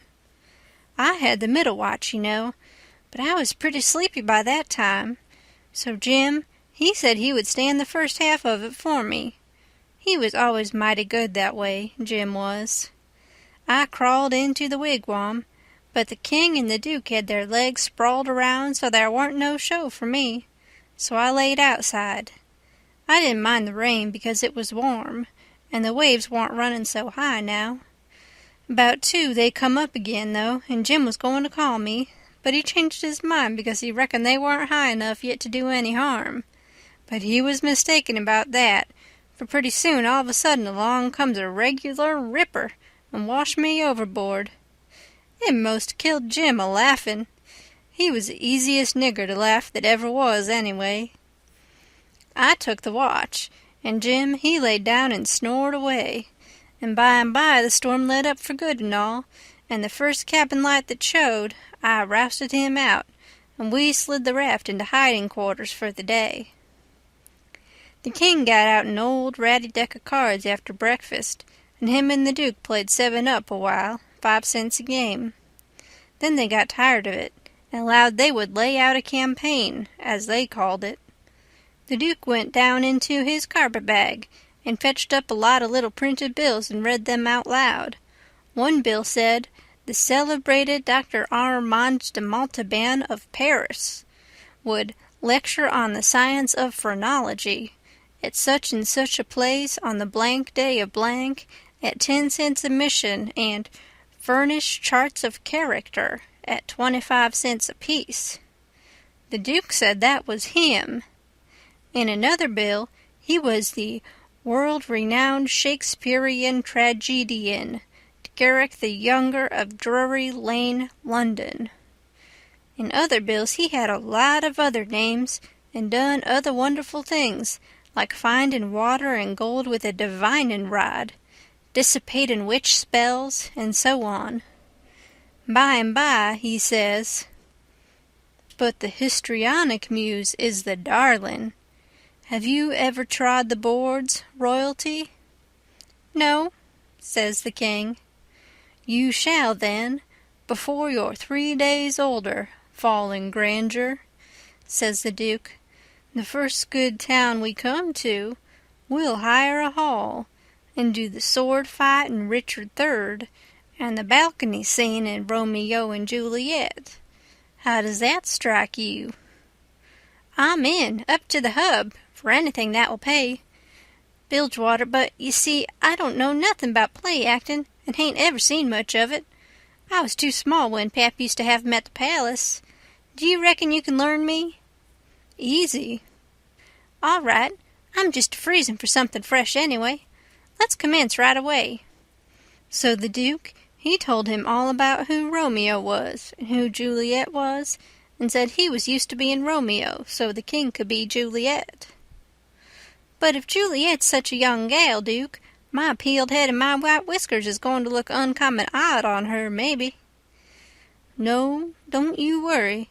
These country jakes won't ever think of that. Besides, you know, you'll be in costume, and that makes all the difference in the world. Juliet's in a balcony, enjoying the moonlight before she goes to bed, and she's got on her nightgown and her ruffled nightcap. Here are the costumes for the parts." He got out 2 or 3 curtain calico suits, which he says was medieval armor for Richard III and the other chap, and a long white cotton nightshirt and a ruffled nightcap to match. The king was satisfied, so the Duke got out his book and read the parts over in the most splendid spread-eagle way, prancing around and acting at the same time, to show how it had to be done. Then he give the book to the king and told him to get his part by heart. There was a little one-horse town about 3 mile down the bend, and after dinner the Duke said he had ciphered out his idea about how to run in daylight without it being dangersome for Jim, so he allowed he would go down to the town and fix that thing. The king allowed he would go too and see if he couldn't strike something. We was out of coffee, so Jim said I better go along with them in the canoe and get some. When we got there weren't nobody stirring, streets empty and perfectly dead and still like Sunday. We found a sick nigger sunning himself in a backyard, and he said everybody that warn't too young or too sick or too old was gone to camp meeting about 2 mile back in the woods. The king got the directions and allowed he'd go and work that camp meeting for all it was worth, and I might go too. The Duke said what he was after was a printing office. We found it, a little bit of a concern, up over a carpenter shop. Carpenters and printers all gone to the meeting and no doors locked. It was a dirty, littered-up place and had ink marks and handbills with pictures of horses and runaway niggers on 'em, all over the walls. The Duke shed his coat and said he was all right now, so me and the King lit out for the camp meeting. We got there in about a half an hour fairly dripping, for it was a most awful hot day. There was as much as 1,000 people there, from 20 mile round. The woods was full of teams and wagons, hitched everywheres, feeding out of the wagon troughs and stomping to keep off the flies. There was sheds made out of poles and roofed over with branches, where they had lemonade and gingerbread to sell, and piles of watermelons and green corn and such like truck. The preaching was going on under the same kinds of sheds, only they was bigger and held crowds of people. The benches was made out of outside slabs of logs, with holes bored in the round side to drive sticks into for legs. They didn't have no backs. The preachers had high platforms to stand on at one end of the sheds. The women had on sunbonnets, and some had linsey-woolsey frocks, some gingham ones, and a few of the young ones had on calico. Some of the young men was barefooted, and some of the children didn't have on any clothes but just a tow linen shirt. Some of the old women was knitting, and some of the young folks was courting on the sly. The first shed we come to, the preacher was lining out a hymn. He lined out 2 lines. Everybody sung it, and it was kind of grand to hear it. There was so many of them, and they done it in such a rousing way. Then he lined out 2 more for them to sing, and so on. The people woke up more and more, and sung louder and louder, and towards the end some begun to groan and some begun to shout. Then the preacher begun to preach, and begun in earnest too, and went weaving first to one side of the platform, and then the other, and then a-leaning down over the front of it with his arms and his body going all the time, and shouting his words out with all his might, and every now and then he would hold up his Bible and spread it open, and kind of pass it around this way and that, shouting, "It's the brazen serpent in the wilderness! Look upon it and live!" And people would shout out, "Glory, amen!" And so he went on, and the people groaning and crying and saying amen. "Oh, come to the mourner's bench! Come, black with sin! Amen! Come, sick and sore! Amen! Come, lame and halt and blind! Amen! Come, poor and needy, sunk in shame! Amen! Come, all that's worn and soiled and suffering! Come with a broken spirit! Come with a contrite heart! Come in your rags and sin and dirt! The waters that cleanses free, the door of heaven stands open. Oh, enter in it, be at rest! Amen! Glory, glory, hallelujah!" And so on. You couldn't make out what the preacher said any more on account of the shouting and crying. Folks got up everywheres in the crowd and worked their way just by main strength to the mourner's bench, with the tears running down their faces. When all the mourners had got up there to the front benches in a crowd, they sung and shouted and flung themselves down on the straw, just crazy and wild. Well, the first thing I knowed, the King got a-going, and you could hear him over everybody, and next he went to charging up onto the platform, and the preacher, he begged him to speak to the people, and he done it. He told them he was a pirate, been a pirate for 30 years out in the Indian Ocean, and his crew was thinned out considerable last spring in a fight, and he was home now to take out some fresh men, and thanks to goodness he'd been robbed last night and put ashore off of a steamboat without a cent, and he was glad of it. It was the blessedest thing that ever happened to him, because he was a changed man now, and happy for the first time in his life, and poor as he was going to start right off and work his way back to the Indian Ocean, and put in the rest of his life trying to turn the pirates into the true path, for he could do it better than anybody else, being acquainted with all pirate crews in that ocean.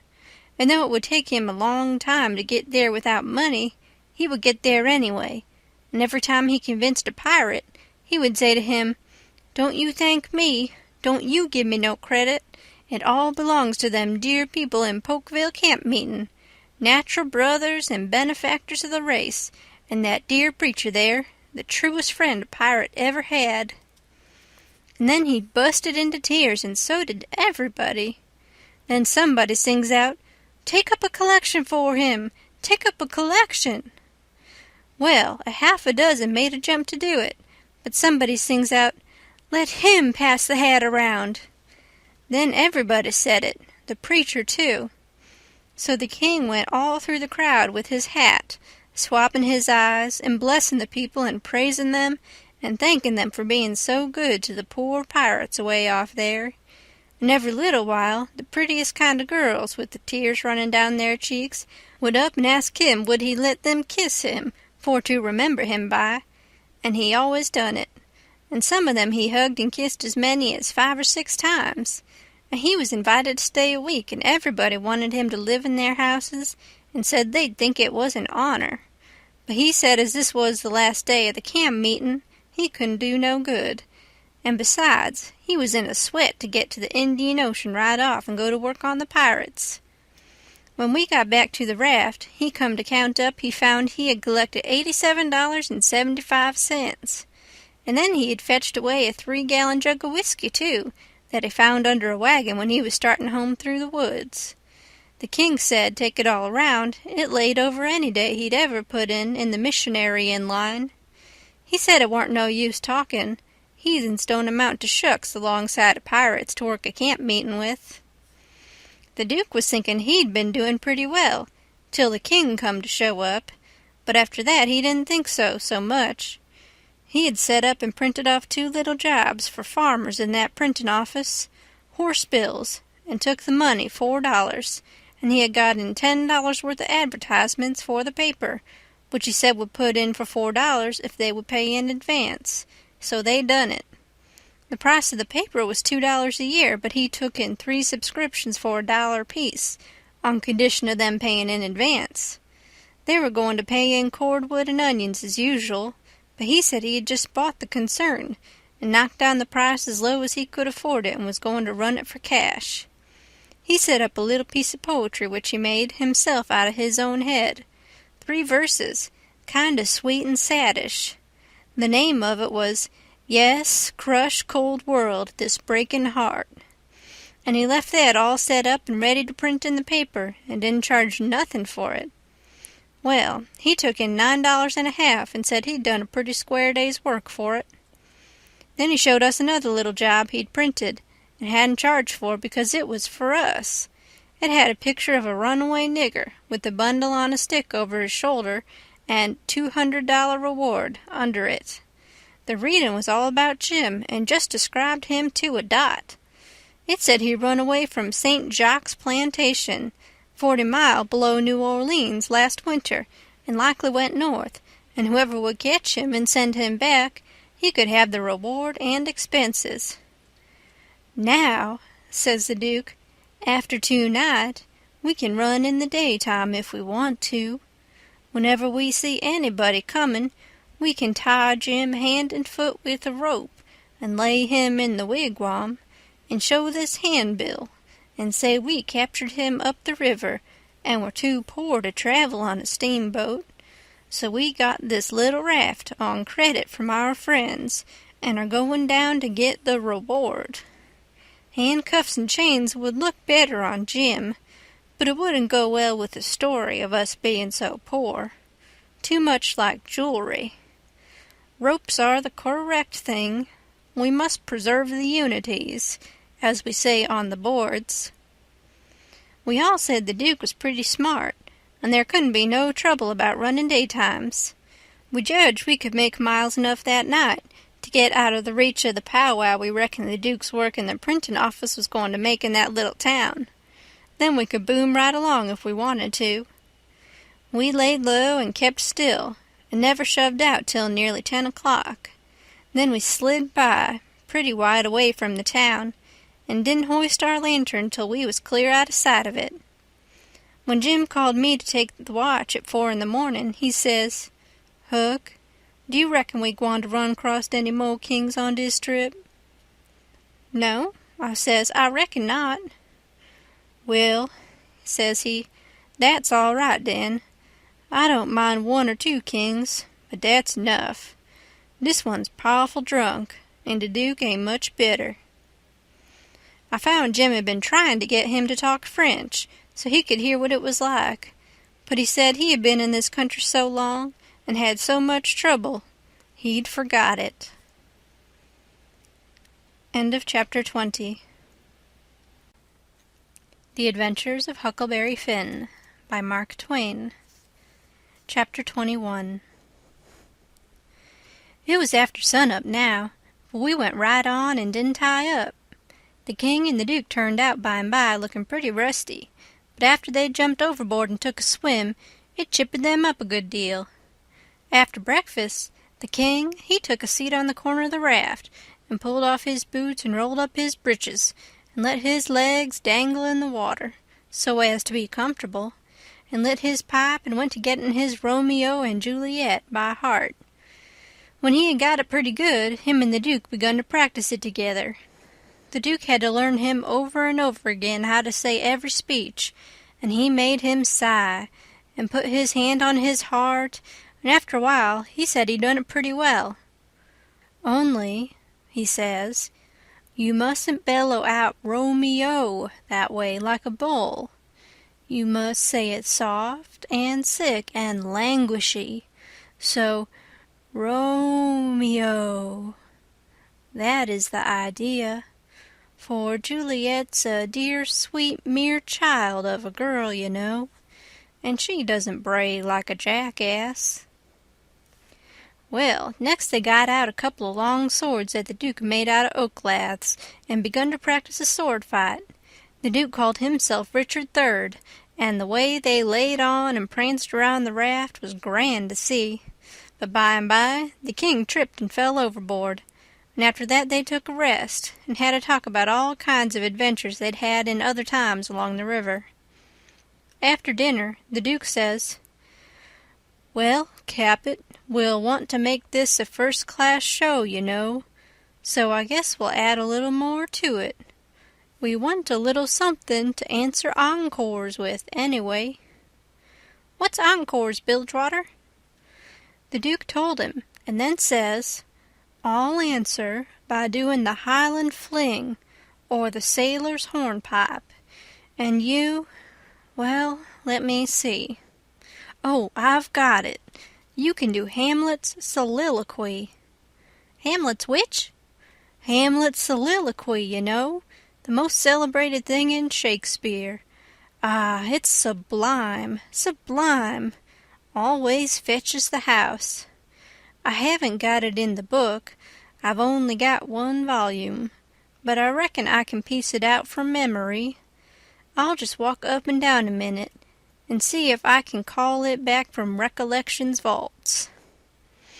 So he went to marching up and down, thinking and frowning horrible every now and then. Then he would hoist up his eyebrows, next he would squeeze his hand on his forehead and stagger back and kind of moan. Next he would sigh, and next he'd let on to drop a tear. It was beautiful to see him. By and by he got it. He told us to give attention. Then he strikes a most noble attitude, with one leg shoved forwards and his arms stretched away up and his head tilted back, looking up at the sky. And then he begins to rip and rave and grit his teeth, and after that, all through his speech, he howled and spread around and swelled up his chest and just knocked the spots out of any actin' ever I see before. This is the speech. I learned it easy enough while he was learning it to the king. "To be or not to be, that is the bare bodkin. That mixed calamity of so long life. For who would fardels bear till Birnam wood do come to Dunsinane, but that the fear of something after death murders the innocent sleep, great nature's second course, and makes us rather sling the arrows of outrageous fortune than fly to others that we know not of. There's the respect must give us pause. Wake Duncan with thy knocking, I would thou couldst, for who would bear the whips and scorns of time? The oppressor's wrong, the proud man's contumely, the law's delay, and the quietus which his pangs might take in the dead waste and middle of the night, when churchyards yawn in customary suits of solemn black. But that the undiscovered country, from whose bourne no traveller returns, breathes forth contagion on the world, and thus the native hue of resolution, like the poor cat in the adage, is sicklied o'er with care, and all the clouds that lowered o'er our housetops with this regard their currents turn awry, and lose the name of action. 'Tis a consummation devoutly to be wished. But soft, you, the fair Ophelia, ope not thy ponderous and marble jaws, but get thee to a nunnery, go. Well, the old man he liked that speech, and he mighty soon got it so he could do it first rate. It seemed like he was just born for it. When he had his hand in and was excited, it was perfectly lovely, the way he would rip and tear and rair up behind when he was getting it off. The first chance we got, the Duke he had some show bills printed, and after that, for 2 or 3 days as we floated along, the raft was a most uncommon lively place, for there warn't nothing but sword-fighting and rehearsing, as the Duke called it, going on all the time. One morning, when we was pretty well down the state of Arkansas, we come in sight of a little one-horse town in a big bend, so we tied up about 3/4 of a mile above it, in the mouth of a crick which was shut in like a tunnel by the cypress trees, and all of us but Jim took the canoe and went down there to see if there was any chance in that place for our show. We struck it mighty lucky. There was going to be a circus there that afternoon, and the country people was already beginning to come in all kinds of old shackly wagons and on horses. The circus would leave before night, so our show would have a pretty good chance.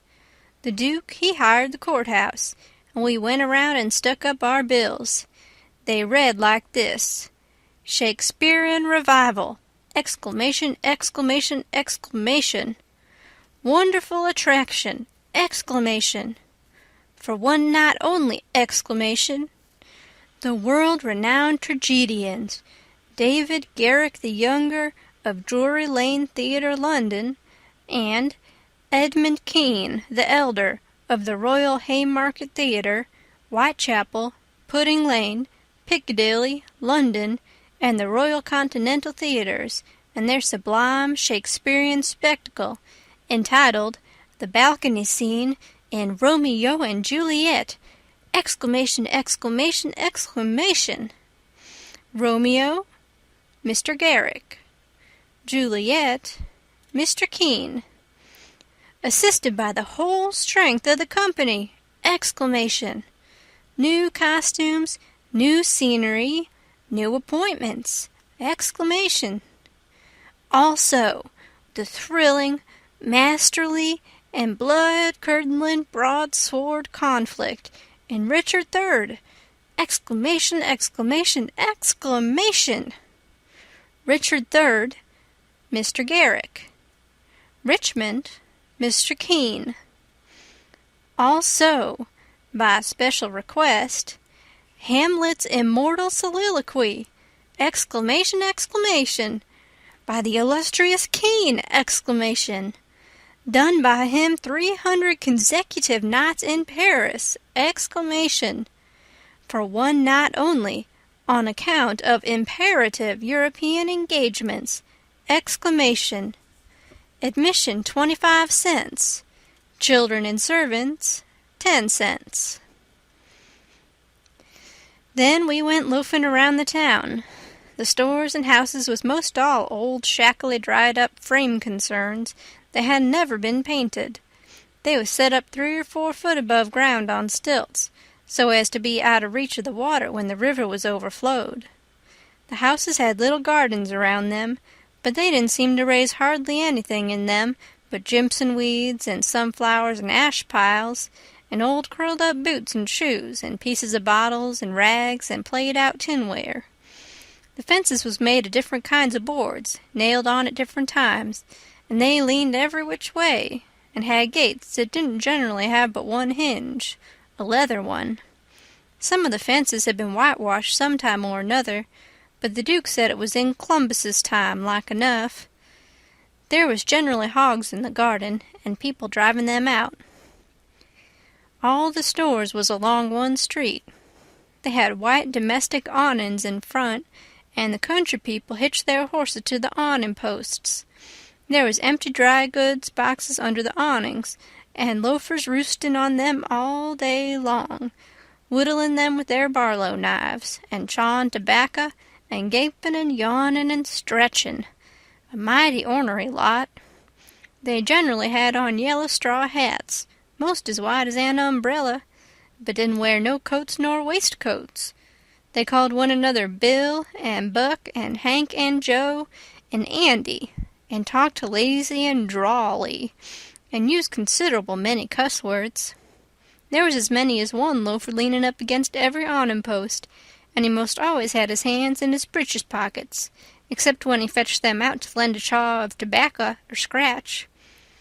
What a body was hearing amongst them all the time was, "Gimme a chaw of your tobaccer, Hank."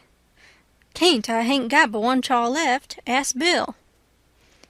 Maybe Bill, he gives him a chaw. Maybe he lies and says he ain't got none. Some of them kinds of loafers never has a cent in the world, nor a chaw of tobacco of their own, but they get all their chawing by borrowing. They say to a fella, "I wisht you'd lend me a chaw, Jack. I just this minute gave Ben Thompson the last chaw I had," which is a lie pretty much every time. It don't fool nobody but a stranger. But Jack ain't no stranger, so he says, "You give him a chaw, did you? So did your sister's cat's grandmother. You pay me back the chaws you've already borrowed off of me, Leif Buckner, then I'll loan you 1 or 2 ton of it, and won't charge you no back interest nuther." "Well, I did pay you back some of it onct." "Yes, you did, 'bout 6 chaws. You borrowed store tobacco and paid back niggerhead." Store tobacco is flat black plug, but these fellows mostly chaws the natural leaf twisted. When they borrow a chaw, they don't generally cut it off with a knife, but set the plug in between their teeth, and gnaw with their teeth and tug at the plug with their hands till they get it in two. And sometimes the one that owns the tobacco looks mournfully at it when it's handed back, and says sarcastic, "Here, give me the chaw and you take the plug." All the streets and lanes was just mud. There weren't nothing else but mud. Mud as black as tar and nigh about a foot deep in some places, and 2 or 3 inches deep in all the places. The hogs loafed and grunted around everywheres. You'd see a muddy sow and a litter of pigs come lazying along the street and wallop herself right down in the way, where folks had to walk around her, and she'd stretch out and shut her eyes and wave her ears whilst the pigs was milking her, and look as happy as if she was on salary. And pretty soon you'd hear a loafer sing out, "Hi, so, boy, sick him, Tige," and away the sow would go, squealing most horrible, with a dog or 2 swinging to each ear, and 3 or 4 dozen more coming. And then you would see all the loafers get up and watch the thing out of sight, and laugh at the fun and look grateful for the noise. Then they'd settle back again till there was a dog fight. There couldn't anything wake them up all over, and make them happy all over, like a dog fight, unless it might be putting turpentine on a stray dog and setting fire to him, or tying a tin pan to his tail and see him run himself to death. On the riverfront some of the houses was sticking out over the bank, and they was bowed and bent and about ready to tumble in. The people had moved out of them. The bank was caved away under one corner of some others, and that corner was hanging over. People lived in them yet, but it was dangersome, because sometimes a strip of land as wide as a house caves in at a time. Sometimes a belt of land 1/4 of a mile deep will start in and cave along, till it all caves into the river in one summer. Such a town as that has to be always moving back and back and back, because the river's always gnawing at it. The nearer it got to noon that day, the thicker and thicker was the wagons and horses in the streets, and more coming all the time. Families fetched their dinners with them from the country, and eat them in the wagons. There was considerable whiskey drinking going on, and I seen 3 fights. By and by somebody sings out, "Here comes old Boggs, in from the country for his little old monthly drunk. Here he comes, boys." All the loafers looked glad. I reckon they was used to having fun out of Boggs. One of them says, "Wonder who he's a-gwine to chaw up this time. If he'd a-chawed up all the men he's been a-gwine to chaw up in the last 20 year, he'd have considerable reputation now." Another one says, "I wisht old Boggs had threatened me, 'cause then I'd know I warn't gwine to die for 1,000 year." Boggs come a-tearing along on his horse, whooping and yelling like an Injun, and singing out, "Clear the track thar! I'm on the war-path, and the price of coffins is a-gwine to rise." He was drunk and weaving about in his saddle. He was over 50 year old, and had a very red face. Everybody yelled at him and laughed at him and sassed him, and he sassed back and said he'd attend to them and lay them out in their regular turns, but he couldn't wait now because he'd come to town to kill old Colonel Sherburne, and his motto was, "Meat first and spoon victuals to top off on." He see me and rode up and says, "Where'd you come from, boy? You prepared to die?" Then he rode on. I was skeered, but a man says, "He don't mean nothin'. He's always a-carryin' on like that when he's drunk. He's the best-naturedest old fool in Arkansas. Never hurt nobody, drunk nor sober." Boggs rode up before the biggest store in town, and bent his head down so he could see under the curtain of the awning, and yells, "Come out here, Sherburne! Come out and meet the man you've swindled. You're the hound I'm after, and I'm a-gwine to have you, too." And so he went on, calling Sherburne everything he could lay his tongue to, and the whole street packed with people listening and laughing and going on. By and by, a proud-looking man about 55, and he was a heap the best-dressed man in that town, too, steps out of the store, and the crowd drops back on each side to let him come. He says to Boggs, mighty calm and slow, he says, "I'm tired of this, but I'll endure it till 1 o'clock. Till 1 o'clock, mind, no longer. If you open your mouth against me only once after that time, you can't travel so far, but I will find you." Then he turns and goes in. The crowd looked mighty sober. Nobody stirred, and there warn't no more laughing. Boggs rode off, blackguarding Sherburne as loud as he could yell, all down the street, and pretty soon back he comes, and stops before the store, still keeping it up. Some men crowded around him and tried to get him to shut up, but he wouldn't. They told him it would be 1 o'clock in about 15 minutes, and so he must go home. He must go right away. But it didn't do no good.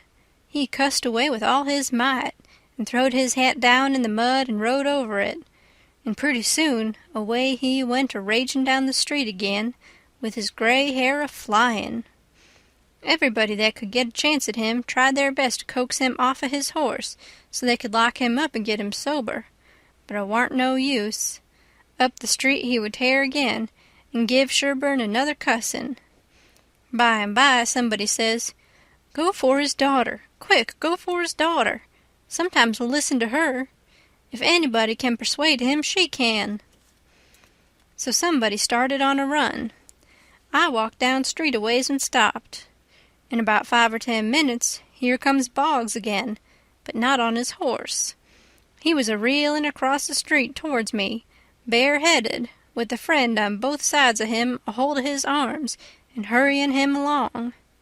He was quiet and looked uneasy, and he warn't hanging back any, but was doing some of the hurrying himself. Somebody sings out, "Boggs." I looked over there to see who said it, and it was that Colonel Sherburne. He was standing perfectly still in the street, and had a pistol raised in his right hand, not aiming it, but holding it out with the barrel tilted up towards the sky. The same second I see a young girl coming on the run, and 2 men with her. Boggs and the men turned round to see who called him, but when they see the pistol, the men jumped to one side, and the pistol barrel come down slow and steady to a level, both barrels cocked. Boggs throws up both of his hands and says, "Oh, Lord, don't shoot!" Bang goes the first shot, and he staggers back, clawing at the air. Bang goes the second one, and he tumbles backward onto the ground, heavy and solid with his arms spread out. That young girl screamed out and comes rushing, and down she throws herself on her father, crying and saying, "Oh, he's killed him! He's killed him!" The crowd closed up around them and shouldered and jammed one another with their necks stretched, trying to see, and people on the inside trying to shove them back, and shouting, "Back, back! Give him air! Give him air!" Colonel Sherburne, he tossed his pistol onto the ground and turned around on his heels and walked off.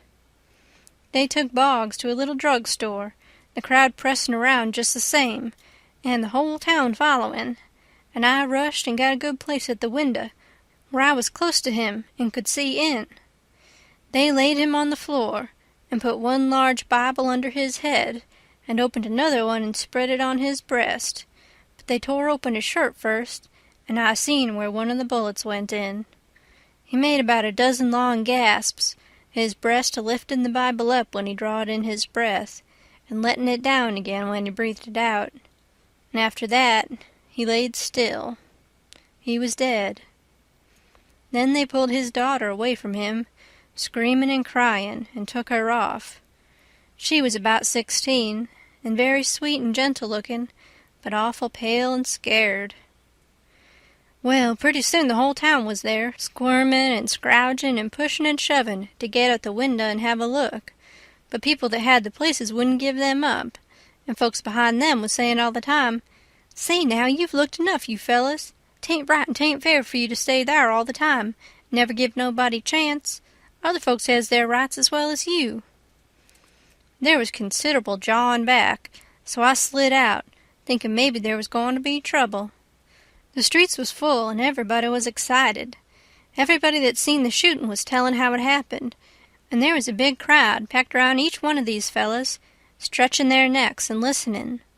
One long, lanky man with long hair and a big white fur stovepipe hat on the back of his head and a crooked-handled cane marked out the places on the ground where Boggs stood and where Sherburne stood, and the people following him around from one place to the other and watching everything he done, and bobbing their heads to show they understood, and stooping a little and resting their hands on their thighs to watch him mark the places on the ground with his cane.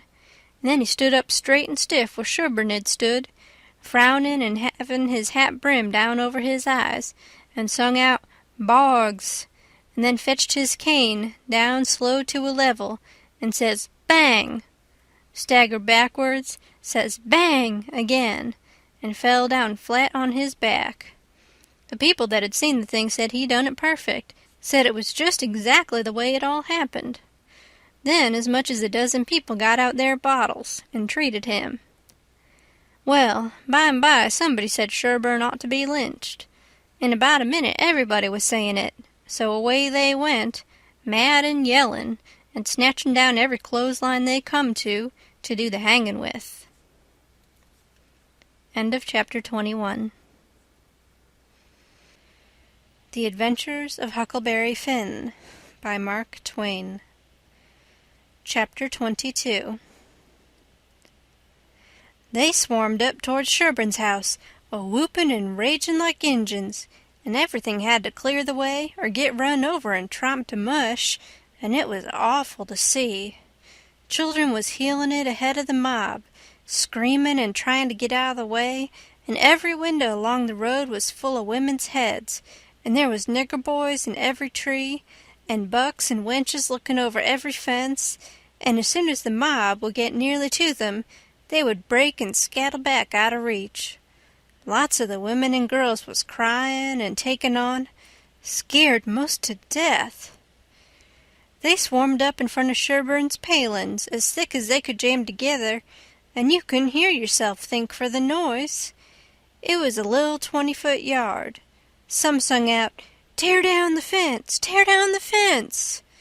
Then there was a racket of ripping and tearing and smashing, and down she goes, and the front wall of the crowd begins to roll in like a wave.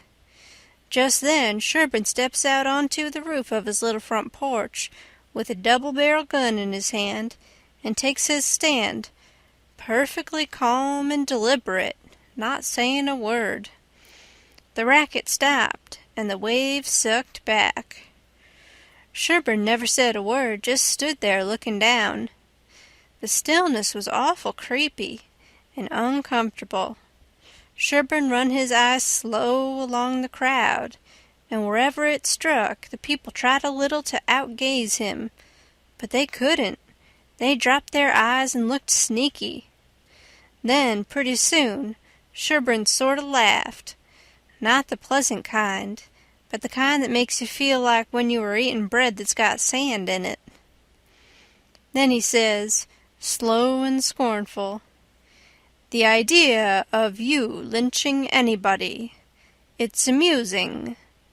The idea of you thinking you had pluck enough to lynch a man, because you're brave enough to tar and feather poor, friendless, cast-out women that come along here.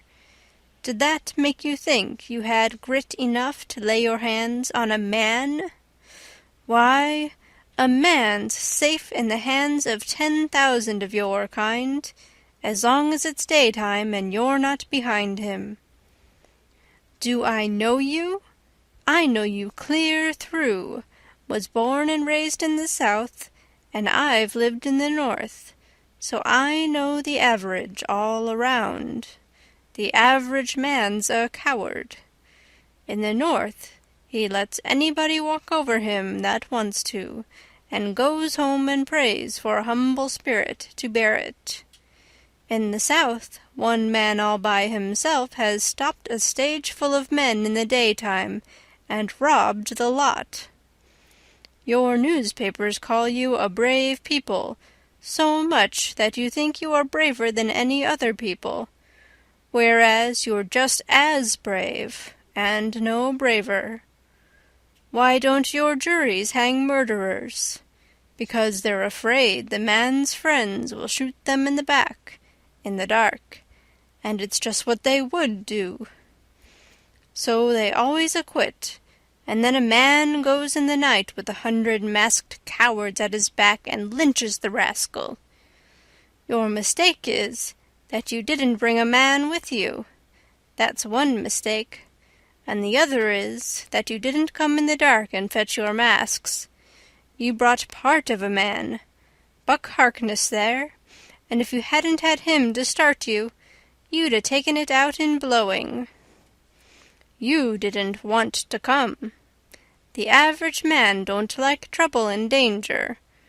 You don't like trouble and danger. But if only half a man, like Buck Harkness there, shouts, 'Lynch him, lynch him!' you're afraid to back down, afraid you'll be found out to be what you are. Cowards. And so you raise a yell and hang yourselves on to that half-a-man's coat-tail, and come raging up here swearing what big things you're going to do. The pitifullest thing out is a mob. That's what an army is, a mob.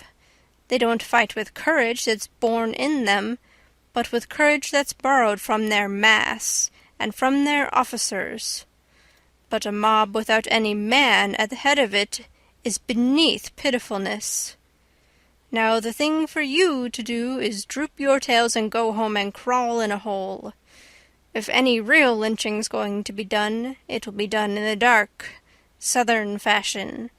And when they come, they'll bring their masks and fetch a man along. Now leave, and take your half-a-man with you," tossing his gun up across his left arm and cocking it when he says this.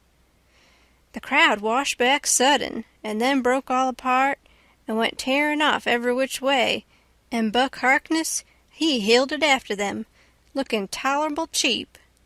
I could have stayed if I wanted to, but I didn't want to.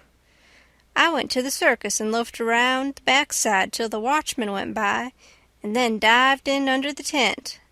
I had my $20 gold piece and some other money, but I reckoned I'd better save it, 'cause there ain't no telling how soon you're gonna need it, away from home and amongst strangers that way. You can't be too careful. I ain't opposed to spending money on circuses when there ain't no other way, but there ain't no use in wasting it on them. It was a real bully circus. It was the splendidest sight that ever was when they all come riding in, 2 and 2, a gentleman and lady side by side, the men just in their drawers and undershirts, and no shoes nor stirrups, and resting their hands on their thighs, easy and comfortable. There must have been 20 of 'em, and every lady with a lovely complexion, and perfectly beautiful, and looking just like a gang of real sure-enough queens, and dressed in clothes that cost millions of dollars, and just littered with diamonds. It was a powerful fine sight. I never see anything so lovely. And then one by one they got up and stood, and went a-weaving around the ring, so gentle and wavy and graceful, the men looking ever so tall and airy and straight, with their heads bobbing and skimming along, away up there under the tent roof, and every lady's rose-leafy dress flapping soft and silky round her hips, and she looking like the most loveliest parasol. And then faster and faster they went, all of them dancing, first one foot out in the air and then the other, the horses leaning more and more, and the ringmaster going round and round the center pole, cracking his whip and shouting, "Hi! Hi!" and the clown cracking jokes behind him, and by all hands dropped the reins, and every lady put her knuckles on her hips, and every gentleman folded his arms, and then how the horses did lean over and hump themselves. And so one after the other they all skipped off into the ring, and made the sweetest bow I ever see, and then scampered out, and everybody clapped their hands and went just about wild. Well, all through the circus they done the most astonishing things, and all the time that clown carried on so it most killed the people. The ringmaster couldn't ever say a word to him, but he was back at him quick as a wink with the funniest things a body ever said, and how he ever could think of so many of them, and so sudden and so pat, was what I couldn't no way understand. Why, I couldn't have thought of them in a year, and by, a drunk man tried to get into the ring, said he wanted to ride, said he could ride as well as anybody that ever was. They argued and tried to keep him out, but he wouldn't listen, and the whole show come to a standstill. Then the people begun to holler at him and make fun of him, and that made him mad, and he begun to rip and tear, so that stirred up the people, and a lot of men begun to pile down off of the benches and swarm towards the ring, saying, "Knock 'em down! Throw 'em out!" And 1 or 2 women begun to scream. So then the ringmaster he made a little speech and said he hoped there wouldn't be no disturbance, and if the man would promise he wouldn't make no more trouble, he would let him ride if he thought he could stay on the horse. So everybody laughed and said all right, and the man got on. The minute he was on, the horse begun to rip and tear and jump and cavort around, with 2 circus men hanging on to his bridle, trying to hold him, and the drunk man hanging on to his neck, and his heels flying in the air every jump, and the whole crowd of people standing up shouting and laughing till tears rolled down. And alas, sure enough, all the circus men could do, the horse broke loose, and away he went like the very nation, round and round the ring with that sot laying down on him and hanging to his neck, with first one leg hanging most to the ground on one side, and then the other one on the other side, and the people just crazy. It warn't funny to me, though. I was all of a tremble to see his danger. But pretty soon he struggled up a straddle and grabbed the bridle, a-reeling this way and that, and the next minute he sprung up and dropped the bridle and stood, and the horse a-going like a house afire, too. He just stood up there, a-sailing around as easy and comfortable as if he warn't ever drunk in his life, and then he begun to pull off his clothes and sling them. He shed them so thick they kind of clogged up the air, and altogether he shed 17 suits. And then there he was, slim and handsome and dressed the gaudiest and prettiest you ever saw. And he lit into that horse with his whip and made him fairly hum, and finally skipped off and made his bow and danced off to the dressing-room, and everybody just a-howlin' with pleasure and astonishment. Then the ringmaster, he see how he'd been fooled, and he was the sickest ringmaster you ever see, I reckon. Why, it was one of his own men. He had got up that joke all out of his own head, and never let on to nobody. Well, I felt sheepish enough to be took in so, but I wouldn't have been in that ringmaster's place, not for $1,000. I don't know, there may be bullier circuses than what that one was, but I never struck them yet. Anyways, it was plenty good enough for me, and wherever I run across it, it can have all of my custom every time. Well, that night we had our show, but there warn't only about 12 people there, just enough to pay expenses, and they laughed all the time, and that made the Duke mad, and everybody left anyway before the show was over, but one boy, which was asleep. So the Duke said these Arkansas lunkheads couldn't come up to Shakespeare. What they wanted was low comedy, and maybe something ruther worse than low comedy, he reckoned. He said he could size their style. So next morning he got some big sheets of wrapping paper and some black paint and drawed off some handbills and stuck them up all over the village. The bills said, "At the courthouse! Exclamation! For 3 nights only! Exclamation! The world-renowned tragedians! David Garrick the Younger! Exclamation! And Edmund Kean the Elder! Exclamation! Of the London and Continental theatres, in their thrilling tragedy of the King's Camelopard, or the Royal Nonsuch! Exclamation! Exclamation! Exclamation! Admission 50 cents. Then at the bottom was the biggest line of all, which said, "Ladies and children not admitted." "There," says he, "if that line don't fetch 'em, I don't know Arkansas." End of chapter 22. The Adventures of Huckleberry Finn by Mark Twain. Chapter 23. Well, all day him and the king was hard at it, rigging up a stage and a curtain and a row of candles for footlights, and that night the house was jam full of men in no time. When the place couldn't hold no more, the Duke, he quit tending door and went around the back way and come onto the stage and stood up before the curtain and made a little speech and praised up this tragedy and said it was the most thrillingest one that ever was. And so he went on a-bragging about the tragedy and about Edmund Kean the Elder, which was to play the main principal part in it. And at last, when he'd got everybody's expectations up high enough, he rolled up the curtain, and the next minute the king come a-prancing out on all fours, naked, and he was painted all over, rings streaked and striped all sorts of colors, as splendid as a rainbow. But never mind the rest of his outfit, it was just wild, but it was awful funny. The people most killed themselves laughing, and when the king got done caperin' and capered off behind the scenes, they roared and clapped and stormed and haw-hawed till he come back and done it over again, and after that they made him do it another time. Well, it would make a cow laugh to see the shines that old idiot cut. Then the Duke he lets the curtain down and bows to the people and says the great tragedy will be performed only 2 nights more, on accounts of pressin' London engagements, where the seats is all sold already for it in Drury Lane. And then he makes them another deep bow and says if he has succeeded in pleasing them and instructing them, He will be deeply obleeged if they will mention it to their friends and get them to come and see it." 20 people sings out, "What, is it over? Is that all?" The Duke says yes. Then there was a fine time. Everybody sings out, "Sold!"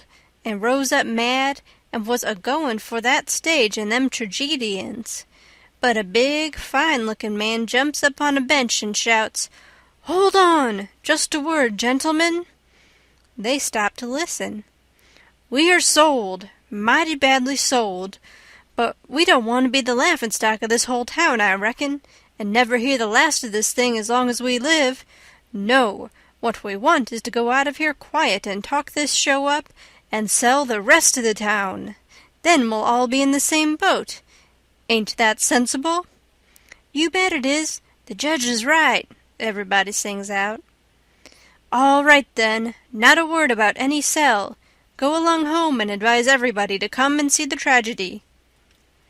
Next day you couldn't hear nothing around that town but about how splendid that show was. House was jammed again that night, and we sold this crowd the same way. When me and the King and the Duke got home to the raft, we all had a supper, and by about midnight, they made Jim and me back her out and float her down the middle of the river and fetch her in and hide her about 2 miles below town. The third night, the house was crammed again, and they warn't newcomers this time, but people that was at the show the other 2 nights. I stood by the Duke at the door, and I see that every man that went in had his pockets bulgin' or something muffled up under his coat, and I see it weren't no perfumery neither, not by a long sight. I smelt sickly eggs by the barrel, and rotten cabbages and such things, and if I know the signs of a dead cat being around, and I bet I do, there was 64 of them went in. I shoved in there for a minute, but it was too various for me. I couldn't stand it. Well, when the place couldn't hold no more people, the Duke, he give a fella a quarter and told him to tend door for a minute, and then he started around for the stage door, I after him. But the minute we turned the corner and was in the dark, he says, "Walk fast now, till you get away from the houses, and then shin for the raft like the dickens was after you." I done it, and he done the same. We struck the raft at the same time, and in less than 2 seconds we was gliding downstream, all dark and still, and edging towards the middle of the river, nobody saying a word. I reckon the poor king was in for a gaudy time of it with the audience, but nothing of the sort. Pretty soon he crawls out from under the wigwam and says, "Well, how'd the old thing pan out this time, Duke?" He hadn't been uptown at all. We never showed a light till we was about 10 mile below the village. Then we lit up and had a supper, and the King and the Duke fairly laughed their bones loose over the way they'd served them people. The Duke says, "Greenhorns, flatheads, I knew the first house would keep mum and let the rest of the town get roped in, and I knew they'd lay for us the third night, and consider it was their turn now. Well, it is their turn, and I'd give something to know how much they'd take for it. I would just like to know how they're putting in their opportunity. They can turn it into a picnic if they want to. They brought plenty provisions." Them rapscallions took in $465 in that 3 nights. I never seen money hauled in by the wagon load like that before. By and by, when they was sleeping and snoring, Jim says, "Don't it surprise you, the way them kings carries on, Huck?" "No," I says, "it don't." "Why don't it, Huck?" "Well, it don't because it's in the breed. I reckon they're all alike." "But, Huck, these kings of ourn is reg'lar rapscallions. That's just what they is. They's reg'lar rapscallions." "Well, that's what I'm a-sayin'. All kings is mostly rapscallions, as fur as I can make out." "Is that so?" "You read about them once, you'll see. Look at Henry the Eighth. This'n is a Sunday school superintendent to him. And look at Charles II and Louis XIV, and Louis XV, and James II, and Edward II, and Richard III, and 40 more, besides all them Saxon heptarchies that used to rip around so in old times and raise Cain. My, you ought to see old Henry VIII when he was in bloom. He was a blossom. He used to marry a new wife every day and chop off her head next morning, and he would do it just as indifferent as if he was ordering up eggs. Fetch up Nell Gwynn, he says. They fetch her up. Next morning, chop off her head, and they chop it off. Fetch up Jane Shore, he says, and up she comes. Next morning, chop off her head, and they chop it off. Ring up Fair Rosamond. Fair Rosamond answers the bell. Next morning, chop off her head. And he made every one of them tell him a tale every night, and he kept that up till he had hogged 1,001 tales that way, and then he put them all in a book, and called it Domesday Book, which was a good name, and stated the case. You don't know kings, Jim, but I know them, and this old rip of ourn is one of the cleanest I've struck in history. Well, Henry, he takes a notion he wants to get up some trouble with this country. How does he go at it? Give notice? Give the country a show? No. All of a sudden, he heaves all the tea in Boston Harbor overboard and whacks out a Declaration of Independence and dares them to come on. That was his style. He never give anybody a chance. He had suspicions of his father, the Duke of Wellington. Well, what did he do? Ask him to show up? No. Drownded him in a butt of Mamsie, like a cat. Suppose people left money laying around where he was. What did he do? He collared it. Suppose he contracted to do a thing and you paid him and didn't sit down there and see that he done it. What did he do? He always done the other thing. Suppose he opened his mouth. What then? If he didn't shut it up powerful quick, he'd lose a lie every time. That's a kind of a bug, Henry was, and if we'd had him along 'stead of our kings, he'd have fooled that town a heap worse than ourn done. I don't say that ourn is lambs, because they ain't, when you come right down to the cold facts, but they ain't nothing to that old ram anyway. All I say is, kings is kings, and you got to make allowances. Take them all round, they're a mighty ornery lot. It's the way they're raised. But this one do smell so like donation, Huck. Well, they all do, Jim. We can't help the way a king smells. History don't tell no way. Now, the Duke, he's a tolerable likely man in some ways. Yes, the Duke's different, but not very different. This one's a middlin' hard lot for a Duke. When he's drunk, there ain't no nearsighted man could tell him from a king. Well, anyways, I don't hanker for no more'n 'em, Huck. These is all I can stand. It's the way I feel too, Jim, but we've got them on our hands, and we got to remember what they are and make allowances. Sometimes I wish we could hear of a country that's out of kings. What was the use to tell Jim these warn't real kings and dukes? It wouldn't have done no good, and besides, it was just as I said. You couldn't tell them from the real kind. I went to sleep, and Jim didn't call me when it was my turn. He often done that.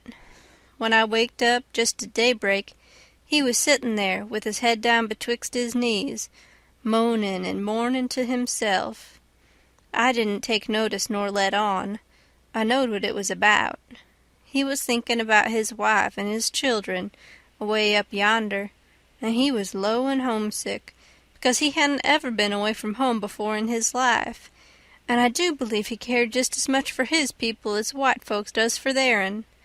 It don't seem natural, but I reckon it's so.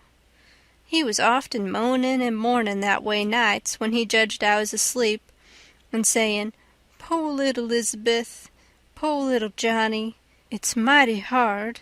I s'pect I ain't ever gwine to see you no mo', no mo'." He was a mighty good nigger, Jim was. But this time I somehow got to talking to him about his wife and young ones, and by he says, "What makes me feel so bad this time, is because I hear somepin over yonder on the bank like a whack or a slam, while ago, and it mind me er the time I treat my little Lizabeth so ornery. She warn't only 'bout 4 year old, and she took the scarlet fever, and had a powerful rough spell, but she got well, and one day she was a-standin' round, and I says to her, I says, 'Shut the door.' She never done it, just stood there, kinder smilin' up at me. It made me mad, and I says again, mighty loud, I says, 'Don't you hear me? Shut the door.' She just stood the same way, kinder smilin' up. I was a-bilin'. I says, 'I lay I make you mine.' And wid that I fetch her a slap side the head that sent her a-sprawlin'. Then I went into the other room, and is gone 'bout 10 minutes, and when I come back, there was that door standin' open yit, and that child standin' most right in it, a-lookin' down and mournin', and the tears runnin' down. My, but I was mad. I was a-gwine for the child, but just then, it was the door that opened innards. Just then, long come the wind and slam it to behind the child. Kerblam! And my land, the child never move. My breath most hop outer me, and I feel so, I don't know how I feel. I crope out all a-tremblin', and crope around and open the door easy and slow, and poke my head in behind the child, soft and still, and all of a sudden I says, 'Pow!' just as loud as I could yell. She never budge.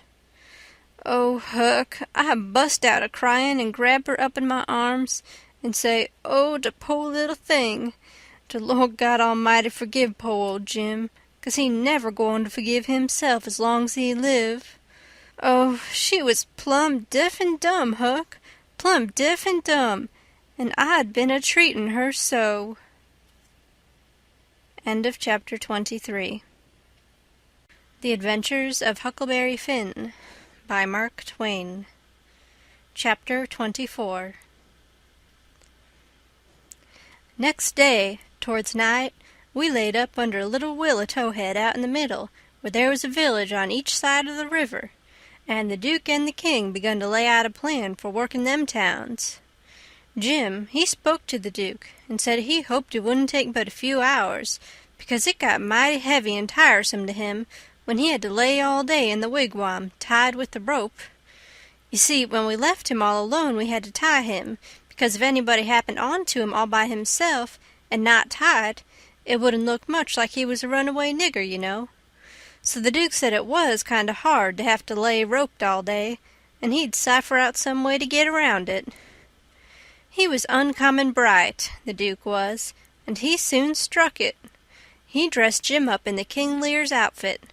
It was a long curtain calico gown, and a white horsehair wig and whiskers, and then he took his theater paint and painted Jim's face and hands and ears and neck all over a dead, dull, solid blue, like a man that's been drownded 9 days. Blamed if he warn't the horriblest-looking outrage I ever see. Then the Duke took and wrote out a sign on a shingle, so, "Sick Arab, but harmless when not out o' his head." And he nailed that shingle to a lath, and stood the lath up 4 or 5 foot in front of the wigwam. Jim was satisfied. He said it was a sight better than lying tied a couple of years every day, and trembling all over every time there was a sound. The Duke told him to make himself free and easy, and if anybody ever come meddling round, he must hop out of the wigwam and carry on a little, and fetch a howl or two like a wild beast, and he reckoned they would light out and leave him alone. Which was sound enough judgment, but you take the average man, and he wouldn't wait for him to howl. Why, he didn't only look like he was dead, he looked considerable more than that. These rapscallions wanted to try the Nonsuch again, because there was so much money in it, but they judged it wouldn't be safe, because maybe the news might have worked along down by this time. They couldn't hit no project that suited exactly, so at last the Duke said he reckoned he'd lay off and work his brains an hour or two and see if he couldn't put up something on the Arkansas village. and the king, he allowed he would drop over to the other village without any plan, but just trust in Providence to lead him the profitable way, meaning the devil, I reckon. We had all bought store clothes where we stopped last, and now the king put his'n on, and he told me to put mine on. I done it, of course. The king's duds was all black, and he did look real swell and starchy. I never knowed how clothes could change a body before. Why, before, he looked like the orneriest old rip that ever was. But now, when he'd take off his new white beaver and make a bow and do a smile, he looked that grand and good and pious that you'd say he had walked right out of the ark and maybe was old Leviticus himself. Jim cleaned up the canoe and I got my paddle ready. There's a big steamboat layin' at the shore way up under the point, about 3 mile above the town. Been there a couple of hours takin' on freight. Says the king, "See how I'm dressed?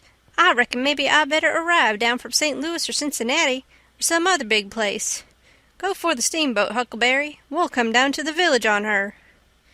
I didn't have to be ordered twice to go and take a steamboat ride. I fetched the shore a half a mile above the village, and then went scootin' along the bluff bank in the easy water.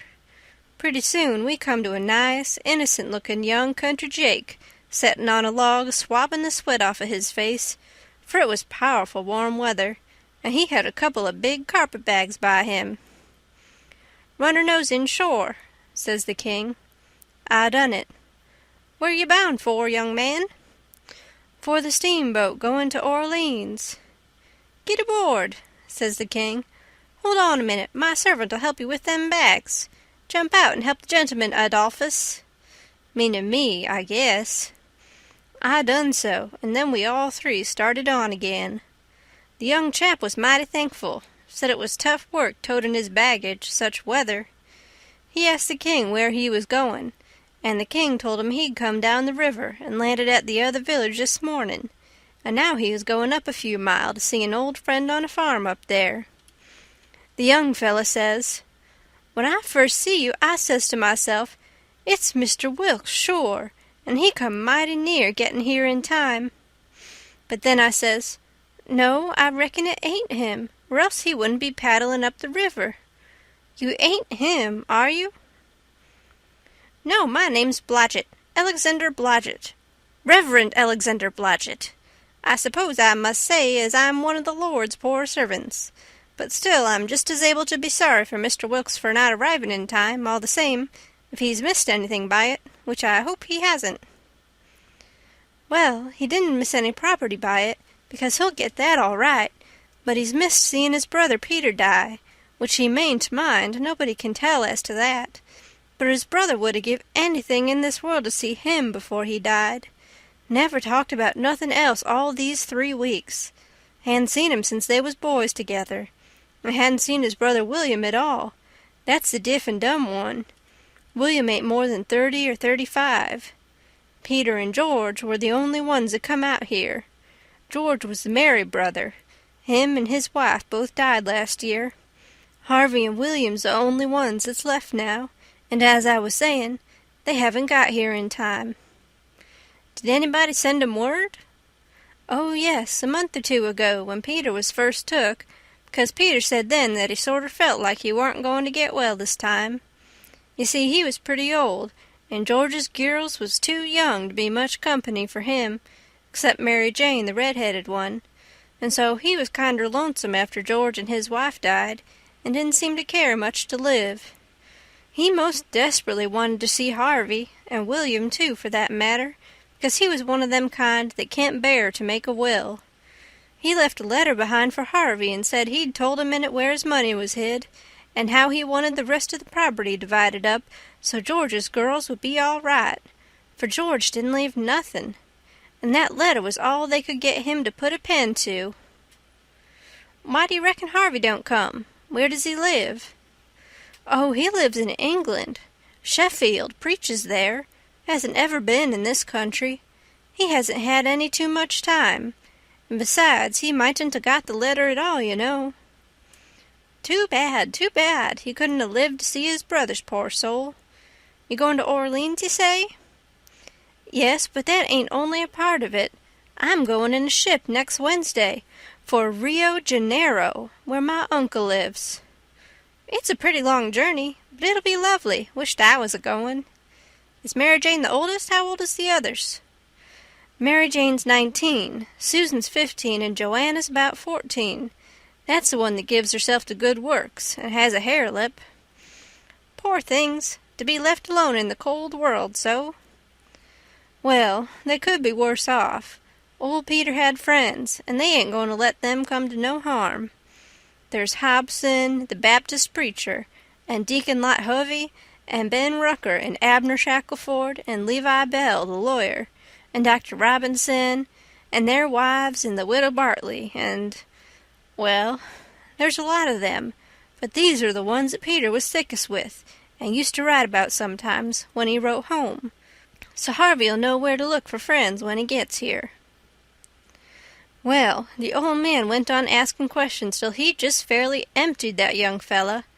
Blamed if he didn't inquire about everybody and everything in that blessed town, and all about the Wilkses, and about Peter's business, which was a tanner, and about George's, which was a carpenter, and about Harvey's, which was a dissenterin' minister, and so on and so on. Then he says, "What did you want to walk all the way up to the steamboat for?" "Because she's a big Orleans boat, and I was afeard she mightn't stop there. When they're deep they won't stop for a hail. A Cincinnati boat will, but this is a St. Louis one." "Was Peter Wilkes well off?" "Oh, yes, pretty well off. He had houses and land, and it's reckoned he left 3,000 or 4,000 in cash, hid up somewheres." "When did you say he died?" "I didn't say, but it was last night." "Funeral tomorrow, likely?" "Yes, about the middle of the day." "Well, it's all terrible sad, but we've all got to go one time or another, so what we want to do is to be prepared. Then we're all right." "Yes, sir, it's the best way.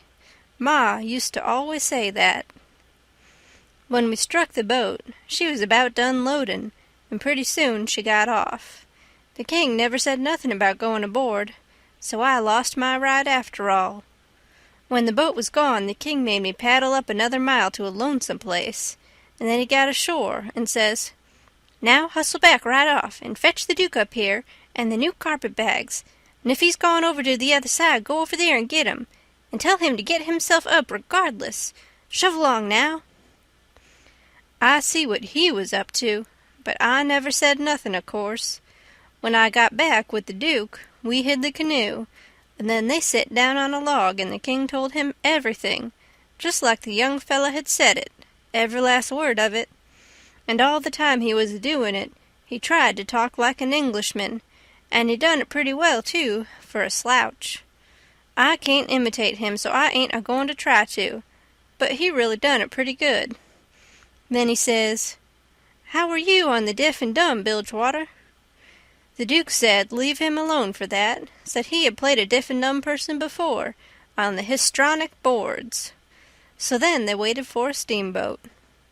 About the middle of the afternoon a couple of little boats come along, but they didn't come from high enough up the river.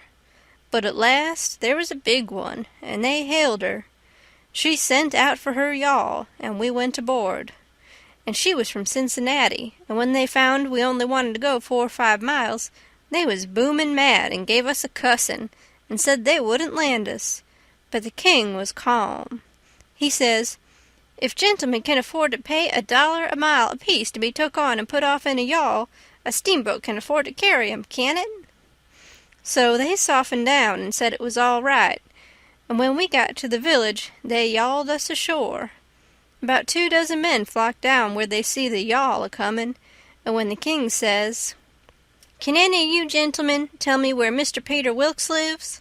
they give a glance at one another and nodded their heads, as much as to say, "What did I tell you?" Then one of them says, kind of soft and gentle, "I'm sorry, sir, but the best we can do is tell you where he did live yesterday evening." Sudden as winking, the ornery old creature went into smash and fell up against the man and put his chin on his shoulder and cried down his back and says, Alas, alas, our poor brother gone, and we never got to see him. Oh, it's too hard." Then he turns around, blubbering, and makes a lot of idiotic signs to the Duke on his hands, and blamed if he didn't drop a carpet-bag and bust out a-crying. If they warn't the beatenest lot, them two frauds, that ever I struck. Well, the men gathered around and sympathized with them, and said all sorts of kind things to them, and carried their carpet-bags up the hill for them, and let them lean on them and cry, and told the king all about his brother's last moments, and the king, he told it all over again on his hands to the Duke, and both of them took on about that dead tanner like they'd lost the 12 disciples. Well, if ever I struck anything like it, I'm a nigger. It was enough to make a body ashamed of the human race. End of chapter 24. The Adventures of Huckleberry Finn by Mark Twain. Chapter 25. The news was all over town in 2 minutes, and you could see the people tearing down on the run from every which way, some of them putting on their coats as they come. Pretty soon we was in the middle of a crowd, and the noise of the trampin' was like a soldier march. The windows and dooryards was full, and every minute somebody would say over a fence, "Is it them?" And somebody trotting along with the gang would answer back and say, "You bet it is." When we got to the house, the street in front of it was packed, and the 3 girls was standing in the door. Mary Jane was red-headed, but that don't make no difference. She was most awful beautiful, and her face and her eyes was all lit up like glory, she was so glad her uncles had come. The king, he spread his arms, and Mary Jane, she jumped for them, and the hare-lip jumped for the Duke, and there they had it. Everybody most, leastways women, cried for joy to see them meet again at last and have such good times. Then the king, he hunched the Duke private. I see him do it. And then he looked around and see the coffin over in the corner on 2 chairs. So then him and the Duke, with a hand across each other's shoulder and the other hand to their eyes, walked slow and solemn over there, everybody dropping back to give them room, and all the talk and noise stopping, people saying, "Shh," and all the men taking their hats off and drooping their heads so you could 'a' heard a pin fall. And when they got there, they bent over and looked in the coffin and took one sight, and then they bust out a-crying so you could 'a' heard them to Orleans most, and then they put their arms round each other's necks and hung their chins over each other's shoulders, and then for 3 minutes, or maybe 4, I never see 2 men leak the way they done. And mind you, everybody was doing the same, and the place was that damp I never see anything like it. Then one of them got on one side of the coffin, and the other on the other side, and they kneeled down and rested their foreheads on the coffin, and let on to pray all to themselves. Well, when it come to that, it worked the crowd like you never see anything like it, and everybody broke down and went to sobbing right out loud, the poor girls too, and every woman nearly went up to the girls without saying a word and kissed them, solemn on the forehead, and then put their hand on their head and looked up towards the sky with the tears running down, and then busted out and went off sobbing and swabbing, and give the next woman a show. I never see anything so disgusting. Well, by and by, the king, he gets up and comes forward a little, and works himself up and slobbers out a speech all full of tears and flapdoodle about its being a sore trial for him and his poor brother to lose the diseased, and to miss seeing diseased alive after the long journey of 4,000 mile, but it's a trial that's sweetened and sanctified to us by this dear sympathy and these holy tears, and so he thanks them out of his heart and out of his brother's heart, because out of their mouths they can't, words being too weak and cold, and all that kind of rotten slush, till it was just sickening, and then he blubbers out a pious goody-goody amen, and turns himself loose and goes to crying fit to bust. And the minute the words were out of his mouth, somebody over in the crowd struck up the doxologer, and everybody joined in with all their might, and it just warmed you up and made you feel as good as church letting out. Music is a good thing, and after all that soul butter and hogwash, I never see it freshen up things so, and sound so honest and bully. Then the king begins to work his jaw again, and says how him and his nieces would be glad if a few of the main principal friends of the family would take supper here with them this evening, and help set up with the ashes of the deceased, and says if his poor brother layin' yonder could speak, he knows who he would name, for they was names that was very dear to him, and mentioned often in his letters, and so he will name the same, to wit, as follows, viz., Reverend Mr. Hobson, and Deacon Lot Hovey, and Mr. Ben Rucker, and Abner Shackelford, and Levi Bell, and Dr. Robinson, and their wives, and the widow Bartley. Reverend Hobson and Dr. Robinson was down to the end of the town a-hunting together. That is, the doctor was shipping a sick man to the other world, and the preacher was p'inting him right. Lawyer Bell was away up to Louisville on business, but the rest was on hand, so they all come and shook hands with the king and thanked him and talked to him, and then they shook hands with the Duke and didn't say nothing, but just kept a-smiling and bobbing their heads like a passel of sapheads, whilst he made all sorts of signs with his hands and said goo-goo, goo-goo-goo all the time, like a baby that can't talk. So the king he blattered on and managed to inquire about pretty much everybody and dog in town by his name, and mentioned all sorts of little things that happened one time or another in the town, or to George's family, or to Peter, and he always let on that Peter wrote him the things, but that was a lie. He got every blessed one of them out of that young flathead that we canoed up to the steamboat. Then Mary Jane, she fetched the letter her father left behind, and the king he read it out loud and cried over it.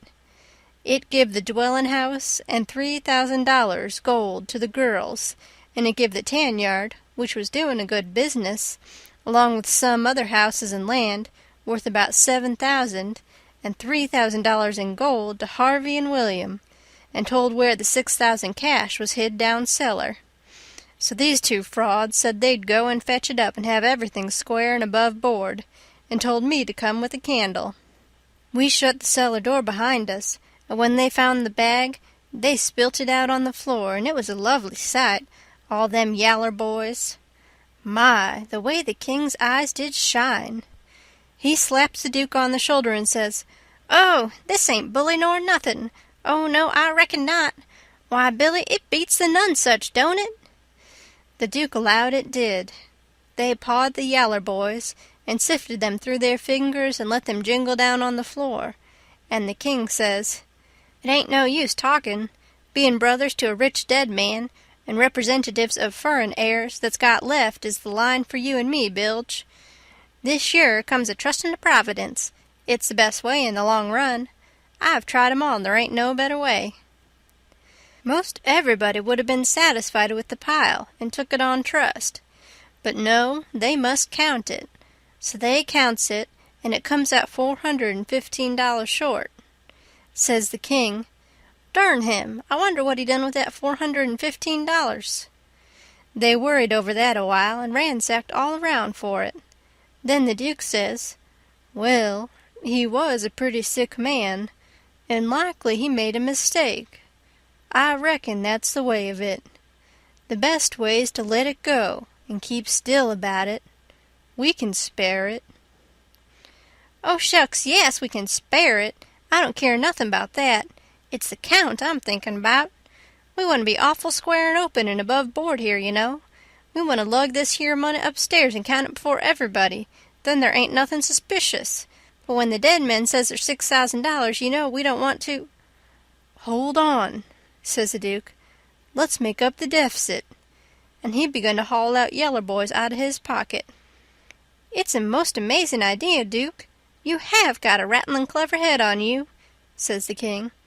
"Blest if the old Nonsuch ain't a-helping us out again." And he begun to haul out yaller jackets and stack them up. It most busted them, but they made up the $6,000 clean and clear.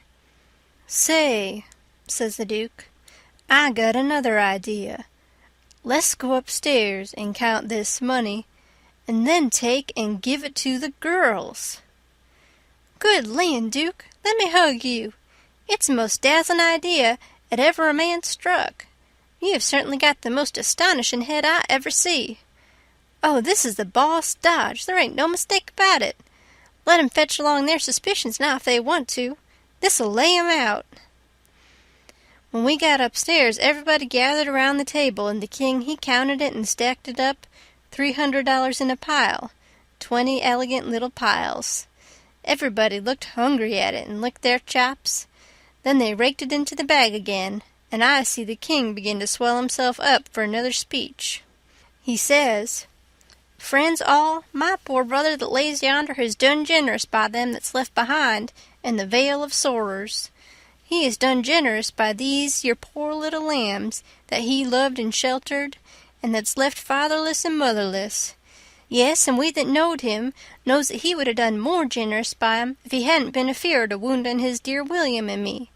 Now, wouldn't he? There ain't no question about it in my mind. Well, then, what kind of brothers would it be that'd stand in his way at such a time? And what kind of uncles would it be that'd rob, yes, rob such poor sweet lambs as these that he loved at such a time?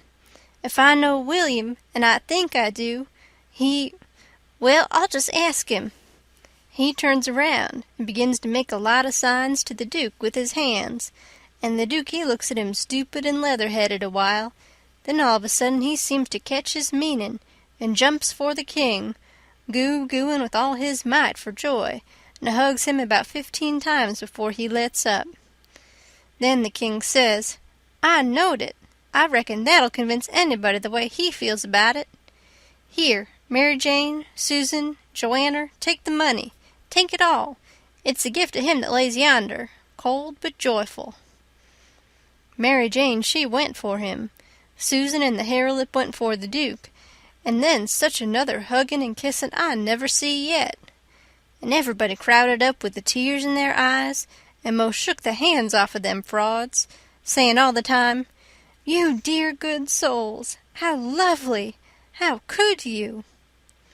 Well, then, pretty soon all hands got to talking about the disease again, and how good he was, and what a loss he was, and all that.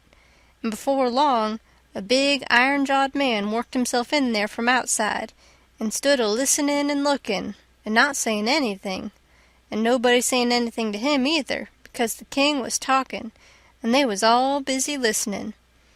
The king was saying, in the middle of something he'd started in on, "Them being particular friends of the diseased, that's why they're invited here this evening, but tomorrow we want all to come, everybody, for he respected everybody, he liked everybody, and so it's fitting that his funeral orgies should be public." And so he went on a-mooning on and on, liking to hear himself talk, and every little while he fetching his funeral orgies again, till the Duke he couldn't stand it no more, so he writes on a little scrap of paper, "Obsequies, you old fool," and folds it up and goes to goo-gooing and reaching it over people's heads to him. The king reads it and puts it in his pocket and says, "Poor William, afflicted as he is, his heart's all is right. Asked me to invite everybody to come to the funeral, wants me to make 'em all welcome, but he needn't have worried, it was just what I was at." Then he weaves along again, perfectly calm, and goes to dropping in his funeral orgies again every now and then, just like he done before. And when he done it the third time, he says, "I say orgies, not because it's the common term, because it ain't, obsequies being the common term, but because orgies is the right term. Obsequies ain't used in England no more now, it's gone out. We say orgies now in England. Orgies is better because it means the thing you're after more exact. It's a word that's made up out in the Greek orgo, outside, open, abroad, and the Hebrew jesum, to plant, cover up, hence inter. So, you see, funeral orgies is an open or public funeral." He was the worst I ever struck. Well, the iron-jawed man, he laughed right in his face. Everybody was shocked. Everybody says, "Why, Doctor!" And Abner Shackelford says, "Why, Robinson, hain't you heard the news? This is Harvey Wilkes." The king, he smiled eager, and shoved out his flapper, and says, "Is it my poor brother's dear good friend and physician? Keep your hands off of me," says the doctor. "You talk like an Englishman, don't you? It's the worst imitation I ever heard. You Peter Wilkes's brother. You're a fraud, that's what you are." Well, how they all took on! They crowded around the doctor and tried to quiet him down, and tried to explain to him and tell him how Harvey showed in 40 ways that he was Harvey, and knowed everybody by name, and the names of the very dogs, and begged him not to hurt Harvey's feelings, and the poor girl's feelings and all that. But it warn't no use. He stormed right along and said any man that pretended to be an Englishman and couldn't imitate the lingo no better than what he did was a fraud and a liar. The poor girls was hanging to the king and crying, and all of a sudden the doctor ups and turns on them. He says, "I was your father's friend, and I'm your friend, and I warn you as a friend and an honest one that wants to protect you and keep you out of harm and trouble, to turn your backs on that scoundrel and have nothing to do with him, the ignorant tramp, with his idiotic Greek and Hebrew, as he calls it. He's the thinnest kind of an impostor. He's come here with a lot of empty names and facts which he picked up somewheres, and you take them for proofs, and are helped to fool yourselves by these foolish friends here, who ought to know better. Mary Jane Wilkes, you know me for your friend, and for your unselfish friend, too. Now listen to me. Turn this pitiful rascal out. I beg you to do it. Will you?" Mary Jane straightened herself up, and my, but she was handsome. She says, "Here is my answer." She hove up the bag of money and put it in the king's hands and says, "Take the $6,000 and invest for me and my sisters any way you want to, and don't give us no receipt for it." Then she put her arm around the king on one side, and Susan and the hare-lip done the same on the other. Everybody clapped their hands and stomped on the floor like a perfect storm, whilst the king held up his head and smiled proud.